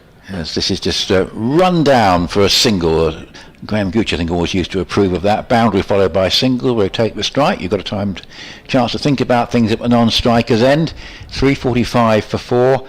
194. The partnership, that quiz question that Adrian set, what was special about the championship match played at Hove between Essex and Sussex in 1993? You can look it up, and that might give you an idea. I don't know the answer, but I think I might have an idea. But if you've got any thoughts, Essex Cricket at bbc.co.uk, and you've got the option of looking it up or not to give it a bit of thought as Critchley plays that one defensively. It was quite an unusual game, put it that way. That rolls up to cover, and there is no run. 3:45 for 4. We hope to have Paul Farbrace with us this afternoon, and doubtless we'll get on to the conversation about the future format, Dean, but something we might just have a little look at this afternoon. I think there's a meeting on July the 30th, I think, coming up in terms of what might be happening for next year, whether there's going to be any reduction in the Championship or indeed the Blast. I think there's some confidence that the Blast will be reduced to 12 games next year, or a bit more confidence than the Championship, as that's driven firmly back down the pitch and there's no run. Is it your sort of gut feeling that there'll be a decision on the Championship and or the Blast for next year, or what do you think? I suspect there'll be a decision on the Blast. I think there's maybe slightly less opposition to a minor reduction in Blast fixtures than there is to County Championship fixtures. I think Somerset are just crossed and they're not playing Surrey or possibly Hampshire anymore if it goes back to the old groups of 6, but that's played up towards mid-wicket and there's no run, but certainly 14 games does feel like at least a couple too many. 3:45 for 4, Cox 132 and Critchley 81. I think it will help the players with the travelling between Blast games if we do cut it down to 12, and I just wonder whether they'll persist with the sort of like Thursday night, Friday scenarios, which tend to suit, particularly Surrey and Middlesex like playing on a Thursday night, but of course the other clubs will like playing on a Friday, so whether they'll sort of veto the back-to-back games in terms of days, or maybe it doesn't make a huge amount of difference, say in the South Group where you've got Essex playing at Chelmsford and then Canterbury the following day. Trying to see what their thoughts are on that. Yeah, try and please all the people all the time. Gurinder Sandhu continues from the C end, and this one just back of a length and defended by Cox, and there's no run. The favourite option that the PCA seem to be going for, and there's two versions of it, which is the 12-game top division split into 2 for the Championship. One version of it is you've got sections A and B, and the teams in section A play those in section B home and away, 12 games, and then vice versa, and you end up with the top 2 teams, or the top team in each of the sections playing each other in a final. Sandhu in again, this one just punched back to mid-on and there's no run. And the other version I've heard of that is the teams in section A, so 6 of them, play each other home and away, that's 10 games, and then play one game against one of the sides in section B at home and another away to get to the 12, which sounds even more complicated. But I think both, I must admit I'm still a bit dubious about both. The idea of only sort of effectively playing half the teams in the top tier, it doesn't really fit right for me. Sandhu in once more, this one down the leg side. Has he got a little tickle on that down the leg side? I don't think so. And you can imagine that there'll be a lot of interest in how the groups are split up and who isn't in Surrey's group. And who is. And, we were in Surrey's group last year, we can't be again, and all that sort of stuff we're going to have. So it seems to be the favoured option, but I have to say I don't particularly like it. If you're going to have a top tier of 12, play everybody once and then find a way of having a final game for the 12th game, maybe against a side near you on the table. Sandhu in over the wicket, and this one driven towards extra cover and half stopped, but there is no run. It seems to be that's one of the favoured options, and of course the other options are carrying on with 14 games, possibly with a top division of 8 as Surrey want, or a top division of 10 as Worcestershire want, and I think there's still a possibility of like the Bob Willis Trophy conference system hasn't been completely ruled out, has it? It's not trying to make things particularly straightforward. As an edge here from Cox, it's got to carry to second slip, he's parried it up, and first slip running back has taken the catch. The edge from Cox, Sandhu gets the wicket. I think it's James Coles at second slip who had the first attempt at the catch. He parried it upwards and just behind first slip, and then Tom Alsop there manages to have his wits about him, and he turned round, dived behind the position and took the catch. It was a drive, quite a loose drive from Cox. Yes, parried by Coles, and then Alsop actually had to make a bit of ground to take the diving catch behind him, but he held on, and a magnificent innings of 132 from Jordan Cox is over. Quite a loose drive there outside off stump, but he batted beautifully for those 132 runs. 346 for 5, and Sussex have finally broken this record-breaking partnership. They have. What an interesting dismissal that was, because Coles crucially parried it to his left and not down, so it was still going up, and that allowed Alsop to get across and hang on to it. That was a real team effort. We see relay work on the boundary. That was relay work in the slip cordon, and that was, I think, a huge relief from a Sussex point of view. You could see with delight for Coles when Alsop took that, and yeah, not before time.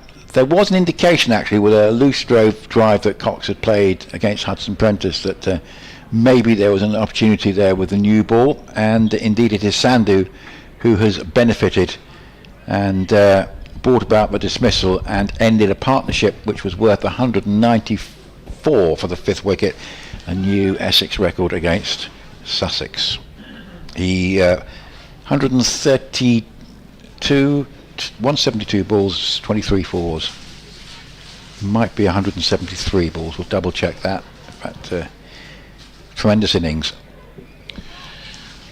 Michael Pepper, the new batter, as Sandhu comes in over the wicket, and his first delivery is defended back towards the bowler, and there is no run. Some warm appreciation there for Gurinder Sandhu. A wicket maiden for him. He's got 2 for 84. He had a little bit of tap at the back end of his previous spell with the older ball. His final over going for 14, I think it was, 3 boundaries and a double. But he's come back nicely with this second new ball, and he's just heading off the field, maybe just to pop to the loo maybe, or change his boots, or just generally take a pat on the back for breaking the partnership. Whatever it is, he's nipped off. We've got a sub fielder on at deep square, but Sussex really needed that breakthrough and they got it. Hudson Prentice comes in to bowl to Critchley. That's a good delivery, and there is bounce with this new ball, and Critchley just about keeps inside the line. Critchley, who could have been out, fun enough, on 3 or 4 occasions, got away with it, and Cox will feel a bit aggrieved that the first real chance, I think, that he's offered from memory, I can't think of too many over the innings. It's certainly Critchley who was offering more hope, I think, to the Sussex fielders than Cox. And Cox will be feeling a bit aggrieved that the first time he's done something wrong, he's out. But can Critchley capitalise? 81 from 139 balls. As he goes on the drive, doesn't time it, sends it up towards mid-on, and there's no run. So Michael Pepper has come in. He's been replaced as the leading run scorer of the season, temporarily perhaps, by Cox, who's gone to 616. Pepper's on 590. As we mentioned yesterday, there are at least 4 Sussex players who are well above these stats during in call over the season, but it's not been their game. Maybe those 4 will have a chance to improve on things in the second innings, when Sussex will definitely need big runs from their top guns. Here is a pull shot from Critchley, and that is pretty well executed, just picking it up on length. That's going away for 6 over mid-wicket. He's hit a couple of pretty good ones from of those, and that one off the pace, really helping it along, just picking it up and hitting it very cleanly out towards deep mid-wicket. And Critchley goes along to 87, and he's starting to notch up the 6s in this innings as well as the boundaries, and say on course perhaps for his 2nd century of the season. Yeah, just waited for that one. Yeah, he's gone to, that's his 4th 6 actually, and this is clipped away round the corner down towards fine leg for a single. So he's on 88, 87, 351 for 5, and it means that Pepper is going to get to the strike. So Yeah, it'll be interesting to see what they agree, if anything, for next season in the Championship. Does seem a bit unsatisfactory having just 12 games with a top division of 10, because you've then got probably 3 sides, playing maybe some of the top teams twice or avoiding them. It's symmetry is always better, isn't it? But it's very hard to achieve. It's always better when you're playing everyone the same number of games. Hudson Prentice bowls, and Pepper just played it up towards mid-wicket, and there is no run. Yeah, so it's interesting to see if they find a solution, because we do know there's a lot of different preferences, and also preferences within preferences among the counties. Yeah, the game is changing and evolving, and that's the nature of it. We can all long for forms and formats of old, and 17 team championship, 18 team championship, playing 17 matches. Yeah, still some people calling for that. As this is played from the crease by Pepper up towards mid-wicket. Can Sussex get a double breakthrough? Will what happens so often in cricket, one of the players in a big stand going and the other one following very soon after, will that happen? Critchley will want to guard against that. 352 for 8, Critchley 88, Pepper no score. Funnily enough, Dean, the 2 ideas I liked, well, one was never going to happen, which was the top division of 7, symmetry, 12 games, because obviously that means a lot of teams currently in the top division weren't going to be in the top division, but that was one of the things they thought about. And the one I really liked didn't last very long, which was the SPL split idea, where you have a top division of 10, you play everybody once, and then you play the T20, and then basically the division splits into 2, and the top 5 play each other a second time, and the bottom 5 play each other a second time, 13 games. I like that because it's fair in the sense you're playing the teams around you a second time, so it's a little bit more equitable. But they didn't like that; they thought it was too complicated. So we wonder what they will come up with. It's nothing if not complicated. The vagaries of the domestic cricket season. I'm not sure that anything that they do come up with can satisfy everybody, make everybody happy, but we can give it a go. As Sandhu comes in over the wicket, and this is just tucked into the leg side for a single.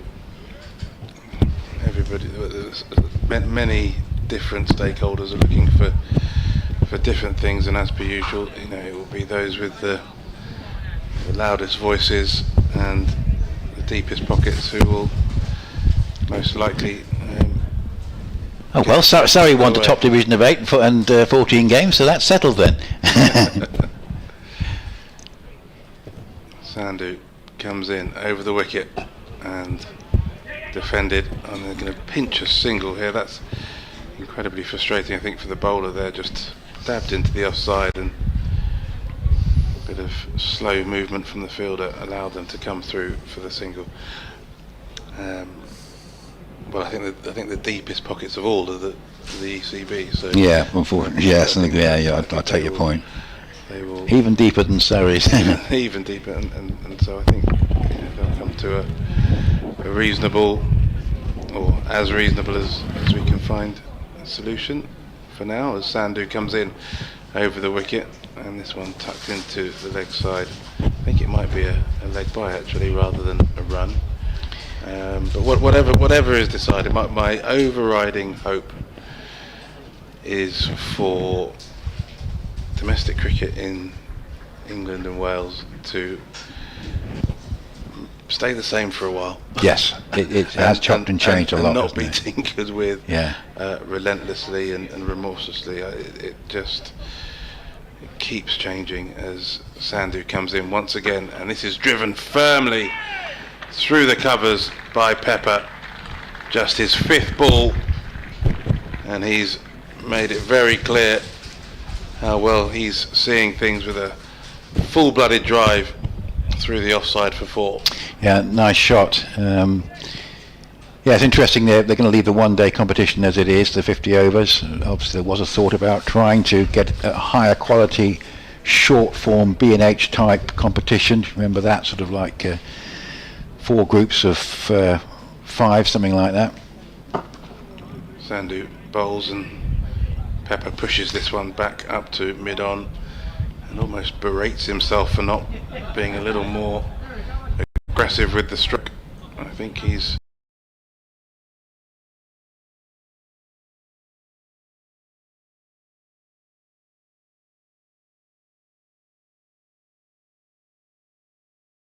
has sort of gone south, sadly, having a high quality short 50 over competition. Sandu in once again over the wicket, and this one just turned off the thigh pad. It might even have come directly off the thigh pad. They'll pick up a couple as the fine leg runs around, and yes, it's given as leg byes. The one thing that they didn't consider at all, Dean, as to bring back Adrian in a second, was the fact that the 50 over competition obviously has got a knockout phase, and this year there'll be about 10 to 12 days where some counties won't bowl a ball because you'll have the knockout of the 50 overs back to back with the quarterfinals of the T20, and that is a little bit unsatisfactory. Anyway, a few words from you to bring back Adrian. Well, those quiet days, if they do have them, will be appreciated by the players, no doubt, to rest and recover, get some high quality training in.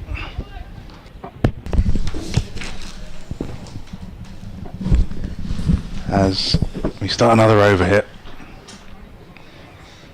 Seamless again, Dean, as Hudson Prentice bowls and played down the ground by Matt Critchley. There is no. I mean, it's interesting you're talking about the schedule. What I hope with the schedule is it's a schedule that people who don't necessarily follow the county game understand. I've got lots of mates who play cricket, club cricket, village cricket, and everyone just gets really confused by what's going on, and not every team plays each other and all the. I just don't think it helps to make it so complicated for everybody. Hudson Prentice in, bowls and played into the offside by Critchley. It's a well-judged signal, and Pepper was on his starting blocks, and the throw comes in from Carson, misses the stumps anyway. One more run, total goes to 362 for 5. Well, I think whatever the structure is, if it's allowed to breathe and remain the same over time, people will come to understand it and kind of work it out. I don't think that. I think the complications arrive when it chops and changes. Every couple of seasons. I agree. Hudson Prentice in, bowls. Pepper takes his hand off the bat, plays to mid-wicket, and there is no run. But if they are to go down this route of the conference system, it needs to be clearly explained. It's 3 divisions of 6, whatever it is, and then the top plays the bottom. It just needs to be. You think about football when you have these playoffs. Everybody understands exactly what it is. As long as it understands and it's clear, I think that's important, so that people, as I say, who don't necessarily follow the game as assiduously as we do, actually understand the competition and what's happening. Anyway, that's what I think. There is no more complicated. Hudson Prentice bowls, and Pepper throws the kitchen sink at that. Doesn't time it to mid-off. There is no run. There is no more complicated an end of season finale than we see in the IPL or the Big Bash, where there's eliminators and there's final qualifiers and final deciders. There are all sorts of different types of games, and it's hugely complicated, but everyone's kind of happy with that. That's a practice bowls, and the drive through the offside. We're competing with a helicopter that flies right over our commentary position. Pepper comes back for a second. I think they're going to think about a third, but it isn't there. Essex showing all signs here that they're really looking to get on with this. 364 for 5. And so I think people use whatever they want to as an excuse for trying to get what they want pushed through. If the IPL can have more the most complicated end of season finale, and yet it's the most popular tournament in the cricketing world and the most lucrative, and everybody understands it, well, I think that goes to show what you can do and what people are prepared to accept. Hudson Prentice fields of his own bowling. There is no run. End of the over. 364 for 5. Critchley on 90. Pepper is on 7. Listening to live cricket on the BBC, BBC Radio Sussex, BBC Radio Essex. I'm Adrian Harms, sitting next to Dean Wilson, who's been over in the museum today, signing copies of his book. Were you warmly received? Yeah, that was good fun. Yeah, met a few members and fans in the game in the crowd today. I'll be back there as well. I think I'm going to pop back in there at tea time. Oh, great. As well, and I'll be back tomorrow. So plenty of opportunity for people to get a copy of In Sid's Voice, which is the autobiography of Dave Sid Lawrence, and you can get it signed if you want, or you can have it just as it comes. It's up to you, but pop along to the museum and I'll be there at tea time and back tomorrow as well.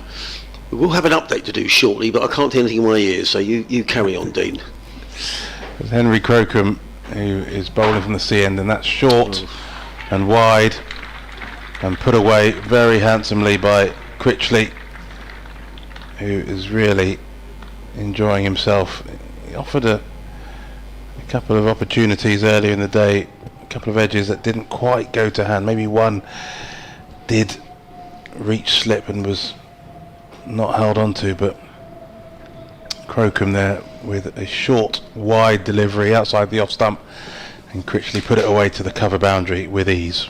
You keep going, Dean, for a minute. It's all right. Crocombe in over the wicket, and this one just pushed back by Critchley.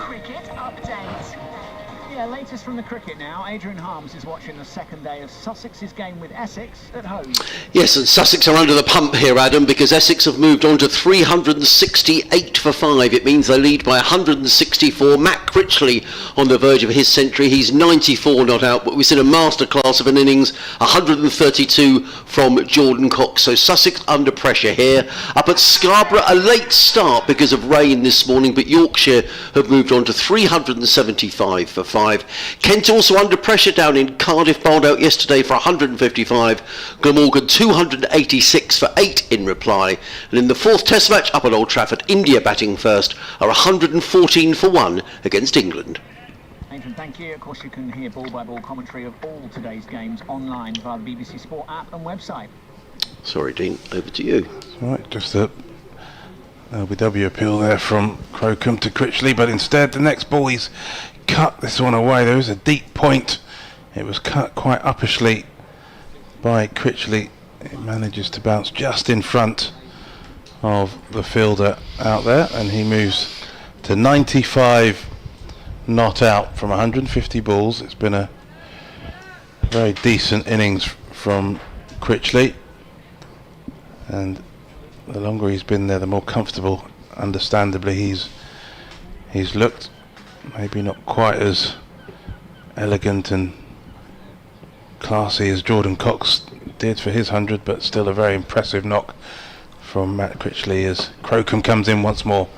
And this is just defended by Michael Pepper, back to extra cover. Just looking at the numbers for this new ball. So what are we in the 9th over with the new ball? It's gone for 43 so far. So, you know, Essex have pretty consistently today, Dean, gone along at 5 and over. Yeah, they have. There's been a little hint of some movement for the Sussex bowlers as Crocombe comes in once more, and this is just dropped in to the leg side, and there's no run. But I think when you consider that you've obviously had 2 set batters to begin with when that second new ball arrived, Critchley and Jordan Cox just continued the way that they've been batting throughout, and then it was a good catch by Tom Alsop at slip off the ricochet catch, the 1-2 from James Coles. But Michael Pepper has looked very comfortable from the moment he's walked out there to join Matt Critchley, and it feels that Sussex still have plenty of hard work ahead of them as they make another bowling change at the Cromwell Road end. Yes, and it's going to be Eric Avelos who's going to come into the attack. Michael Pepper enjoys playing against Sussex. He made 87 at Chelmsford a couple of weeks ago in the T20, and he made 100 here last year in the T20 as well. He's at the non-strikers end. In comes Carvalho's bows to Critchley, who hammers that one away, and that has gone all the way for a boundary, which takes him, I thought he'd gone for 6. In fact, it's gone for 4. So Critchley goes to 99. Would you like to commentate on his 100, Nick? More than welcome. Okay. Overcomplicated, you carry on. Okay. 99 of 151 balls. And he's carried Essex to a really strong position here. He did offer a chance when he was on, a tough chance when he was on 24. In comes Carvalho's bowls. And Critchley runs that one down to third man. And there we are. It's 100 for Matt Critchley. And that's a very fine innings indeed. Coming in last night when the night Wattsman was out, he had to survive a little spell at the end of the day, but he's come through that. His 100's come in 152 balls in 185 minutes, 9 fours, 4 sixes. Terrific performance by Matt Critchley. That big partnership with Jordan Cox. He gets a hug there from his partner, who's now Michael Pepper, and he's batted Essex into a very powerful position in this game. 374 for 5. It means that the lead for Essex is now 170. Yeah, 11th first class 100 for Matt Critchley. He's batted very nicely indeed. Carvalho's in bowls to Pepper, who defends down the offside of the track. There is no run. I was saying to Nick a bit earlier on, I always thought he was a good player at Derbyshire, and it just seemed like a good acquisition for Essex, Matt Critchley, not least because he bowls leg spin as well. Really, he's a very good cricketer. Yeah, for sure. And I think, having seen the success that Simon Harmer's had at Chelmsford, you can understand the thought that he could add some value in with both bat and ball. Carvalho's in bowls to Pepper, who drives into the off. I'm not sure quite that's where he's intending the ball to go. Nonetheless, there is no run.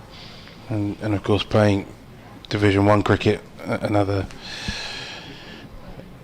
good reason to try and challenge yourself and see just how good you are, and keep trying to push yourself, keep trying to improve. And certainly on this evidence, he's a very, very handy cricketer. Played for a while now, 28 years old.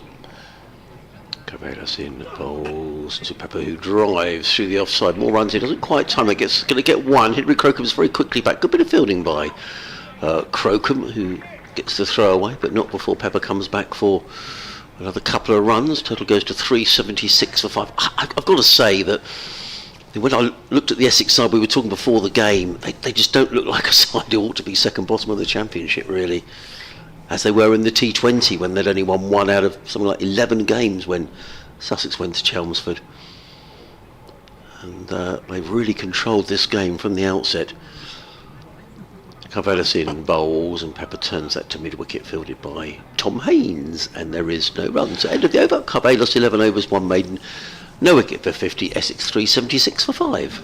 I think this game as well is almost kind of, we're talking about the format and the structure of the season, and the desire to play teams twice, because you have this situation where Sussex, who have had a very decent season, 3rd in the Championship, scoring lots and lots of runs, and then up against Essex, who won from bottom. And you'd think that the two teams are in the opposite, the way that this game has been played, you think they're in opposite parts of the table. I think that's the nature of Division 1 cricket, especially where each team certainly has the ability to dominate and outclass the other. And the idea of being able to do that across 2 matches is certainly much more enticing than just the one. You would think at the moment Sussex would feel really frustrated about the way that this game is panning out, but that's the nature of it. Crocombe comes in, this time short, pulled away by Critchley. He's 104 not out now, and Henry Crocombe, who had bowled with some real pace yesterday and earlier today. He's not quite hitting the straps at the moment, maybe finding life bowling from the sea end a little tougher, and that one just pitched short, too short, and didn't get up around the badge, around the helmet, and it just sat up in the torso region, and very inviting for Critchley to put it away to the leg side boundary. What can he do in response now? This one much fuller, but an equally impressive shot though from Matt Critchley, who plays what looks like an on drive, but it just went a little wider than mid on through a kind of straight mid wicket, and so Crocombe overcorrecting and bowling a full ball on leg stump, and Matt Critchley keeping his wrist, didn't break his wrist, hitting straight through the line all along the ground for another 4. So back-to-back boundaries through the leg side for Matt Critchley. He's 108, not out now. Henry Crocombe needs to respond, and he does so with a good length ball that's defended into the offside for no run. 232 runs Essex have so far scored today, and they're scoring at just over 4.8 and over, so they've really kept the momentum going since the opening overs this morning, really. Yeah, Sussex haven't been able to either gain any control or be particularly threatening with wicket taking options as Crocombe comes in. This one is short outside the off stump, and maybe slightly fortunate for it just to be hit for a single. They do have some protection in the shape of Finn Hudson-Prentice on the deep cover boundary, but just a single to the score. 385 for 5, a lead of 181 as Crocombe comes in once again over the wicket, short, and ducked or swayed out the way by Michael Pepper. That goes through harmlessly to the keeper. Yes, Sussex have been reasonably fortunate, Dean, with their fixtures this year, because they only play Surrey and Nottinghamshire, the top two, once. So that's their 4 remaining fixtures. They play Yorkshire twice, Worcestershire and Hampshire. So actually all the sides that Sussex are playing in this round of matches this group of matches are below them in the table.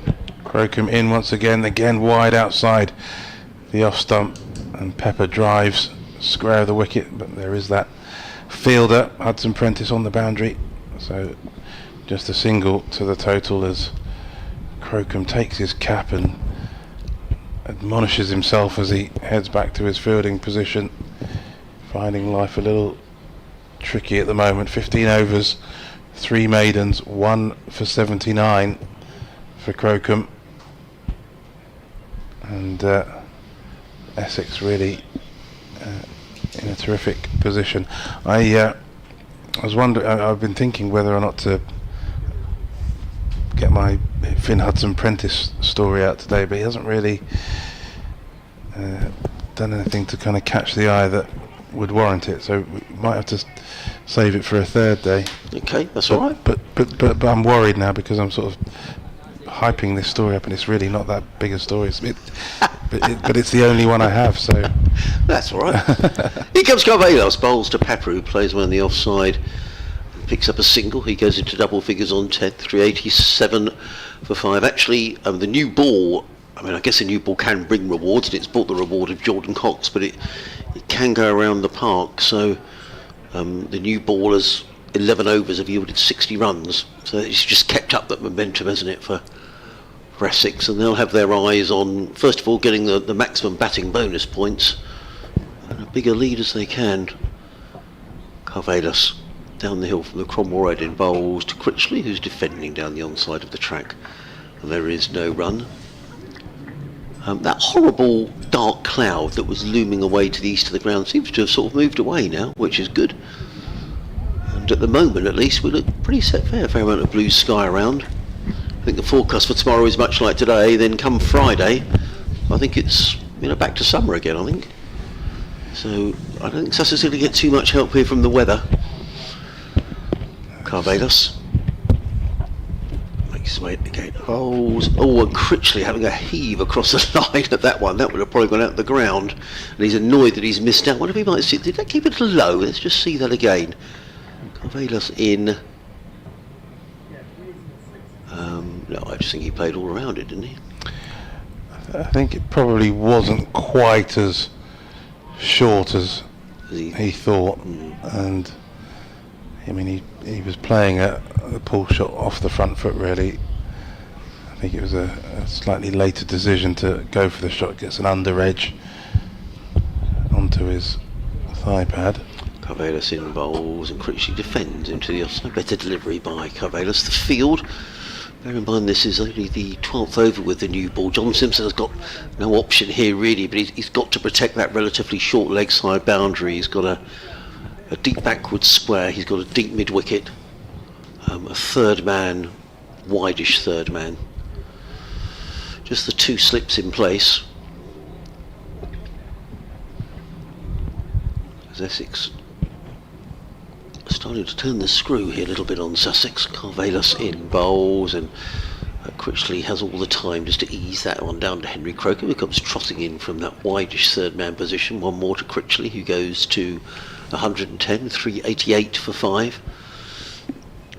I don't know whether the Essex tactic here, Dean, will be just to bat just the whole of the rest of the day with, if they can, or whether they'll think, well, we've had Sussex out in the field for a while, we might stick them in for a bit of time this evening.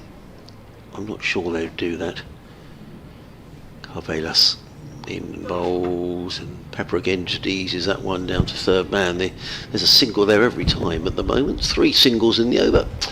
End of which Essex are 389 for 5. Critchley on 110. Michael Pepper is on 12. You're listening to Live Cricket on BBC Radio Sussex, Essex. Adrian Harms, Dean Wilson and Nick Ledhill, your commentary team.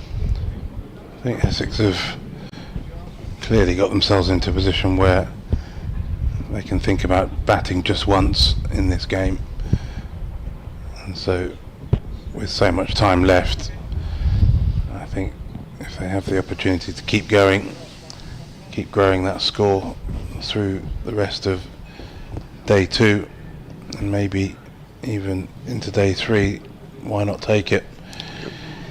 Keep the Sussex players on their feet, don't give them a chance to rest up, as Crocombe comes in over the wicket, and this is just guided away towards a vacant third man area by Michael Pepper, and he'll pick up 4 runs for it. Very deliberately played shot there, opening the face wide of the second slip, and the protection that they do have on the offside is much squarer at deep backward point. So 4 runs to Pepper, who's moved on to 16 not out from just 22 balls. So he's being busy at the middle there, as Crocombe starts again from the C end. Comes in over the wicket, short ball, and this is tucked off the hip of Pepper out towards long leg. He's coming back for a second, he's going to have to hurry, he does, and gets back comfortably for 2. But interesting, we were talking about the short ball at the back end of play yesterday when Crocombe dismissed Sam Cook in the penultimate over of the day, and he got the direction, the height and the direction of the short ball well, as he comes in again, this one fuller and pushed out towards extra cover for no run. And I have felt that not just Crocombe but generally the short ball here at Hove really does need to be well directed and short enough to get up into that awkward position around shoulder height, shoulder and head height, rather than just the torso where it just sits up and asks to be hit. As Crocombe comes in again, another short ball and a flash from Pepper that's high and wide, and he tried to attempt a sort of uppercut, a little paddle up over the slips, and he doesn't get hold of anything there. But it's that kind of height that the short ball needs to be, rather than between chest and waist, which too many have been, I think, from Sussex in this innings. As Crocombe comes in again, this one full, pushed out to extra cover, there's no run. It was a better delivery, wasn't it? But Sussex bowlers are all under pressure here, Dean. So lead now 191. We've still got 46 over, so crumbs, if Essex keeps scoring at the rate they are and they do bat the rest of the day, the lead's going to be around about 400. But wickets in again, and this one short, and forces Pepper onto his toes, tippy toes, to push it into the offside, and they'll pick up a single. So 7 from that over. It's yes, cracking along at a fairly healthy rate and no signs of letting up.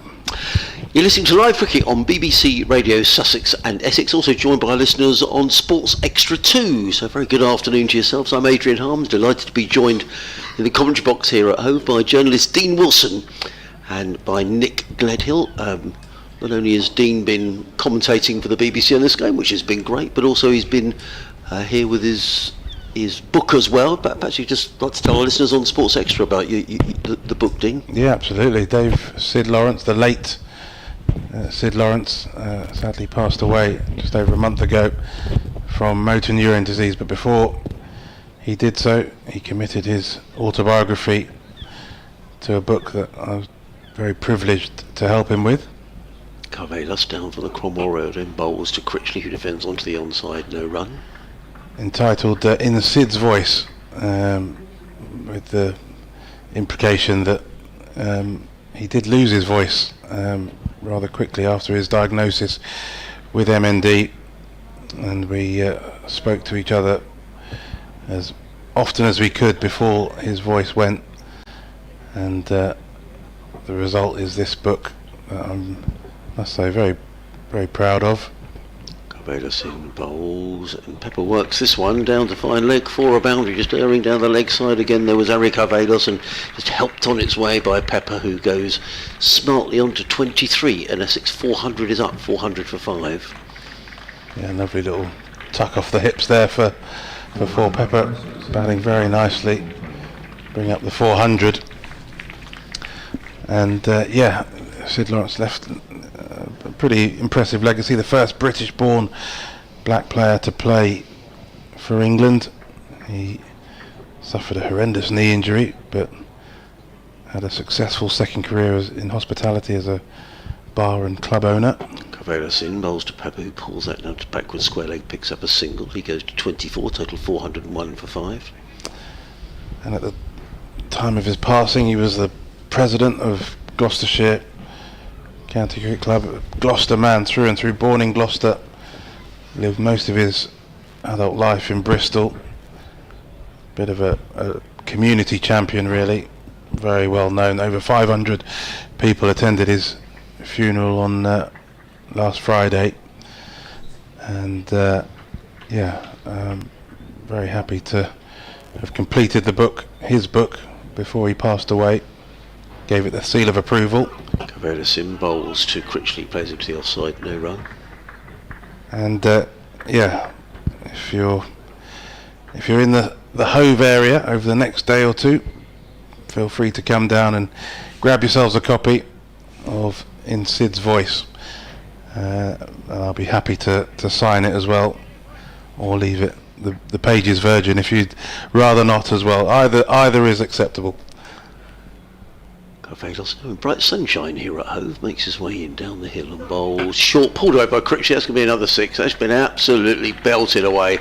That's his 5th 6 from Matt Critchley, and Sussex aren't helping themselves here. That was short from Carvelas, and it's a short leg side boundary, and he's just belted that into the pavilion for 6 runs. And Sussex really under the pump here, and Essex turning the screw.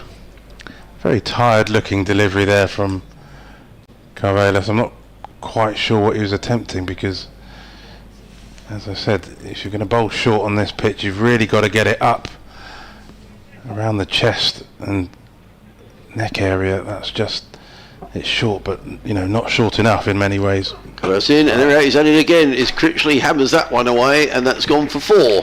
So that's an expensive over. 14 off the over, and Essex 411 for 5.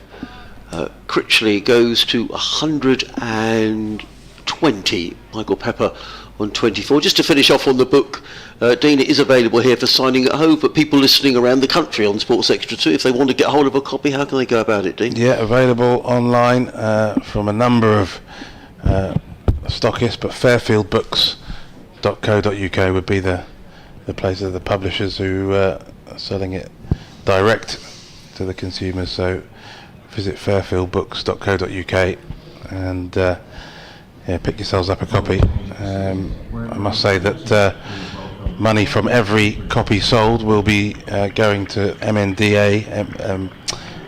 Association, Motor Neurone Disease Association, and to the Cricketers Trust, the charitable arm of the Professional Cricketers Association, two really, really worthwhile charities, both of whom supported Sid throughout the last stages of his life, and I think speaks volumes to the sort of person Sid was, trying to help others even in his darkest hours. He was trying to raise funds, raise money, so that others might not have quite the same situation or have to deal with the same situation the way that he did. But pick up a copy if you can.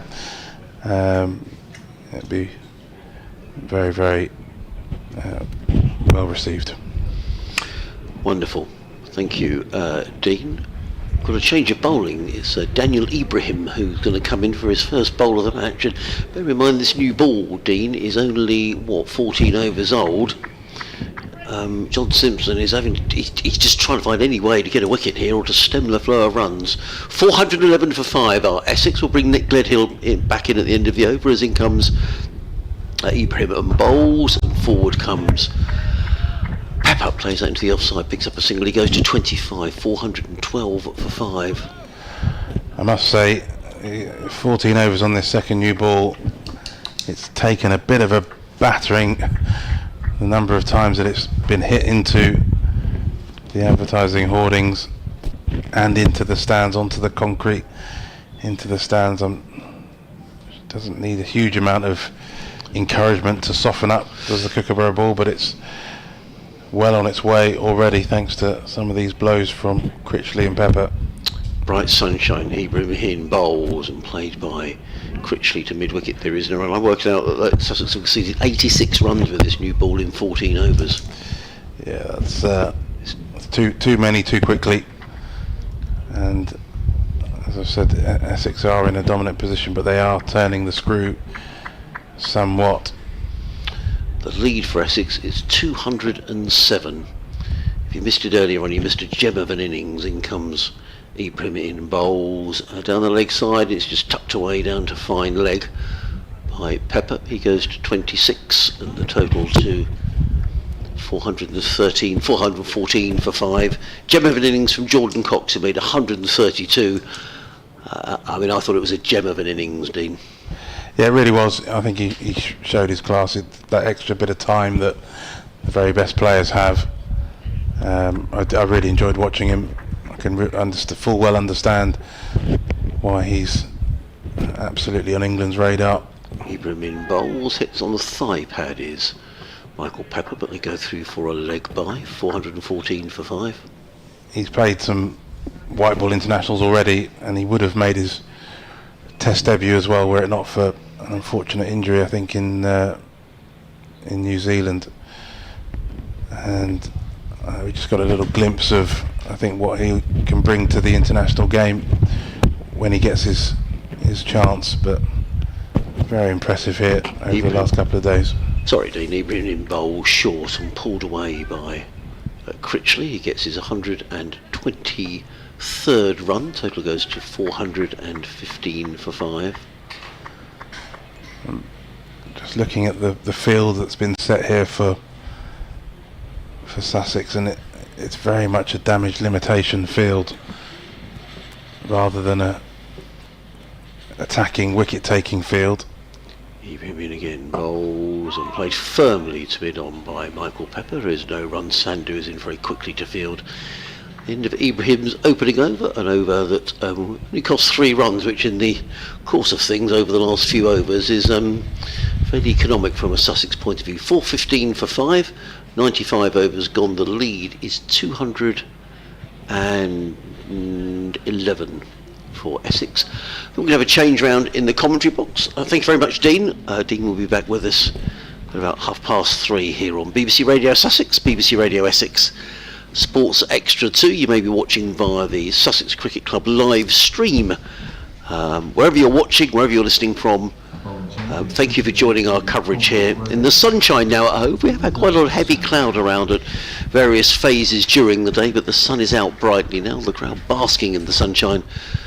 And Essex are certainly basking in the good position of this match, because for a side who started this round of matches second bottom of the Championship, they haven't played like it. They've certainly dominated since the beginning of the game. Sussex bowled out yesterday for 204. Now Essex 415 for 5 in this 5th session of the match, and Sussex desperate for a wicket here. Yes, that's certainly the case, isn't it? As Sandu bowls, and that's played defensively by Critchley with 5 sixes in his 122, and Pepper on 25. Another partnership starting to build here. After that record-breaking partnership for the 5th wicket, it was a new Essex record against Sussex, breaking one that had stood since 1901. And a bit of a surprise when it finished. Jordan Cox, it was a relay catch, second slip powering it to first. The only success with the new ball that they've had so far. Sandu coming in from the Cromwell Road end, bowls to Critchley, who plays up to mid on, and there's no run. Critchley with those 5 sixes and 12 fours in his 122, and Cox 132 from 173 balls with 23 fours. A really sublime innings. They came together just before the close last night, when night watchman Cook didn't quite fulfil his role, almost did. Just got to the penultimate over. He was out at 151. They put on 1 run last night and the rest today, and it was 194 in total, as that's played up towards mid-wicket, and there's no run. So from 151 up towards 345 when the wicket fell. Now 415 for 5, and I guess if we get uninterrupted play, it is clouding over. There are possible showers post tea, and there's also the chance of the odd thunderstorm is not ruled out. But if we get uninterrupted play, I guess it will depend on how many wickets Essex have lost. But if they get to a situation where they're, say, 8 down with about half an hour to go, I think they might pull out and give Sussex a bit of a go this evening. As Sandu bowls, and it's played by Critchley up into the covers, and there's no one. I think if there's still plenty of wickets in the bank, is there a no ball? Yeah, no ball. If there's still plenty of wickets in the bank, they might be tempted to look at, say, trying to get a 400 lead by lunch. They'll probably get there by lunch tomorrow. I don't think they'll be batting. Well, certainly won't be batting beyond lunchtime tomorrow. Probably maybe midway through the first session, but a couple of options. It all depends, of course, if they're bowled out or not, and that will still be the Sussex hope that they can achieve that. A slip and a gully, and here's Critchley just playing defensively to Sandu, and goes back down the pitch, and there is no run. So Test match latest is that India are 126 for 2, and Liam Dawson, on his return to the team, got a wicket in his second over. Jaswal for 58. And apparently Shubman Gill didn't get the friendliest of receptions when he came out to join Sai Sudarsan. They're in the middle at the moment. It's 126 for 2 India after they were put in by Ben Stokes this morning. Cloudy at Hove, and a miscue from Critchley, a drive that goes up towards mid-on, but it certainly wasn't off the middle of the bat. 417 for 5. We still have 43 overs to go, so 11 till tea, so it will be a slightly delayed tea interval today. I think we're, all being well, got a slightly earlier finish than yesterday, which was about 10 to 7, wasn't it? Yes, it was. We had a couple of breaks for rain, didn't we, yesterday, but in the end we didn't lose any overs, which was good news. A couple of little bits and pieces from the Championship to update you on as Critchley comes forward and plays defensively. Also going to ask about our question that we put, which we'll come to in a moment. But Somerset need 86 to beat Durham. And they're 13 for 1. Well, that game's going to finish today. Yes, with the Josh Davey already out. Durham second innings. Share of the wickets, 6 for Jack Leach, 6 for 63, and 4 for Archie Vaughan, 4 for 85. So it's very much spinners to the fore there after Craig Overton's haul in the first innings. So remains to be seen if there's any sort of fallout from the surface there, but at the moment Somerset are looking to make sure they get the remaining 73 runs that they need, 13 for 1. I can tell you one team who might be in a lot of trouble at the end of this round of games, and that's Hampshire. Nottinghamshire 484 for 7, and Lyndon James is 148 not out, and Hampshire's batting a little bit brittle against that strong Notts bowling attack. Notts will be thinking they might be on course to doing what Essex might do here and bat once and win the game. That's a possibility for them. 417 for 5 here. And it's Daniel Ibrahim as the sun makes a welcome reappearance here at Hove. As Nick said, there are some heavy clouds around, but mercifully they're staying away at the moment as Ibrahim is in. Right arm over the wicket, bowls to Michael Pepper, who eases a shortish delivery down to third man. It's going to race away for 4 runs. There's no one more enthusiastic than Jack Carson trying to chase the ball down, but it was a beautifully played shot by Pepper wide of the fielder at first slip, and it just raced away. There's no third man there, and Sussex rather guilty today of not bowling to their field. 421 for 5. Michael Pepper goes to 29 at the lead now, 217. As in comes Ibrahim again. Keeper Simpson standing up to the stumps. He's in and bowls, and Pepper drives without timing to mid-off, fielded by Daniel Hughes, who trots in from mid-off to field. The field, there's a slip, a backward point, cover mid-off, mid-on, mid-wicket, a deep backward square, and a fine leg way down in the distance. The fielder I've missed out because that was only 10. Is as a sweeper on the cover boundary in front of the Spenkarma Pavilion. As Ibrahim runs up the slope here at Hove. Bowling his medium paces and defending is Pepper to mid-off, and there is no run. If you haven't been, or you only just joined us, our coverage here, Adrian Harms and Nick Gledhill, your commentary team. Dean Wilson with us as well. Dean back with us in 20 minutes or so, but a gem of an innings today from Jordan Cox, who made 132, an innings including 21 boundaries, and it was a quality innings.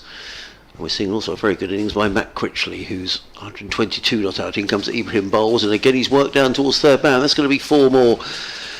And really can't bowl there if you haven't got a third man. It's almost a gimme really. It was wide outside the off stump, and Pepper's for the second time in the over. That's a no risk, low risk shot all the way down to third man. No chance of Jack Carson cutting that off.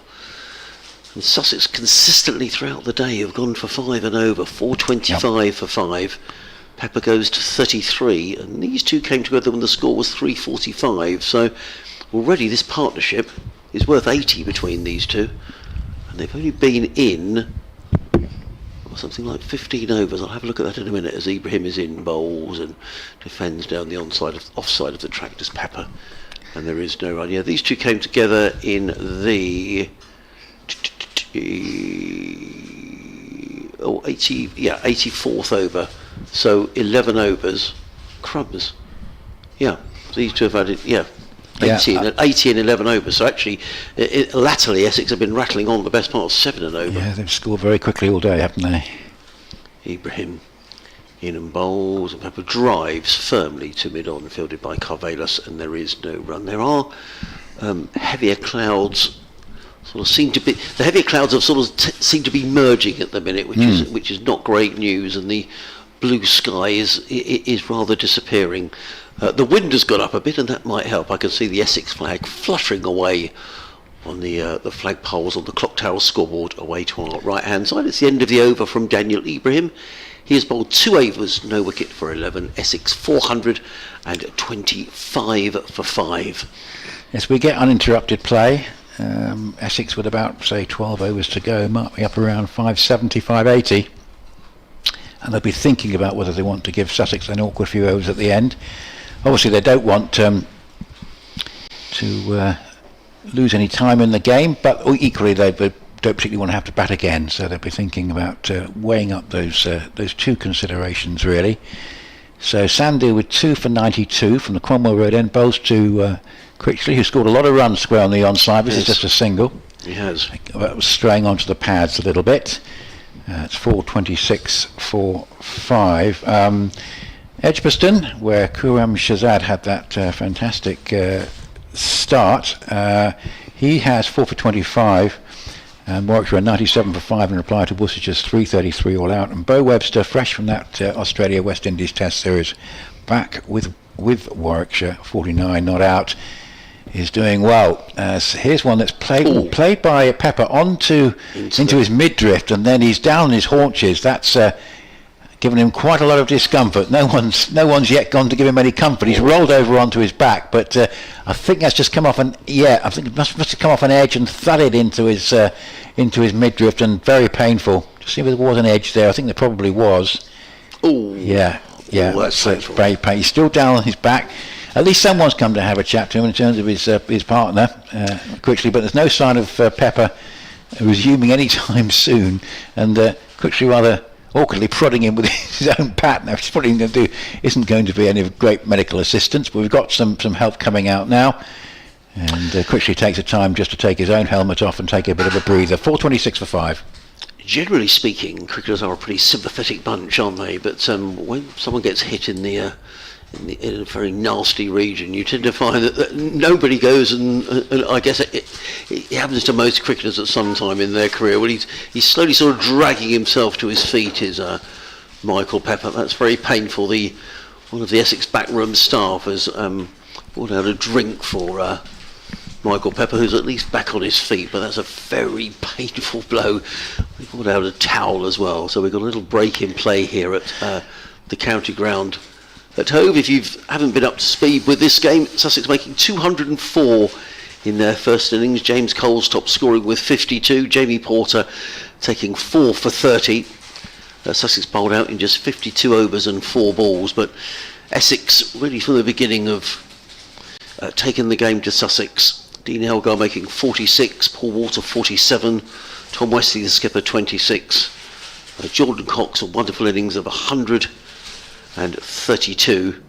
The other man out last night was the night watchman Sam Cook, who was out for 3, but at the moment Essex in a very dominant position in this game. The lead is 222, and still, Nick, another 41 overs to be bowled tonight. Yep, so as I say, a couple of options for Essex, although no immediate resumption here, so it'll just delay things a little bit. It's going to be a late tea anyway. And there hasn't been a great deal of play today at Scarborough. They're taking tea at the moment. There's been rain around, but they have had the 110 overs tick by. So Yorkshire at 376 for 5 have taken 3 batting points. Surrey have only got 1 bowling point, so they've been overtaken at the top by Notts, who are building up a very big score against Hampshire. And so that game is not moving anywhere terribly quickly just at the moment. It's a curious scorecard for Yorkshire, in that the 5 players to have been dismissed, no one's got less than 47 or more than 78, and that was James Wharton. 3 scores in the 70s, William Luxton 71 and Johnny Bairstow 72. So certainly nothing if not consistent, that Yorkshire batting effort. Interesting, Taunton. We've mentioned that all the wickets in the Durham second innings taken by the 2 spinners, Leach and Archie Vaughan, and it's Durham have got a couple of spinners of their own. Not surprisingly, they're bowling, and Callum Parkinson has taken 2 so far. 16 for 2 Somerset, but needs 70 to win.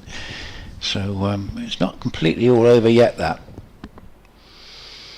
Not great though, is it? A championship game that's almost over in 5 sessions. Michael Pepper looks like he's okay, and good for him, because he's sort of doing some knees bend and some fairly strenuous sort of stretching exercises, and he looks like he's recovered from that blow in a very painful part of the anatomy. So we've got a slip on a gully, mid-wicket, mid-on, cover mid-off, got a wide third man and a long leg, and that's played defensively by Pepper, who looks perfectly organised in playing that, goes up into the covers, and there's no run. The sun is trying to sneak through again. Little bits of blue sky, but not too much. It's mainly cloudy at the moment.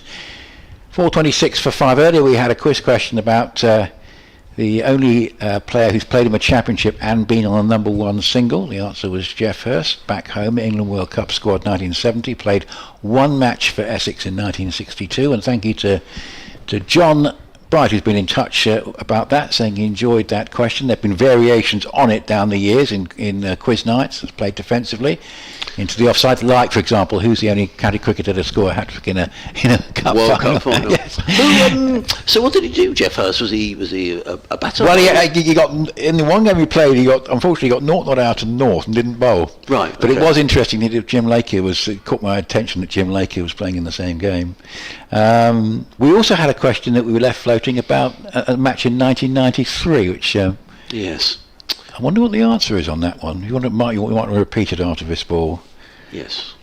So here comes Sandhu in his 25th over. He bowls, and Pepper just plays it off the back foot down to wide third man, and collects a single. Crocombe is there, and it's 427 for 5, and Pepper to 34. Yes, it's a quiz that's put together by the Sussex Cricket Museum and the volunteers over there, and it's question 8 out of 10. And it says, what was special about the championship match played here at Hove in 1993 between Essex and Sussex? I don't know, so I'm going to inquire of the quiz master. Well, what I do know is that there were an awful lot of runs as Sandhu bowls, and this is played defensively by Critchley, and there's no run.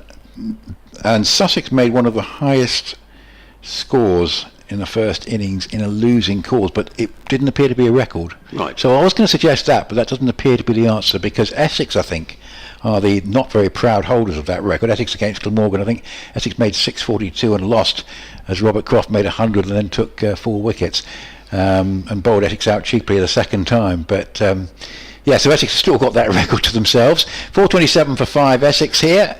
All the records they've got today are very much in the plus column. Critchley 123 and Pepper 34. And you're listening to Live Cricket on the BBC Radio, Sussex and Essex Sports Extra 2. You may be watching via the Sussex live stream, where here on the south coast, a cloudy south coast, it's been sunny at times, but for the most part today we've had heavy cloud around Hove. Mercifully, no rain so far, and Essex batting themselves into a very powerful position in this match. As Nick was saying, 427 for 5, Critchley on 123, Michael Pepper on 34. These two coming together when Jordan Cox was out for an excellent innings of 132 at that stage. Essex were 345 for 5, so this partnership worth 82 as Daniel Ibrahim is running in bowling. His right arm medium pacers comes in and bowls to Michael Pepper, who drills the ball into the covers without timing, fielded by Tom Haynes, and there is no run. At the field, there's a slip. Sussex have now got a third man, which is probably a good idea, because in the previous over from Ibrahim, a couple of 4s went in that direction. There's a backward point, cover mid-off. There's a sweeper on the cover boundary, mid-on, mid-wicket, and a fine leg way down in the distance as Ibrahim is in again. Bowls, and Pepper is up on his toes, and again doesn't time that quite as he would have liked. Played to mid-off, fielded by Daniel Hughes, and there is no run. And Morgan bowled out for 327 against Kent. That's a good lead of 172 at Cardiff. They're well placed. 2 batting points for them. They've just nudged. They're sort of very much in competition with Derbyshire for that second place. They've just nudged ahead of them for the time being. Ibrahim in bowls, and there's a good delivery by Daniel Ibrahim, and Pepper was momentarily in two minds. He was neither forward nor back, and the ball beat him outside the off stump, not taken cleanly by John Simpson, who's standing up to the stumps, but Sussex haven't troubled these Essex batters too often today, but that did trouble Michael Pepper, so well bowled Ibrahim, a young cricketer who made 100 up at Durham a couple of weeks ago. Has kept his place in the side and runs in again over the wicket. Bowls, and a flick of the wrists turned around to the onside by Michael Pepper. Tom Alsop is in hot pursuit. They've taken 2, and that's all they'll take. Pepper goes on to 36. The total to 429 for 5. That means the lead is 225.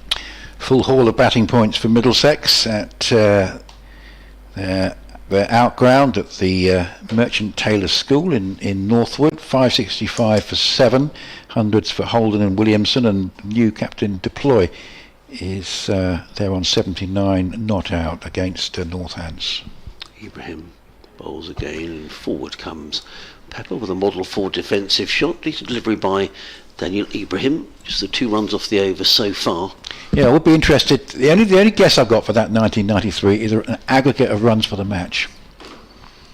There were an awful lot of runs in that game at 1993. Well, that's my guess. Well, I have asked. But I don't know the answer. Well, I have asked those in the Sussex Cricket Museum to let us know the answer if they could. Ibrahim, final ball of the over. Now the sun is back with us. Bowls to Pepper, who squeezes that one out through the offside. They've taken one. A good bit of fielding though on that offside boundary by, I think that's Finn Hudson-Prentice over there. Prevents the ball going for 4, but it's one more to Michael Pepper. He pinches the strike. 430 for 5 at the end of the 99th over of the innings. So Essex well on course here to pick up full bonus points. Got it. Yeah, well, I might be wrong. We might both be wrong. But another Nick Easingwood, Essex member from Colchester, has said this match is distinctive due to the fact that 1,808 runs were scored, the highest aggregate total for a first-class match in England. Well, there we so go. I'm pretty certain that is the answer, unless the museum is going to give us something really unusual. But yes, there were an awful lot of runs. We'll give you the full tale of the tape on that one. It was extraordinary. So there we go. 430 for 5. The lead is 226. And it's going to be Gurinder Sandhu, the tall Australian, who's going to carry on from the Cromwell Road end. He's in his 26th over, figures of 2 for 94 with 7 maidens. And needless to say, Sussex could do with a wicket. So here is Sandhu, 2 for 94 from his 25 overs, and Pepper covering up, playing defensively, but going for a quick single as it gets past the bowler. And there's a possible run out here, and he's given out. That was a quick single. It was just played past the bowler. Direct throw came in, and they've got the wicket. And well, that is an absolute bonus, particularly because it's Critchley, and that's a real surprise. It was a push back down the ground. I think it went past the bowler. There was a direct throw at the striker's end. We'll see the replay now, and Critchley didn't make his ground. Now, yes, it did get past the bowler, went past the stumps, at mid-on, picked up, very good throw coming in from Hudson-Prentice, and it knocked down the stumps, and Critchley was run out, and he'll be very, very annoyed about that because he was set for a lot more. 123, that possibly has increased the chances of Sussex batting tonight. What a surprise. It looked innocuous, it looked like a quick single, but it was a brilliant piece of fielding, great anticipation, and it's 430 for 6, and well, the lead is still massive. It's 226, but that'll give Sussex some hard approaching tea. Well, it will, and Matt Critchley will be annoyed, but he'll be annoyed with himself because it was his call, as you say. He played the ball down the ground. Hudson-Prentice was round really quickly, and that's the sort of fielder that can just lift a fielding side. Hit the stumps. Umpire got himself in a good position to give the decision, but Critchley will be annoyed that he's given his wicket away. Nonetheless, an excellent innings of 123. We're going to see that again. He was just a little slow setting off, wasn't he? He played the ball down the ground, and there's the throw that came in, knocking the stumps out of the ground, and the umpire's finger is raised. So Sussex pick up a wicket they probably wouldn't have expected. I said at the start of the over that Sussex could do with a wicket. And that's just what they needed. 123 and 175 balls, 232 minutes, 12 fours and 5 sixes. Yeah, and it was an entertaining innings. Occasionally he chanced his arm a little bit, but got away with a few things, but also played extremely well. And partnership of 85 between the pair. Sussex will be relieved at that. In a way, it looked like the most likely route where a wicket kick might come, but great credit to the fielder there. Got to it very quickly and had the benefit of having all stumps to aim at, but through the stumps at the far end. Now Noah Thane, who is a developing player, four-seamer and batter, and the chance here in a non-pressure situation for him to make a bit of a mark as he he bowled first ball, brilliant delivery, and well, it's a team hat-trick if not for Sandhu, but it's a magnificent piece of bowling.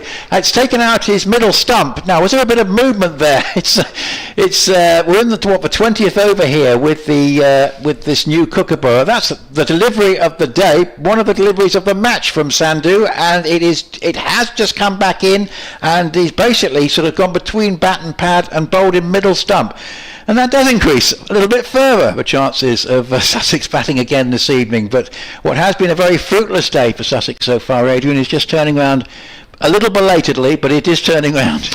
Well, it's funny how things change, isn't it? Noah Fain, who's been sitting up there watching everybody score runs for fun, and gets a first ball. Neck and crop, they used to call that. Well, they probably still do, don't they? Well, 3 wickets now for Gurinder Sandhu. So the 7th wicket goes down, and I was saying that Essex are cruising towards their full allocation of batting points. You think they would still get there because they've got 10 overs to get there, but they've only got 3 wickets left now. And all of a sudden, the game has turned around. Let's make no mistake, Essex still in a very strong position in this game, but... Well, the only thing I'm thinking from an Essex point of view, get this lead to 250. You know, these overhead conditions are going to be a bit reminiscent, without the dampness, mind you, but a little bit reminiscent of what they had yesterday morning, and they might be thinking that it won't be the worst thing in the world to have an hour at Sussex tonight. But I think they'd like to score a few more first. The day has been almost perfect, and it's just been slightly derailed in the last 5 minutes with a run out and then that first baller for poor old Noah Fain. It is unfortunate for him. He's been sat up there since tea time yesterday, watching everybody else get plenty of runs, and not to be for him today. Now Simon Harmer will give good support, or certainly if he plays to his potential, will give good support here to Michael Pepper. But if Sussex can get one more, they're really down to the bowlers. Sam Cook is good at sticking around, as indeed is Jamie Porter, but they know, I think, they're 1 wicket away from a major breakthrough here.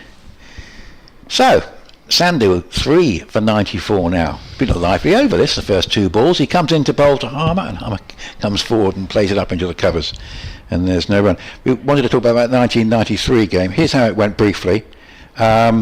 Sussex 591 all out, one of the highest ever scores in a losing cause. Greenfield, is that Keith Greenfield? Yes, it would be, yes. 107, Alan Wells 106, and J.A. North. Another centurion. Let me see if I can find him. J.A. North, that's John North. Got 100 as well. So 3 centuries for Sussex there. That's played defensively up into the offside, and there is no run. 591, 4 wickets for Mark Eilert. Then Essex 493 for 4 declaring behind. You don't see that very often these days, do you? 225 not out for Paul Pritchard. Fantastic player for Essex over so many years. In a phase of his career where he was opening. This wasn't a career where Essex, the year where Essex won the title. They were defending champions though. Salim Malik got 673, and this is a defensive shot up into the offside by Harmer, and there's no run. And Nasser batting down at number 1, 2, 3, 4, 5, 6, even batting below Mark Eilert, who made 51. I wonder if he was a night watchman. Nasser was 70 not out when the declaration came at 493 for 4, so Nasser's innings cut off in its prime. Sussex then made 312 for 3, probably thought that was a reasonable declaration. Neil Lenham 149, and Athey made 96. And then Essex got to 412 for 3 to win the game by 7 wickets. Here's Sandhu with 3 slips waiting, bowls to Harmer. Harmer plays it away just wide of mid-on, collects a single, and it's 431 for 7. Stevenson 122.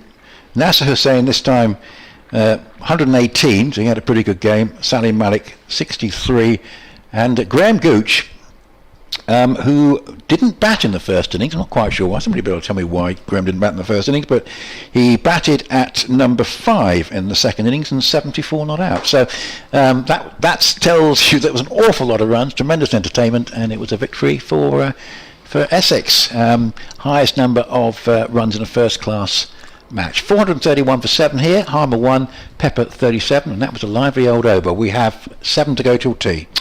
We do indeed. I've got an update to do to the listeners on BBC Radio Sussex, Surrey and Kent in a minute, after which Dean Wilson will come back in and join Nick Ledhill, and you're on BBC Radio Sussex, BBC Radio Essex and Sports Extra 2. I can see Shubman Gill is out in the Test match, LBW to Ben Stokes for 12, so India now 141 for 3 in the Test match up at Old Trafford. So a clatter of wickets here, but still a substantial lead of 227 for Essex. and Henry Crocombe coming back into the Sussex attack. Adrian Harms is watching the second day of Sussex's game with Essex at Hove. Yes, Adam, we've just had a clatter of wickets here, which is good news for Sussex, but Essex still in a very powerful position. They're 431 for 7. It means the lead is 227. 3 wickets for the Australian Gurinder Sandhu, but Sussex with it all to do, and it looks very much as if they'll be batting again tonight. An interrupted day up at Scarborough today. They've been on and off for rain. Yorkshire, in between the showers, are now 376 for 5 in their first innings. Down at Cardiff, Glamorgan bowled out in their first innings for 327. Kent batting again are 8 without loss, but they're up against it. They're still trailing by 164. And in the test match up at Old Trafford, India now 141 for 3. Shubman Gill, the skipper, out for 12. Adrian, thank you. As ever, you can stay abreast of Just a couple of runs taken there while Adrian was on the air, with a little push through mid-wicket by Harmer to take 2 runs and to move up to 3. 433 for 7 now. As Crocombe wanders back to his mark, as Nick was saying, we've got another 6 overs after this until the tea break. Heavier clouds really are gathering out to the west, which is slightly concerning, but Crocombe makes his way in. Over the wicket, bowls down the leg side, taken by Simpson, and there is no run to the lead. 229 for Essex. Centuries for Jordan Cox, making 132. Matt Critchley making 123. The other side of the coin, poor old Noah Thane, who's watched all his colleagues score runs and then gets a first baller. That's the way of things. Crocombe wheels around. Someone said to me this morning as I came into the ground, Crocombe in again, bowls, and Harmer is forward, places to mid-wicket.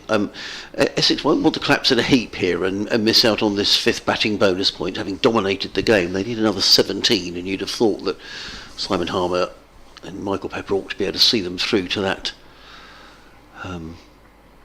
landmark. Yeah, someone said to me when I arrived at the ground today it was going to rain at 5 o'clock, Adrian. Yeah, that's the showers forecast. But there's a horrible dirty cloud at the end of the ground that's sort of drifting this way.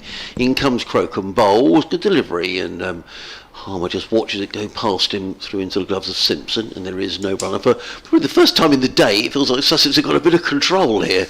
Perhaps that's a result, well, it is a result of wickets going down and Essex not wanting to miss out on maximum batting bonus points. If you're thinking very positively from a Sussex point of view, you're thinking, well, there's 9 overs left after this to get the other 2 bowling points, and then try and dig in, bat for 4 sessions and set Essex at least an awkward target. Crocombe in, bowls to Harmer, who's forward, plays into the offside. There is no run, fielded by Tom Haynes. So just the 2 runs off the over from Henry Crocombe. 433 for 7. I'm going to take a break. I'm going to leave you until the tea break with Nick Gledhill, who's going to be joined by Dean Wilson.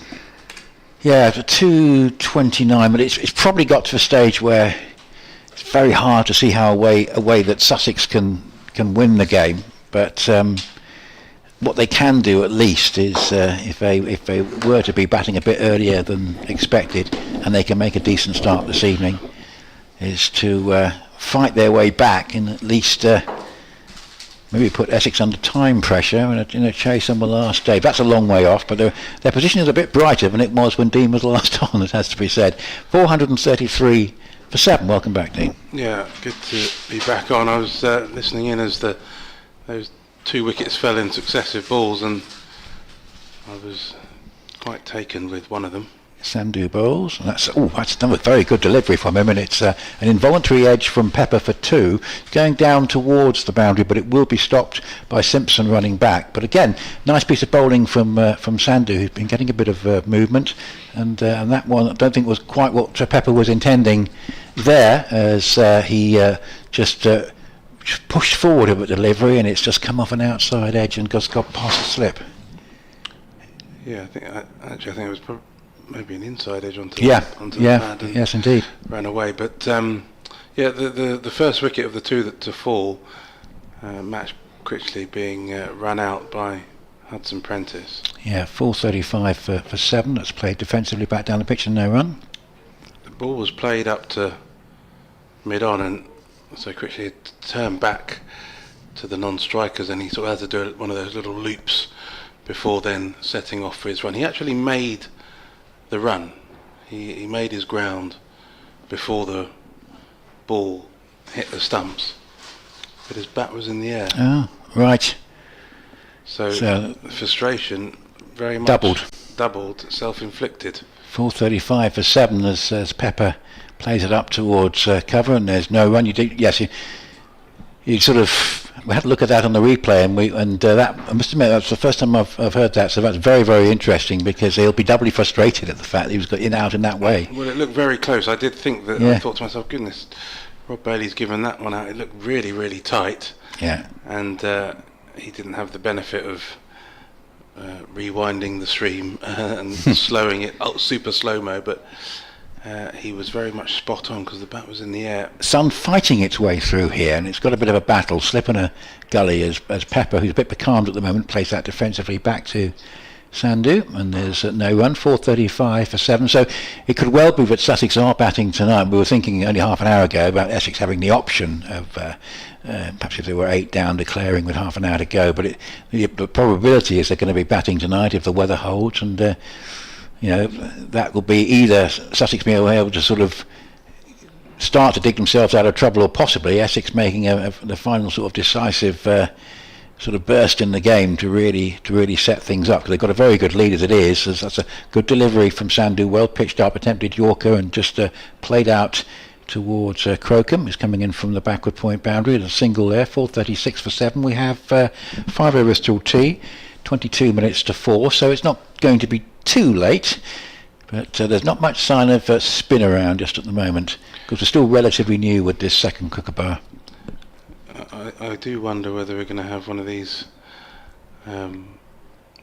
delightful situations where Sussex will be cursing their luck if they do end up batting under the heavy cloud cover again. Yes, as this is played by Harmer into the offside, and there's no run. Essex, of course, got the option of getting them to bat anyway. We've got the lead. I mean, obviously a lot of maximum batting points, but once that lead goes above 250, if they say 8 down, they could just decide, well, we'd rather be bowling than batting, which would be a perfectly plausible thing. Somerset 53 for 4, needs 33. Callum Parkinson has 4 for 25. It means that certainly the last 14 wickets at least in that game have fallen to spin. They need 33 to win, 6 wickets in hand at Taunton. Yeah, and here 4:36 for 7, Harmer 3, Pepper 38, and we have 5 overs till tea. Sometimes it does work that way, that the conditions tend to favour one side or another, not necessarily by any sort of judgment, but certainly by luck. And yeah, Sussex at the moment, I might be wondering. In any case, Crocombe bowls over the wicket to Pepper, who just guides this out towards deep backward point for a single. Just saying while you're off air, Dean, that one side who could suddenly find themselves in trouble in the Championship, they have a very difficult run in September. They've got Hampshire have got Sussex, Surrey and Somerset in the last 3, and Notts 541 for 7, Lyndon James 180, Brett Hutton 65 have so far put on 137, I think it is. Crocombe with a short ball to Harmer, who very calmly just swivel pulls out towards deep backward square leg and picks up a single. And with that strong Notts bowling attack, and Hampshire a little bit brittle, particularly with no Liam Dawson, if they were to lose that game, and you can't see Yorkshire at the moment, they're in a pretty good position at Scarborough. There's been a lot of rain around there, and you can't see Essex losing this game at the moment. Crocombe comes in and bowls on off stump, defended by Pepper. There's no run. So it could close up between second bottom and the likes of Hampshire, and possibly Durham as well, if they lose at Somerset, as appears to be the most likely result still, although they are fighting hard there. 31 needed more for Somerset. They are 55 for 4, so not absolutely done and dusted. No. Could be a grand finale as Crocombe comes in over the wicket, short ball, and forces Pepper to sway dramatically out of the way. And let that through to Simpson. George Drizzle, who got I think 5 wickets in the first innings, and Callum Parkinson have bowled unchanged so far. So there's been a lot of spin that we've seen since Vaughan and Leach opened the bowling and took wickets 21 and 22 of the day late on at Taunton yesterday on day 1. Crocombe from the sea end runs away from us now over the wicket. He bowls, and this is driven off the front foot by Pepper out towards the deep point. Now just pick up a single. 438 for 7. See Middlesex still going northward. Could be a third centurion there. Lewis deployed, 92 not out, and 590 for 8 against Northampton, still in the first innings. Crocombe in again to Harmer, who just turns this into the leg side, and there's no run.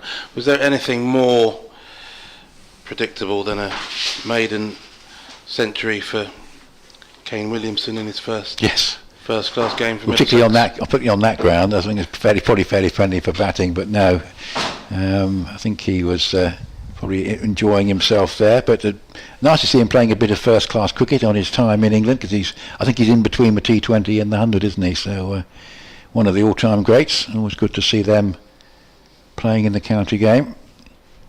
Maybe we'll see Steve Smith have another go at some point. Who knows?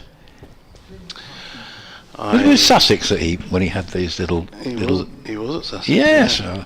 Adrian will be able to tell us about that when he's next on. But no, I mean, it's always great. The really great players, to see them is always great. I was just struck when Labuschagne was playing a T20 match at Chelmsford and just was so into the game. You know, it really mattered to him that Glamorgan won. I thought that was such a good thing. I think they did as well. 439 for 7. I think another change of bowling.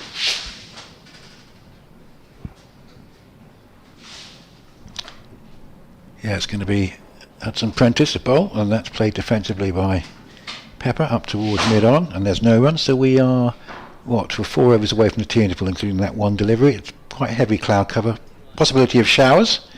Well, seeing as we're talking about Kane Williamson, one of the greats of New Zealand cricket, I think it sort of feels apt to tell my Finn Hudson Prentice story. Oh yes, we're going to do that sometime in the 4 days, but I'm not here tomorrow, so I'll miss it if you don't tell it today. Well, it is based around New Zealand, you see. Hudson Prentice, that's a good little joiner then, has played away for a single by Pepper. He goes to 41. It's 440 for 7. The lead stands at 236.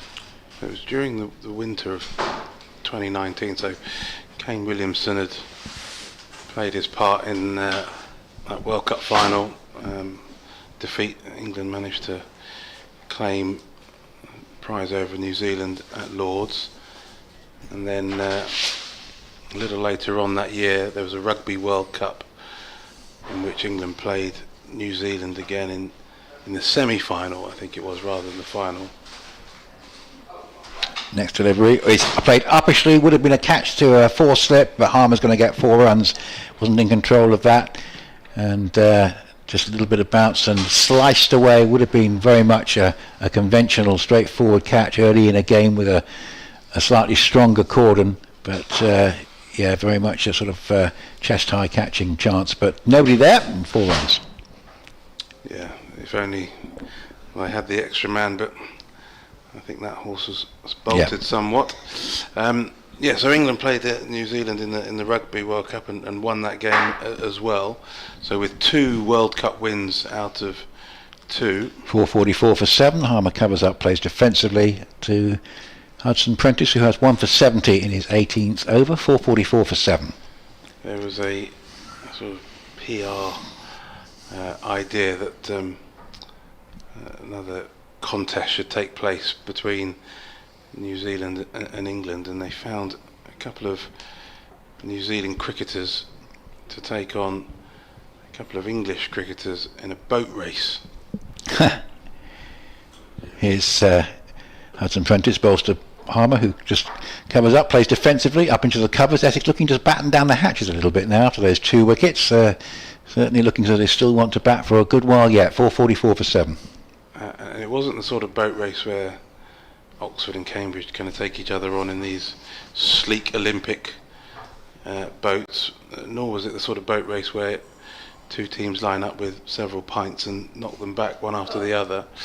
It was very much a kind of unstable dinghy making its way along I think it's the River Tay.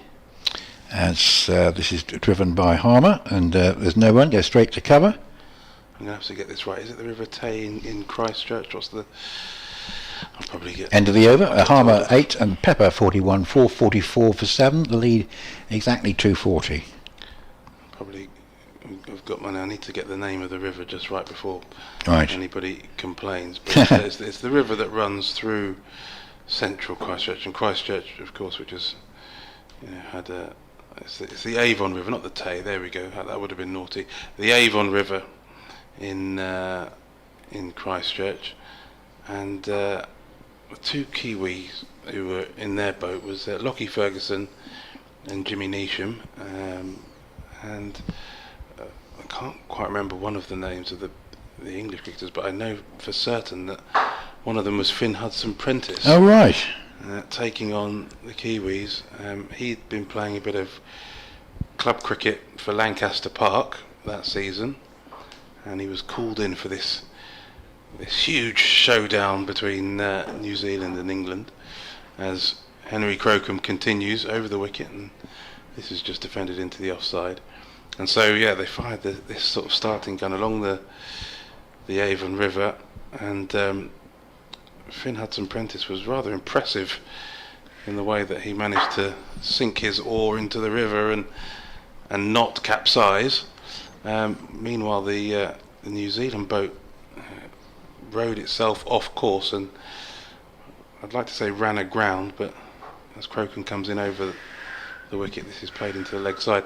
Not so much run aground, but found itself stuck in the reeds of the Avon River, and while Finn Hudson-Prentice calmly and serenely got his boat over the line, the 2 Kiwi cricketers needed rescuing and pulled out from the reed. So a third embarrassing sporting defeat for the Kiwis out of 3 in 2019. Getting used to it by then. As Crocombe comes in over the wicket, this one just tucked into the leg side for a single. Nice little story here. Bertie Foreman, the name will ring a bell, I think, to Adrian. He was with Sussex last year. He's still with Sussex. Still with Sussex, but on loan to Worcester? On loan to Worcester for 2 games, yeah. Right, well, I'll tell you what. He's not done too badly in this game because he's got Australia's number 6 out. He's got Bo Webster out for 57, so well done to him. And Webster out, it's 122 for 6, Warwickshire, in reply to Worcester's 333, so well done to Bertie Foreman. Under gloomy skies, Henry Crocombe comes in over the wicket, short ball, and it's ducked under by Simon Harmer. He lets it go over his left shoulder, and we've talked about the direction of these short balls. It's very much a field been set for the short ball. Deep mid wicket, a deepish backward square leg, and a long leg, as well as a normal forward square leg.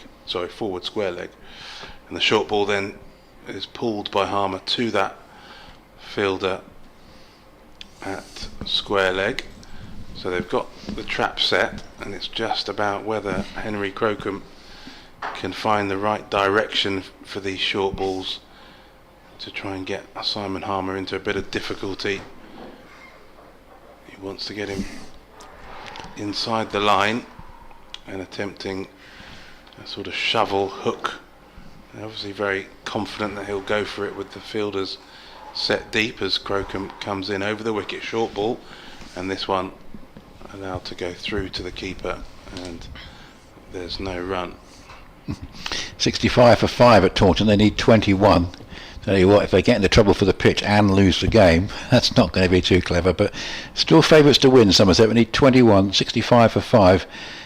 Drizzle's got his first wicket, 4 for Parkinson, and Tom Banton is 14 not out, so he's still there. But yes, it's not been easy for the batters at that one. And yes, 22 wickets on the opening day, and just about done and dusted by tea on day 2. 445 for 7. An innings that has included today a magnificent partnership which started last night with just the 1 run and extended to be worth 194 in the end between Critchley and Cox. And here is Pepper, who's now in and facing up to Hudson Prentice, and plays that down towards deep backward point for a single. It's pretty gloomy. There's a little bit of blue sky just away to the left, but it is pretty gloomy. I mean, there's some dark cloud around, and there are showers forecast perhaps for the final session. 446 for 7. And if Essex are 8 or 9 down, they might be thinking, particularly if Pepper gets out, that there may come a point in this evening session when they'd rather be bowling than batting, with a lead of 250 or so. Haven't quite got there yet. The lead though is 242. 446 for 7. A slip and a gully, and Harmer goes on the drive. Hasn't found his fluency yet, but he's been hitting quite a lot off the middle of the bat. He goes up towards mid-off, and there is no run. Adrian's taking a picture of the either the seagull on the pylon, on the floodlit pylon, or the cloud behind the seagull. But 446 for 7. And we had the excitement of the run out, and then the first ball of a Thane of consecutive deliveries, and Harmer plays that one up to cover. Not too much happening just at the moment. So Cox a quite brilliant innings of 132 from 173 balls, 23 fours. Critchley 123. We reckon run out, perhaps not grounding his bat after a quick single as it was played by Pepper past the bowler and gathered in at mid-on, and a very good throw. But Critchley given out for 123. Pepper still there on 43. First ball of a Thane, and Harmer drives, but again can't get it through the offside cordon. Goes up to mid-off, and there's no run. 446 for 7. So we've had 25 overs with this second new ball, and well, one's a run out, but at least Sussex will feel that they've just clawed a little bit back into the game. But that partnership has done quite a lot of damage. Almost 200 runs for the 5th wicket, a new record for that wicket for Essex against Sussex, beating one that has stood since 1901. Harmer just coming forward and playing defensively, and there's no run. So we've got India at 149 for 3 in the Test match at Old Trafford. So that's slightly given justification for Ben Stokes' decision to field first. And say a lot of rain around at Scarborough, which has been a bit unlucky today because most of the other grounds seem to have escaped the poorer weather. And again, Harmer just stroking it up to mid-off. A bit of a sameness about what happened in that over. Ball bowled, and Harmer heading into the offside and not getting it through the infield. So it was a good over though, nice and tight from the Sussex point of view. And it's 446 for 7. I'll be heading off in a minute to do an update at 4 o'clock. But we just only had the 1 over before tea anyway for Dean to describe. And yeah, looking pretty overcast at the moment. And Essex with a very good lead. It's a question of how much they want to and how much they can build on it. Yeah, they're pulling away. They've been pulling away all day up to and past Sussex's total. Now, well clear as Crocombe comes in over the wicket, and this one just guided down towards third man by Pepper, which I think is the plan. I think they're quite happy for Crocombe to expend his effort at Simon Harmer. Do you think they'll just bat as long as possible, or do you subscribe to they might rather be bowling than batting theory, particularly if Pepper gets out? No, I think they'll keep batting. There's so much time in the game. Yeah. You may as well score as many as you can. As Crocombe comes in, the short ball to Harmer, who takes on the challenge magnificently. He hooks that off his nose, away through the leg side, beats the fielders right between the two men, one stationed at backward square leg, a little deepish, and then another almost on the boundary in front, forward, deep square leg, and Harmer split them perfectly. And the umpire, who has spotted precisely what the plan is, has decided to go and take refuge on the other side rather than stand at square leg. He is now the point umpire. A sensible decision, one thinks, as Crocombe comes in. Another short ball, and again Harmer tries to pull it away much straighter towards a wide mid-on. There's no run. Yes, Harmer, that was a good shot from him. There was a thought in this game, because I think both Allison and Snater are unlucky to be left out. Allison's made a couple of centuries recently. I was thinking that they might think on the Kookaburra ball pitch that play 6 batters, Harmer at 7, and play all 4 frontline seamers. But as it's turned out, come back to that in a moment. Crocombe in, another short ball that Harmer manages to sway out of the way. Of course, Thane did get a first baller, but you never know when that's going to happen. But I think that strategy works best, batting second in better conditions than they would have had if they've been sent in by Sussex and lost a few early. Yes, well, Crocombe has taken his slip out, moved him into mid-wicket as he comes in again over the wicket, and this is full and driven straight back towards him, and there's no run. 6-3 field, so long leg, that deepish, or sort of halfway backward square leg, a deep mid-wicket, a normal square leg, a normal mid-wicket, and a mid-on. So very clear what Crocombe is trying to do here as he comes in over the wicket. Short ball, and that's caught Harmer on the glove, got into a very awkward position. Very well directed short ball there from Crocombe, and that's going to be T as Harmer got himself all squared up, and I think it came off, he took the glove off, I think it hit him on the bottom hand. It did, and that's exactly the kind of direction that Crocombe is looking for. And with that, it's tea, and I'm going to head off to the museum to sign some more books. Good, brilliant. Good luck, Dean. I hope there's some more people over there. How much play we're going to get after tea, I'm not too sure, because it has got very dark here. There's a lot of heavy cloud around.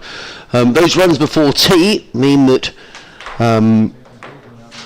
Essex have got their full batting bonus point allocation, so they'll be delighted about that. Just reading as well about the queues at the Test match today, which have obviously been bad news, and reading that Old Trafford are going to review entry procedures at Old Trafford for the rest of the match. Now the ground staff are coming out. I can see Ben Gibson, the head groundsman, is just bringing out some matting, because it does very much look as if we could be due for some rain here during the tea interval. So if it does rain, well, at least it's come at a good time. But Essex in an excellent position in this match, 451 for 7. So their lead is 247. So we're going to have a little break, have a cup of tea and a biscuit, and we'll be back with you for the final session of the day. Let's hope the rain stays away in about 20 minutes' time.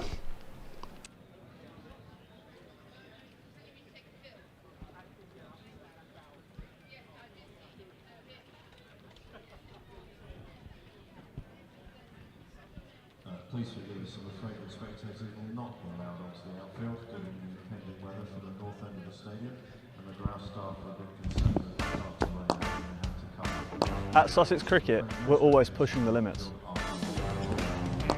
Searching for that extra edge, that winning formula. It's about the small gains, the marginal improvements, and the dedication to perfection. But the pursuit of victory doesn't stop on the pitch. Behind the scenes, WebTrends Optimise is working their magic, optimising our digital journeys, making sure every click counts. From filling the stands with roaring fans to getting them kitted out in their Sharks gear, Webtrends Optimise helps us connect with our community. Because nothing fuels our players more than a packed house, a sea of Shark shirts, the energy of our incredible fans. On the pitch and online, it's a team effort. Sussex Cricket and Webtrends Optimise. Optimise for victory.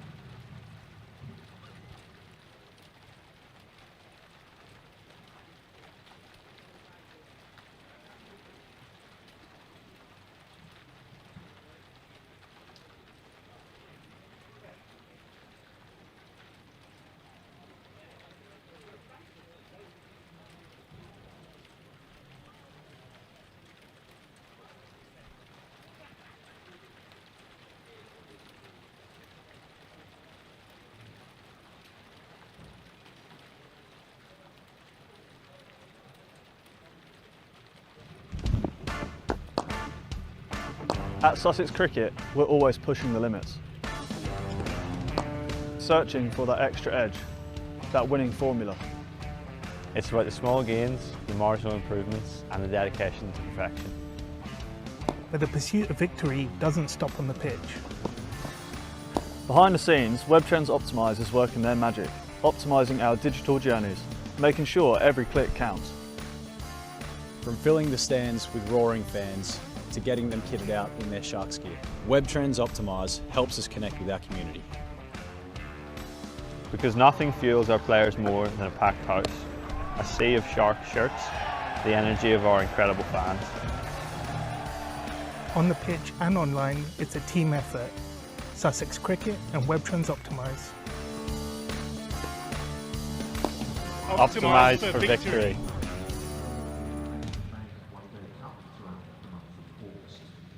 Tickets to see both the men's and women's teams are available to purchase online from the club ticket office from around just £10. We also have a range of hospitality packages including the children, so please once again head over to the Sussex Cricket website to explore what's available. Tickets are also available to purchase for the Rathbones Arundel Festival of Cricket at Arundel Castle Cricket Club.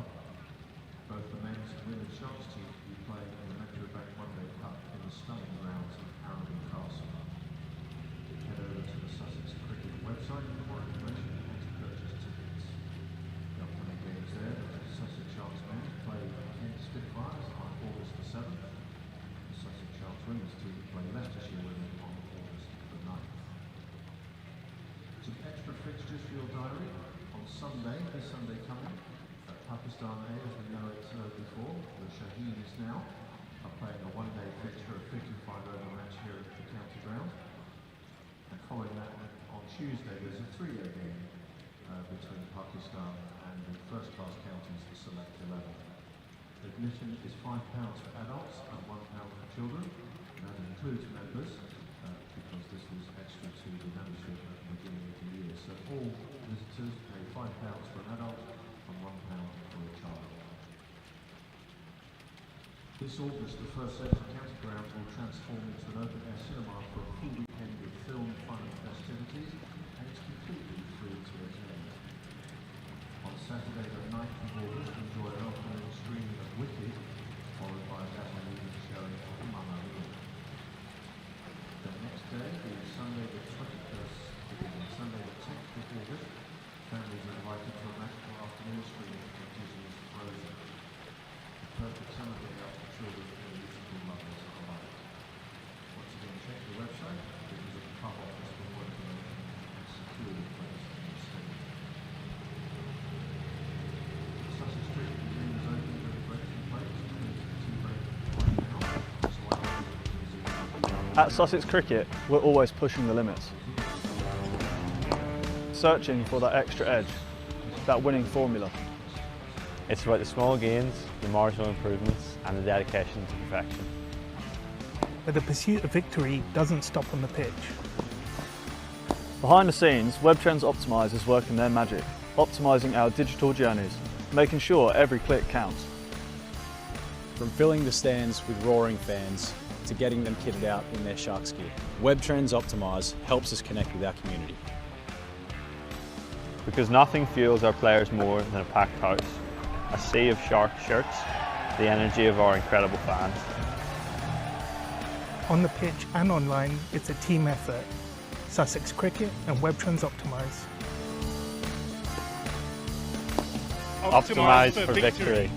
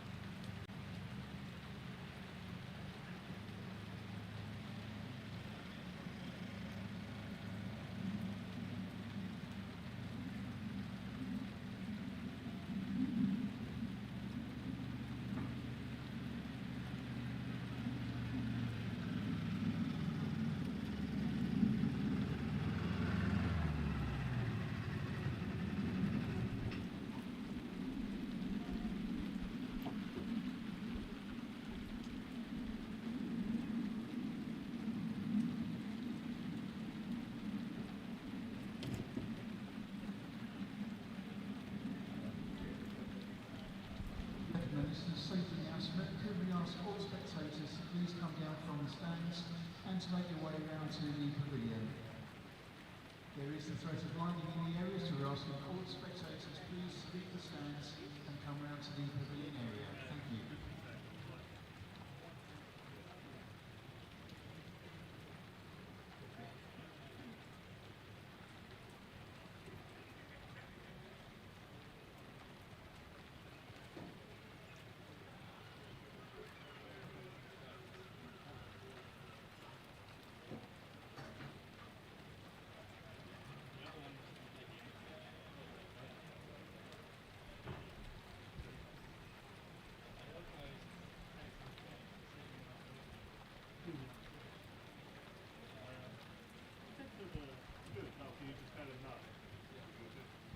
Once again, ladies and gentlemen, especially in the temporary seating at the north end of the ground, please leave the open stands at your earliest convenience and head round to the pavilion. This is a safety announcement.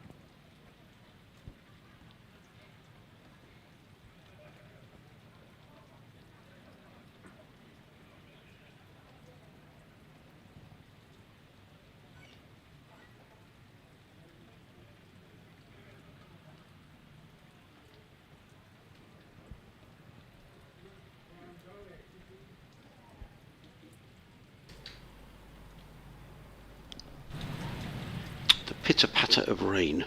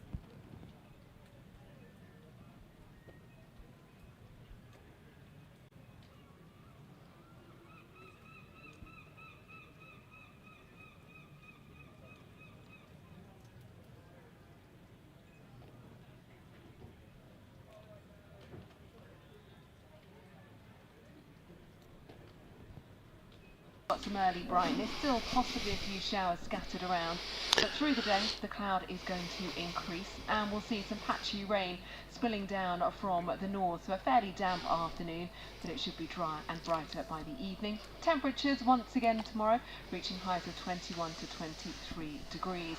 Friday and Saturday should be drier, brighter and warmer as temperatures reach the mid-20s, but the possibility of more showers on Sunday. Nina, thank you. Cricket update. Latest then from the cricket now. Adrian Harms is watching the second day of Sussex's game with Essex at Hove. Yes, indeed, the tea interval has arrived here, Adam, but right on cue, so has the rain as well. So currently the covers are on and there'll be no play for a little while. It's been raining fairly heavily here in Hove. Essex, though, going along very nicely. They're 451 for 7, centuries for Cox today and Critchley, so they lead by 247 runs. Whether we'll get any more play today, we'll have to wait and see. Not much play today up at Scarborough, where Yorkshire are playing Surrey. Yorkshire 376 for 5. It's raining there as well. Down at Cardiff, Kent 45 without loss in their second innings, still trailing Glamorgan by 127. And in the Test match, India now 175 for 3 at Old Trafford against England.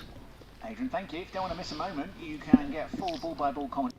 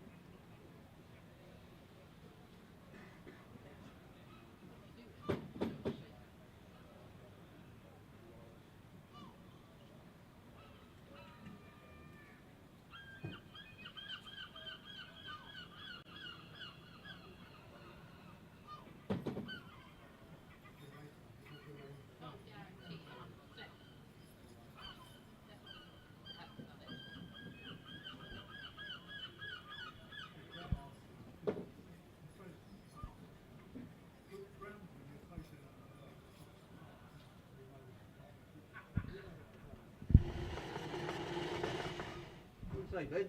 They're having an inspection at 12:30. It's just still in the air a little bit. And there's the odd blob, so they're going to But come you out. might get back on. I think so. If we don't get any more. Cheers, Ben. All right.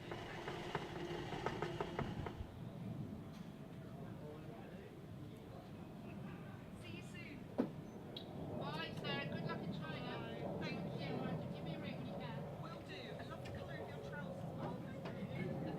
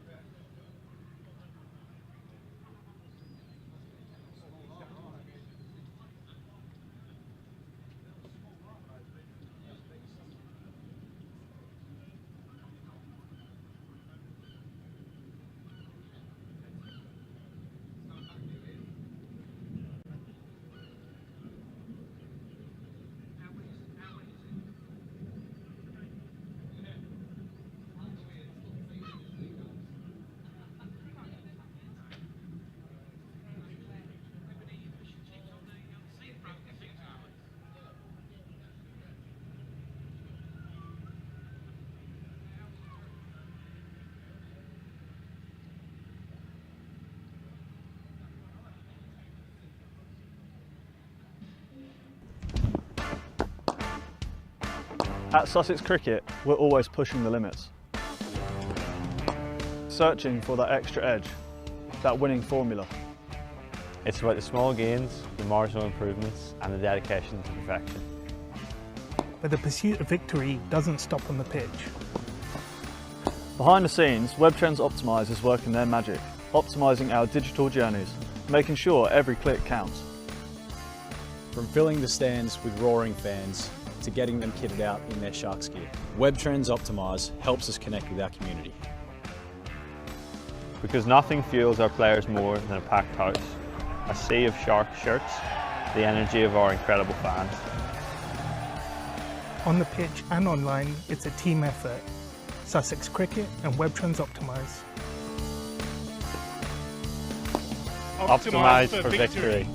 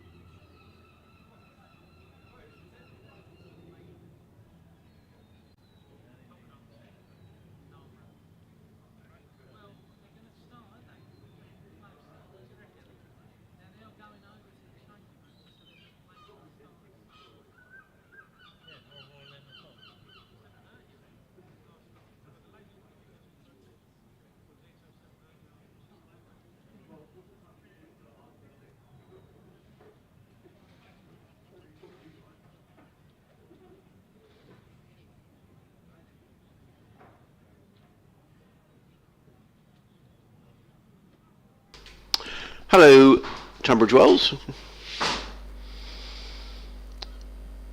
Actually, I'm not sure who's...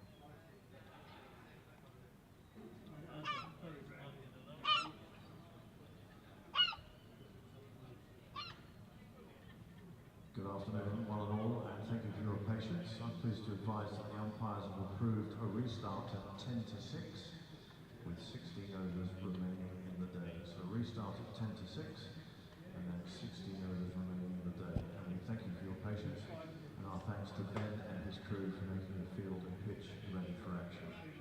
So restart at 5:50 with 16 overs remaining.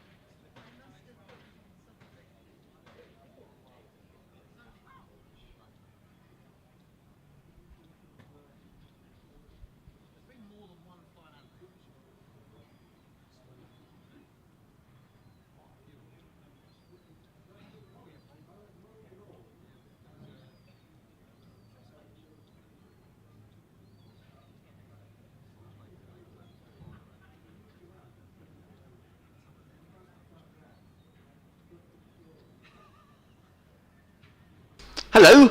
Hello, my love. Would you be ready to do with it now? Yes, I am. No problem. Lovely. All right. I'll drop you on the desk. Thank you.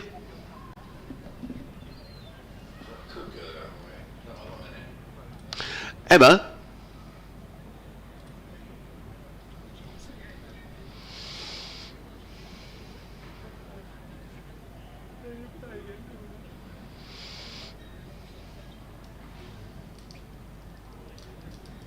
Look at all the seagulls on the outfield.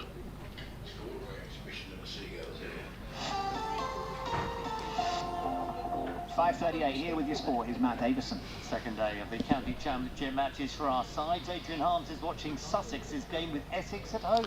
Yes, there's been no play here, Matt, since tea when we had a brief shower. The good news is we are going to restart again at 10 to 6 with another 16 overs to be bowled in the day. Essex in a very strong position here, 451 for 7 with centuries for Matt Critchley and for Jordan Cox. 3 wickets for Gurinder Sandhu, but Sussex really up against it, trailing by 247 runs. Meanwhile, a really frustrating day for Surrey, the county champions. Very little play at Sky.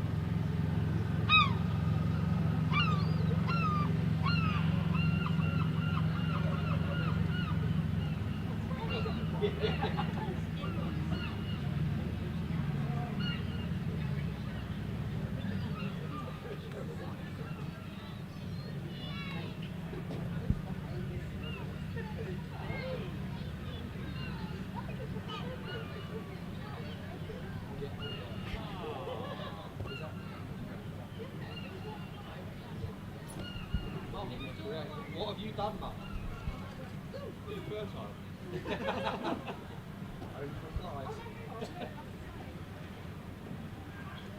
Oh, Stokes has got surprise.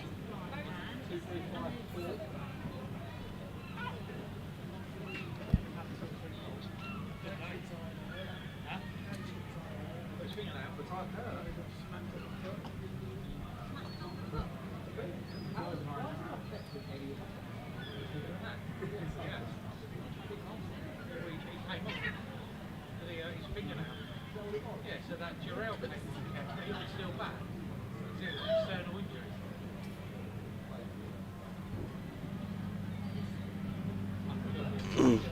Well, a very good late afternoon stroke early evening from Hove, where after a lengthy delay of the best part of a couple of hours, we are going to get more play. Now, it's very grey and overcast. The ground staff have done all their mopping up, and as ever here at Hove, they've done an excellent job, Ben Gibson and his team. We are going to get 16 more overs tonight. Now, the only thing I would say now is the light isn't very good, and I'm a little surprised the floodlights aren't already on. I'm sure the umpires will maybe take a meter reading. They're coming out and looking at this. I mean, it shouldn't be a surprise to them because they've been standing at the side of the pitch for the last 10 minutes, but it is really quite gloomy, and I'm surprised that the floodlights aren't on. Nonetheless, here come the Sussex players, who I think, to be honest, Nick Gledhill sitting next to me, I think Sussex would have quite happily said, yeah, thanks very much, we'll call it a day now. Essex have got nothing to lose here, really, because they've got their 5 batting bonus points. They might think, well, we might be able to get another 50 runs in these 16 overs, and this lead becomes 300. If they get bowled out, they might think, well, we've got 3 or 4 overs at Sussex tonight. So I think Essex are are in a situation where they've got everything to gain, and probably Sussex have got everything to lose, particularly if they end up batting tonight. Yeah, particularly if they got past that 450 just before the tea interval. So they've got the maximum batting points. We've had 107 overs. They got there very comfortably.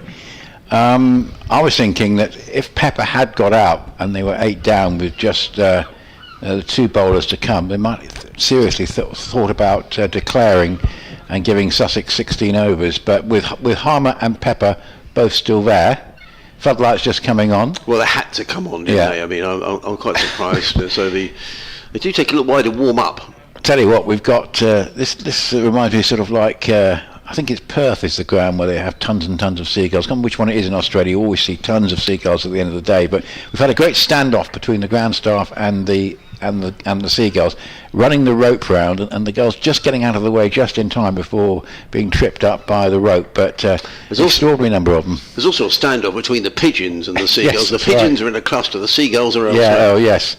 That's right, they're all in the same group. But as I was saying, it's remarkable how none of them ever went on the pitch. So they do read the keep off the pitch signs. Anyway, 4:51 for 7, we're back underway, and it's Finn Hudson-Prentice motoring in from the Cromwell Road. It bowls to Michael Pepper, who plays into the covers, and there is no run. So it's been a couple of hours since we had any cricket, so we'll remind ourselves that Essex are 451 for 7, so they've got their 5 maximum batting bonus points. Harmer on 12, Pepper is on 44. The lead is 247, so Sussex have another 17 balls in which to take 2 wickets, otherwise they will just finish with just the 2 bowling bonus points. So everything for Sussex to play for here. There are 2 slips in place. I would say that's 2 slips. I would say there's a first slip and a third slip. As Hudson-Prentice is in, bowls to Pepper, who defends down the onside of the track, and there is no run. The floodlights are on. It is gloomy. The forecast for tomorrow, if it can be believed, I've almost given up with the weather forecast. Friday looks like it's going to be a good day. That looks pretty assured. A full day's cricket on Friday. Tomorrow, a suggestion, there could be some showery activity, early afternoon onwards. So we'll have to see. Just a point, really, I was just discussing with Nick. Because extra overs can be bowled tomorrow now. Some of these overs can be clawed back as Hudson-Prentice is in and bowls and Pepper defends to mid-off when there is no run. I just wonder, I don't quite know why we start county championship cricket at 11 o'clock anyway, Nick, because half the day's gone. I don't know why we don't start at 10:30, particularly when you get to this time of the year, Yes. because the evenings are getting shorter. I can see the argument against it in April, Yeah. but certainly if you can play at 10:30 in September, you can play at 10:30 in July. Yeah, so the umpires say, we've got 8 extra overs tomorrow, so what we're going to do, we're going to start at 10:30 tomorrow. Yeah. Thanks very much. But so some of the rules I just don't understand. Hudson-Prentice in, bowls, and Pepper speed outside the off stump, but he's taken behind, the wicket goes down, and Sussex have picked up a wicket, and it's the end of Michael Pepper, and Finn Hudson-Prentice picks up his 2nd wicket, and Essex are 451 for 8, and I just wonder, with these floodlights on and this heavy cloud, Nick was speculating as to what Essex might do here, because it's not easy batting conditions. I just wonder whether Essex might think, actually, do we... Well, it's interesting that Harmer has started to walk towards the dressing room, but I think he's not going to walk all the way as Pepper walks off. Never quite at his best, Michael Pepper, in that innings, but 44 from 70 balls with 5 fours. Probably one of those situations where he came at the end of a very long partnership and almost felt as though there's not much more I can add because they've done all the work, but he has been in pretty good form and he did okay there, but that was a good delivery. Yeah. And if that had happened just before the break, I just wonder whether Sussex might have been batting. I think a Ben Stokes scenario would have come into play, certainly, that he would have said, I'd rather be bowling than batting, and Dean was against it a little bit earlier. I'm a bit more in 2 minds than that. I think there was, when this leads 250, and these are not easy batting conditions out there. I think with a new Kookaburra for 16 overs could have been a problem. I can see why he didn't, because Pepper was still in. Now what Essex have to do is to make sure that they make use of these overs, however many they bat, so that at least it justifies the fact that they're out there. And obviously Harmer is going to be very much front and centre for them doing that. Khalil Ahmed comes out to the crease. No great batting credentials, but we'll see how he goes here. Yes, he takes guard. Again, the seagulls and pigeons are invading the pitch. They're everywhere but on the square. In fact, short while before play started, there was an absolute ton of them up in the clouds, but they seem to have all be down at ground level now. Sussex have fought back here actually, because at one stage it did look as if the lead could be, well in excess of 300. It's still 247 as in comes Hudson-Prentice, bowls to Arbid, who lets that go outside the off stump with a flourish. And the ball goes through to Simpson, and there is no run. So at one stage, Essex were they were 430 for 5 at one stage. Yeah. So they have lost 3 wickets for 21. It is quite gloomy, and I don't know, I'm not even sure where the weather's coming from now, because the flags are absolutely limp to the flagpoles. But we are still playing. And Hudson-Prentice motors in down the hill, bowls, he pulls it onto the leg, so is he going to get caught? It's gone for 6. That's gone. He took one hand off the bat, did Arbed, and he just swung the ball the way into the leg side, It's gone all the way to 6. What an extraordinary shot. Well, 457 for 8. Well, he might not have great batting credentials, but that's He doesn't, but I mean, that's maybe he's got sort of freedom to give it a go. And, yeah, he always seems to... It was unconventional, mind you. It's gone a long way. It's gone over backward square leg for 6 runs. Yeah. So we're going to have a delay. Brenda, well done, Brenda, who brings out the balls every week. Sussex's #1 fan over there in her Mac. First class batting average is 7. So it tells you from 27 innings that he's not really made his mark as a batter. Top score of 18 not out. So he's actually a third of the way to getting to that. Oh dear, now we get... all right, have the umpires decided on a ball? Yes, they have. So Daniel Ibrahim actually is going to hand the box of balls back to Brenda, who goes and sits down in her place in the Spain Karma Pavilion. So an eventful over, a wicket, a big 6 from Ahmed, and well, I wonder if he has got. I wonder if the skipper's just said go in and have a swing. Yeah. Oh, there goes Brenda. Picture of a sitting. Well, I think so, because what they don't want Essex is him and Porter just sort of prodding around, unless Harmer's really going well at the other end, because I think that I can see why they didn't do it with Pepper not out, but they found the ball now. Yeah, but, there is a case for saying, are we better off bowling?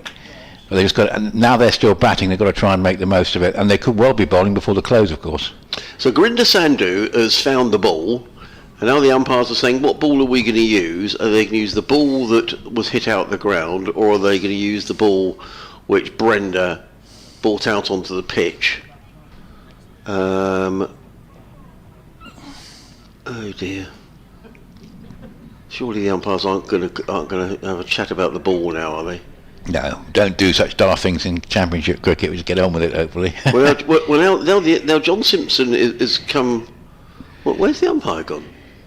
Yes, so John Simpson was at the wrong end. It was the end of the over. Wow. We got there in the end. Late in the day. Amazing number of gulls and pigeons on the outfield. Quite extraordinary sight. And it must be quite difficult for the players to concentrate out there. Another reason why I think Essex might fancied having a bowl. It must be quite... I guess the Sussex batters are used to it, but it's not this many birds. Yeah. There must be about 200 birds on the outfield. I know, it's quite extraordinary. So anyway, Sandy with 3 for 96 comes into bowl from Cian. That's on the pads of Harmer, who'll take a single to deep square leg, and Khalil Ahmed, who kicks up his heels as he completes the run, is going to be on strike. So in the test match, India 244 for 4, and the redoubtable Ben Stokes 2 for 43 in 13 overs. The last one being Sai Sudarsan for 61, played briefly for Surrey earlier in the year. Rishabh Pant has retired hurt for 37. That starts to ask questions about, are we going to have somebody else keeping and then batting in the second innings again? Jadeja and Thakur, who might have been playing for Essex for a while this season, other not out batters. That's played this run down off an open face, and it actually gets past Hudson Prentice at backward point, and they get through for a single, which will slightly annoy Sussex because it means that Harmer's back on strike.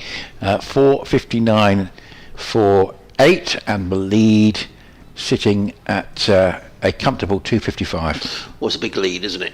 Whatever way you want to look at it, Sussex are going to have to bat extraordinarily well second time around.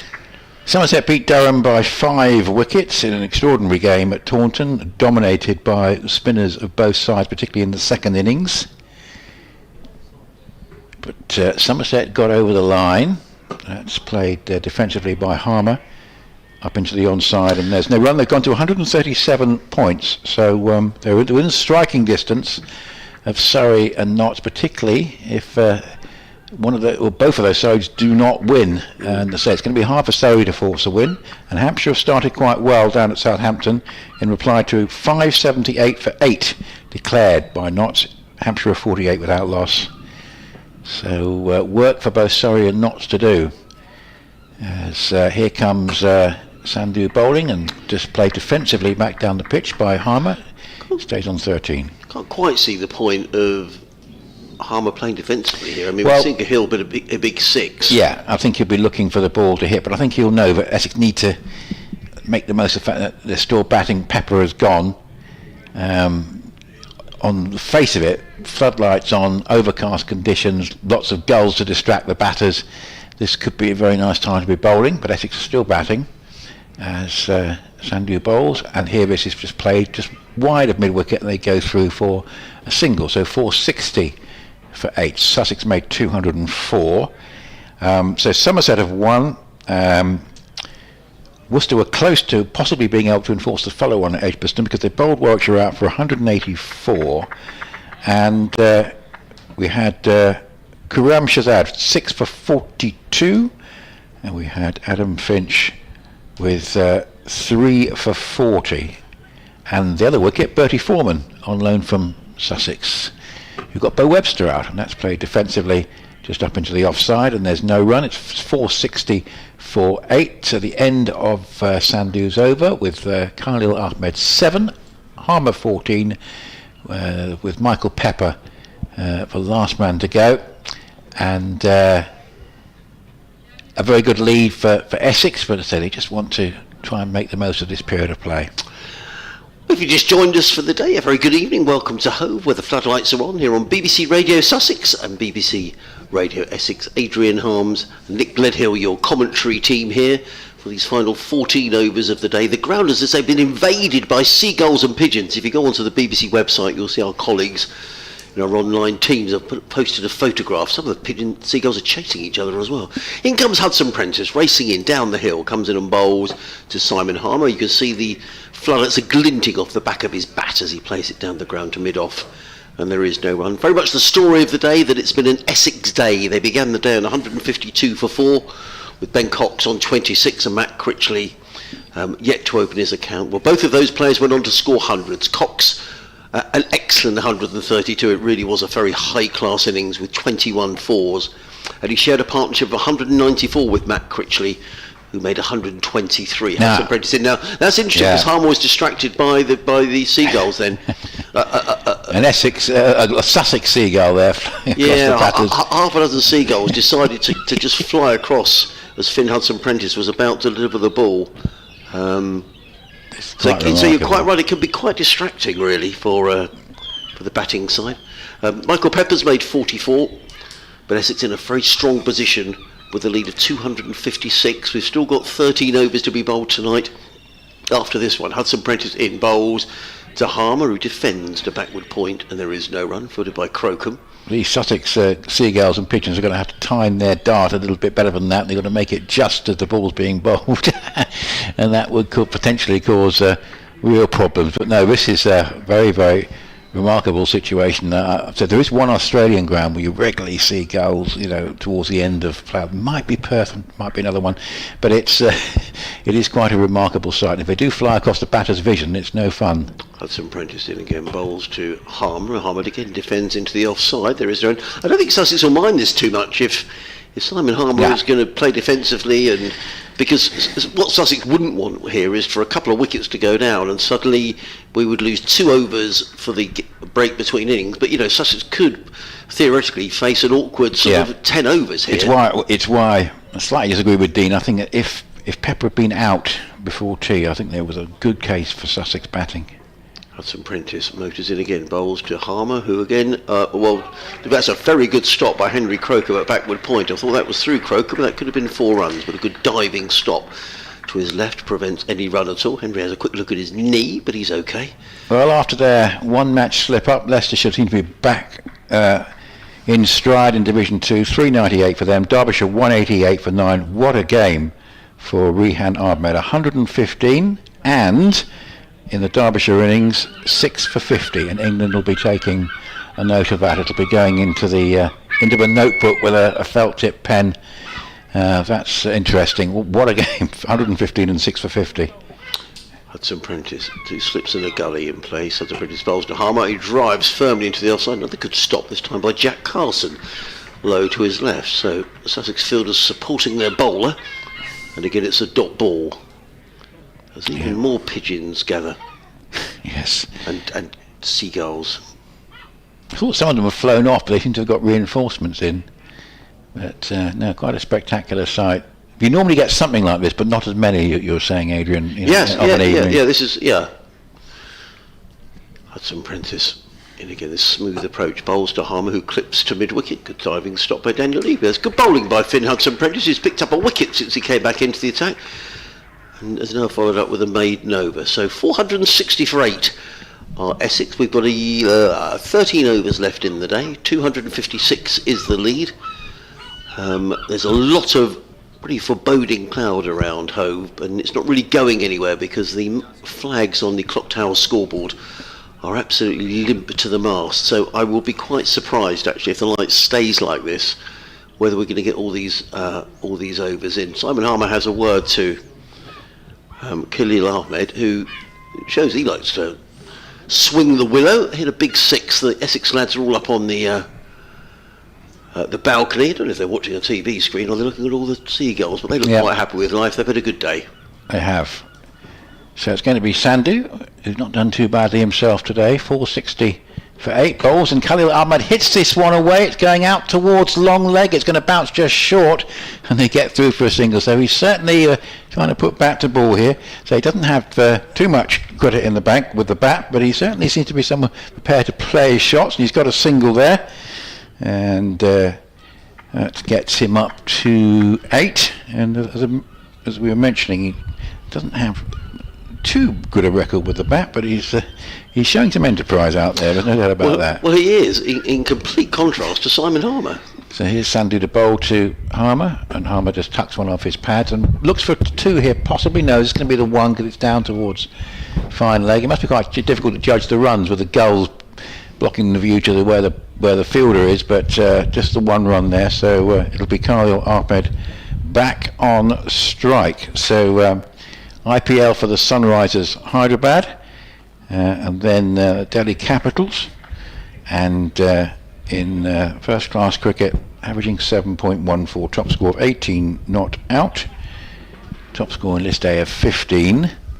And here he is on strike. Sandhu, he gets a bounce. Try playing the hook shot to that one. That was a nice piece of bowling. It was. Signalled as the 1 for the over. Yes, it was a very good. I think he was saying. Yeah. There was a message from another go. Sandhu. Yeah, you're not going to pull me play a shot like that again. Perversely, away to the west, I can see some far brighter skies. I'm not sure whether that's the way the weather is coming from or not, because the cloud is just sitting above Hove at the moment. Tom Banton was the hero for Somerset, 33 not out, and the last 15 wickets in that game all fell to spin. In the Durham second innings, Leach 6 for 63, Vaughan 4 for 85, and then Parkinson took 4 in the Somerset second innings, 4 for 39, 1 for George Drizzell to add to his first innings haul. But Somerset won. That's just guided down. It's not a bad shot at all from Khalil Ahmed, not much more safe, and steered away down towards deep backward point for a couple of runs. So he's on his way to a career best here, 464 for 8, and at least the fact that he is putting bat to ball, I say, it just justifies Essex still being out there. I'm just reading quotes from Graham Onions about that pitch down at Taunton. He says, this is quoting from the BBC website, "I knew spin will play a big part in the match, and having been out of the team, Parky worked really hard to get himself in." As Sandhu again bowls, and Khalil Ahmed again played a pretty good shot here, just getting inside the line and working it away towards deep square leg for a single, and he moves into he's all double figure territory. He's already there. He's on 11. Harmer has 15. It's 466 for 8. 465 for 8, correction. Goes on to say, my take on the pitch is that there was excessive turn. The bottom line is that it's a day and a half and the game is over, which is not good for county cricket. Turn for days 3 and 4 is okay, and it's a shame because Jack Leach is a fine bowler capable of taking wickets on flat pitches. Yep, 2 slips waiting, and Harmer on the push drive sends it up to mid off. They go for a quick single. Shy comes in, but Khalil Ahmed's worried it might hit him, but no, it doesn't. And Harmer will keep the strike. He's on 16. He's played very much within himself. 16 from 42 balls. Ahmed 11. As I say, we've lost the 1 wicket of Essex since the resumption, and that was that of Michael Pepper for 44 from 70 balls with 5 fours. Earlier, Jordan Cox 132, Matt Critchley 123, and their partnership for the 5th wicket was a record for Essex against Sussex, beating one that stood since 1901. They put on 194, and then Critchley in partnership with pepper added a further 85. So it is going to be Finn Hudson Prentice, 21 overs, 4 maidens, 2 for 72. I think he's bowled nicely. Hudson Prentice comes in and bowls, let go outside the off stump by Simon Harmer, goes through to keeper Simpson, and there is no run. So we've got another 11 overs to be bowled after this one. It is gloomy. The lights are on. Yeah, it's one of those where Essex, if they were bowling, they might have fancied their chances of getting 2 or 3 Sussex wickets. Interesting to see what sort of conditions they got first thing tomorrow morning. I think Sussex will be very pleased to be bowling, to be honest. Hudson Prentice in and bowls, and Harmer plays very straight to short extra cover, fielded by Carson, and there is no run. Essex quite content to be batting with the lead out to 262. It's 2 days to go. Good weather forecast on Friday, perhaps not quite so good tomorrow. It could be some interruptions tomorrow, but Essex will feel they're in a very powerful position here. And one from which they shouldn't have any worries about losing the game, even if Sussex bat well. There will be a bit of extra time tomorrow. Jamie Porter was confident the pitch is going to get better. But if Sussex did bat well, there's a potential they might have a short chase, which would be an exciting end to the game. 2 slips in place. I think Hudson Prentice wanted a change in the field. He wanted Henry Croker to come a bit finer, I think, here at deep backward point. It's driven through the offside by Harmer. Good bit of fielding by Jack Carson. Sussex have fielded well, actually, since the resumption. Mind you, Jack Carson's always throwing himself around in the field. So one result that we've mentioned at Taunton. We've also got 3 closures for the day. We've already told you at Scarborough. Well, hopefully Adrian will see a bit more cricket next week when there is this. Yorkshire 376 for 5, so that game isn't really going anywhere against Surrey. Closures also at Derby and Cardiff, more on those in a second. Hudson Prentice with smooth approach to the wicket bowls, and that's clipped away by Simon Harmer down to fine leg and picks up another single. He goes to 17, the total of 467 for 8, the lead 263. So Leicester have bowled Derbyshire out for 189. That means they've got a lead of 209. They can choose whether or not they want to enforce the follow on in the morning. They've got time to think about it because that is the close at Derby. And at Cardiff, Kent 106 for 1, doing a bit better second time around, 66 behind Glamorgan. They've had a very disappointing championship campaign, Kent, to put it mildly. Hudson Prentice bowls to Critchley. He takes this one and pulls away. He's going to be caught down at fine leg by Gurinder Sandhu. 3 wickets for Finn Hudson Prentice.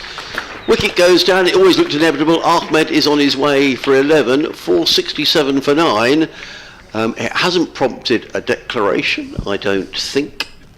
Although I can't see anybody coming down the... Is Jamie Porter going to come in? Yes, he is. So, Finn Hudson Prentice picks up a couple of wickets.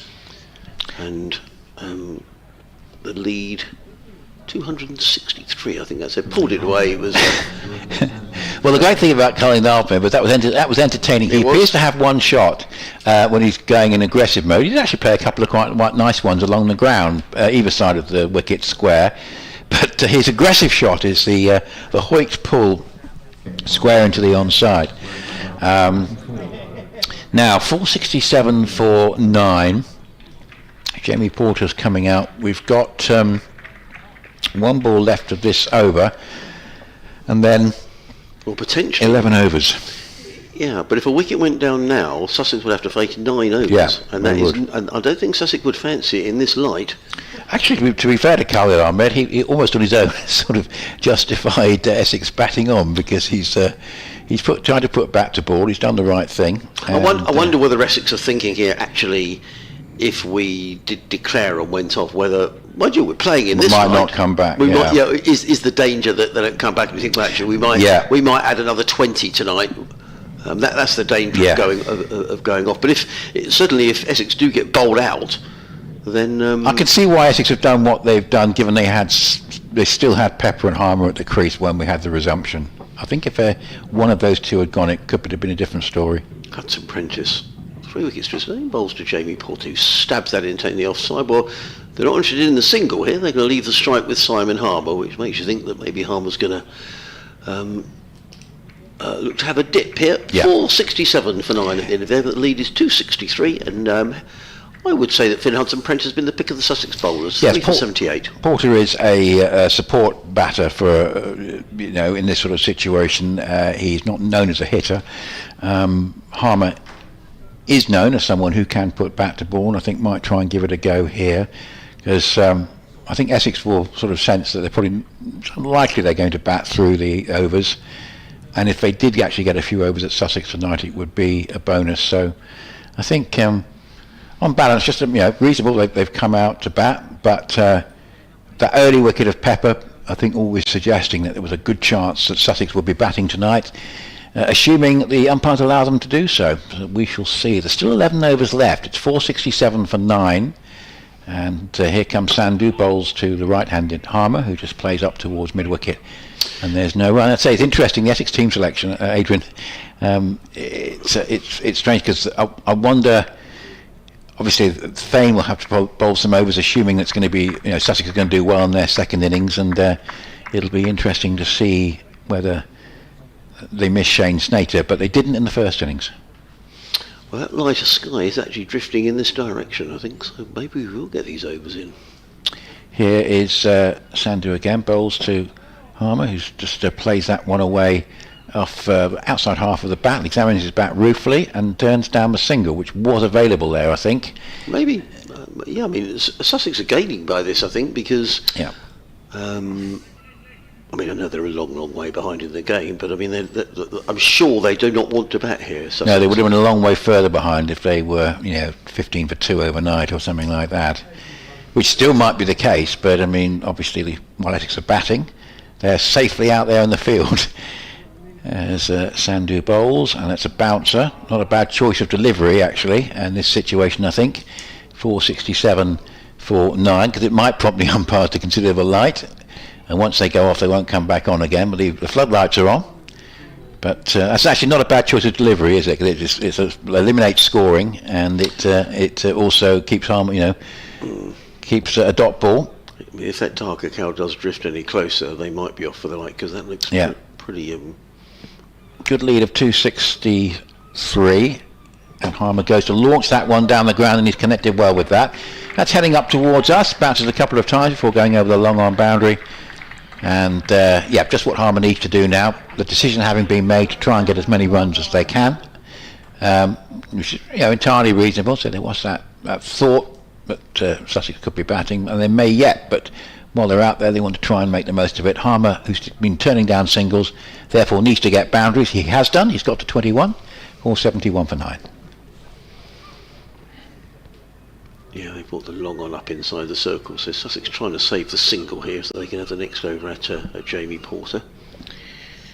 Kent still 66 behind at Cardiff at the close there. That's a cutaway, a good shot. So back-to-back boundaries by Harmer, as Sandy just drops a bit short, and it's 475 for 9. Harmer goes to 25. Yes, 106 for 1, Kent, so 66 behind Glamorgan, who made 327.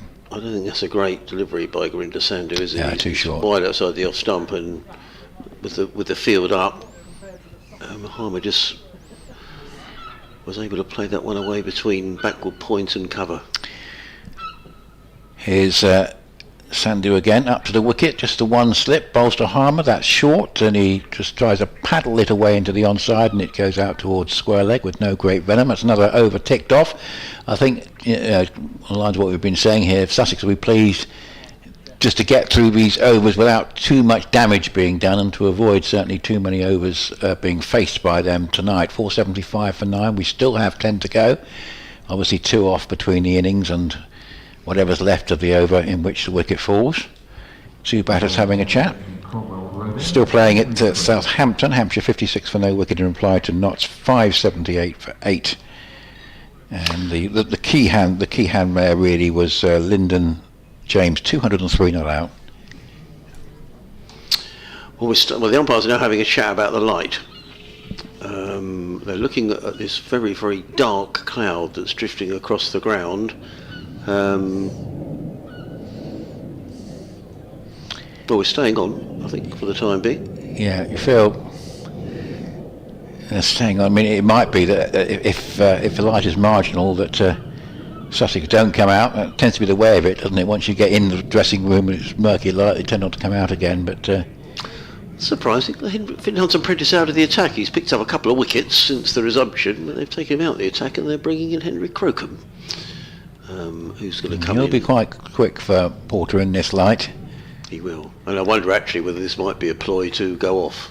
Yeah, so they know, but they're unlikely to come back if they do. Yeah, Crocombe in from the Cromwell in bowls to Porter, who takes a step away to the leg side and a big swing. Crocombe stops the ball off his own bowling and there is no run. So he doesn't look as if he's that keen on getting into line here, Jamie Porter. He stepped well, and he would have hit the stumps, Henry Crocombe, with that one. Porter's clearly got a very good eye and kept the ball out. So still playing at Southampton, still playing at Edgbaston, where Worcestershire are 16 for no wicket, 165 ahead of Warwickshire. Crocombe again, 2 slips in place as a short leg. They've put a fielder back now at deep mid-wicket, or deep square leg. I'd imagine they're imagining here that Porter may get a big top edge if Henry Crocombe digs one in short, and I think that's going to be the tactic. Yeah, they've got a leg slip in place now. So the umpire's just checking that the fielder down at deep square leg is actually in front of square. Crocombe in bowls. Porter again steps a mile away to the leg side. It reminds me of when I used to bat against quick bowling, stepping way away to the leg side. He's probably showing all the stumps to Henry Crocombe. Oh, yes. He's giving it a go. I think he knows that he wants to try and score runs while he's on strike now, try and score runs while Essex are still out there. Crocombe makes his way in again when he was, but he had to just wait a couple of moments.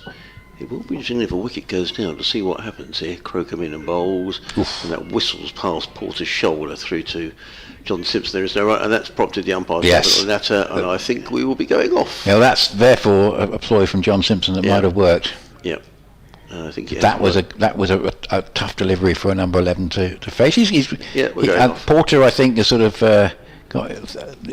making an indication, suggesting that it could be a good idea to go off, and it's not very nice out there, and looks like they're going to do that. I suspect that'll be the end. Well, we've just come back on for 6 overs and 3 balls, and I suspect that is going to be it for the day.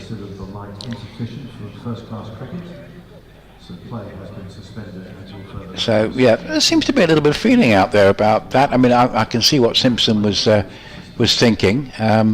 But I think obviously the extra pace of Crocombe had to take that into account, and that was a good short ball actually right at the end there. Well, it's 6:20. We're off for bad light, with there being 113.3 overs. Harmer on 25.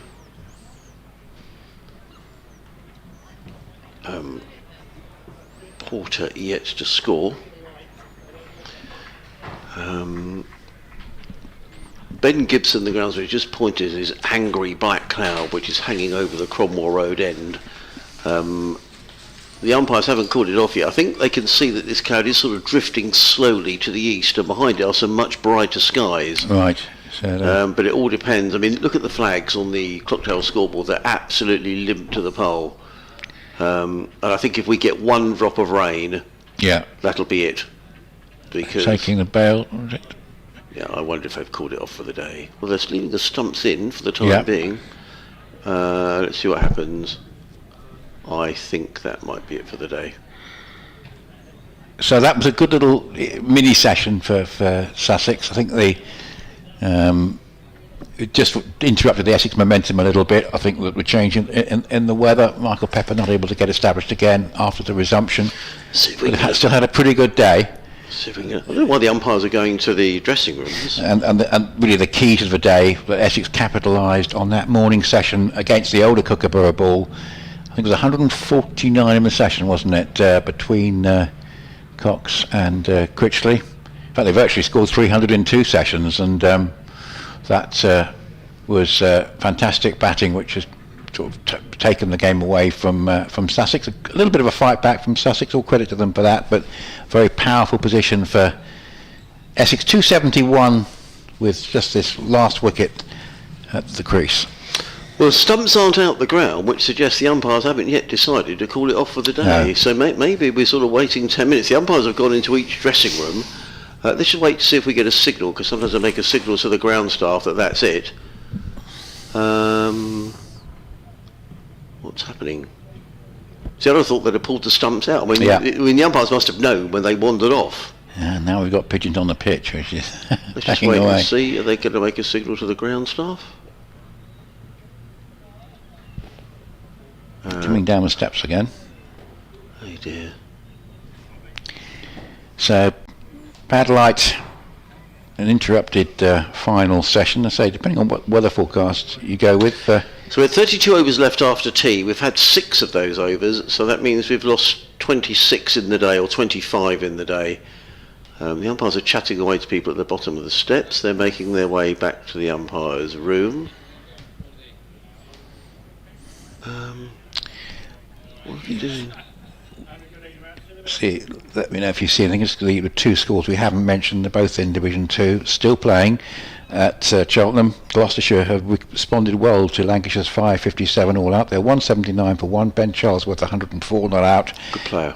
And Middlesex 625 for 8, and in reply Northants 101 for 3. That's at the Merchant Taylors. Word from the umpires that play has been suspended for the rest of the day. So then we'll play. There we go. Right. Thank you very much, everybody, for listening. Thank you for your interaction through the day. Nick, thank you. Be good to see you again. Yeah, lovely to see you. Nick's Adrian, not here look forward to tomorrow. seeing you next time. Victoria Pooley will be here tomorrow together with Dean Wilson. But that is it. Close of play here at Hove, and with Essex on. I didn't make a note of it. Yes, I did. 475 for 9 means their lead is 271. Yeah. Thank you for listening, and we'll speak to you again tomorrow.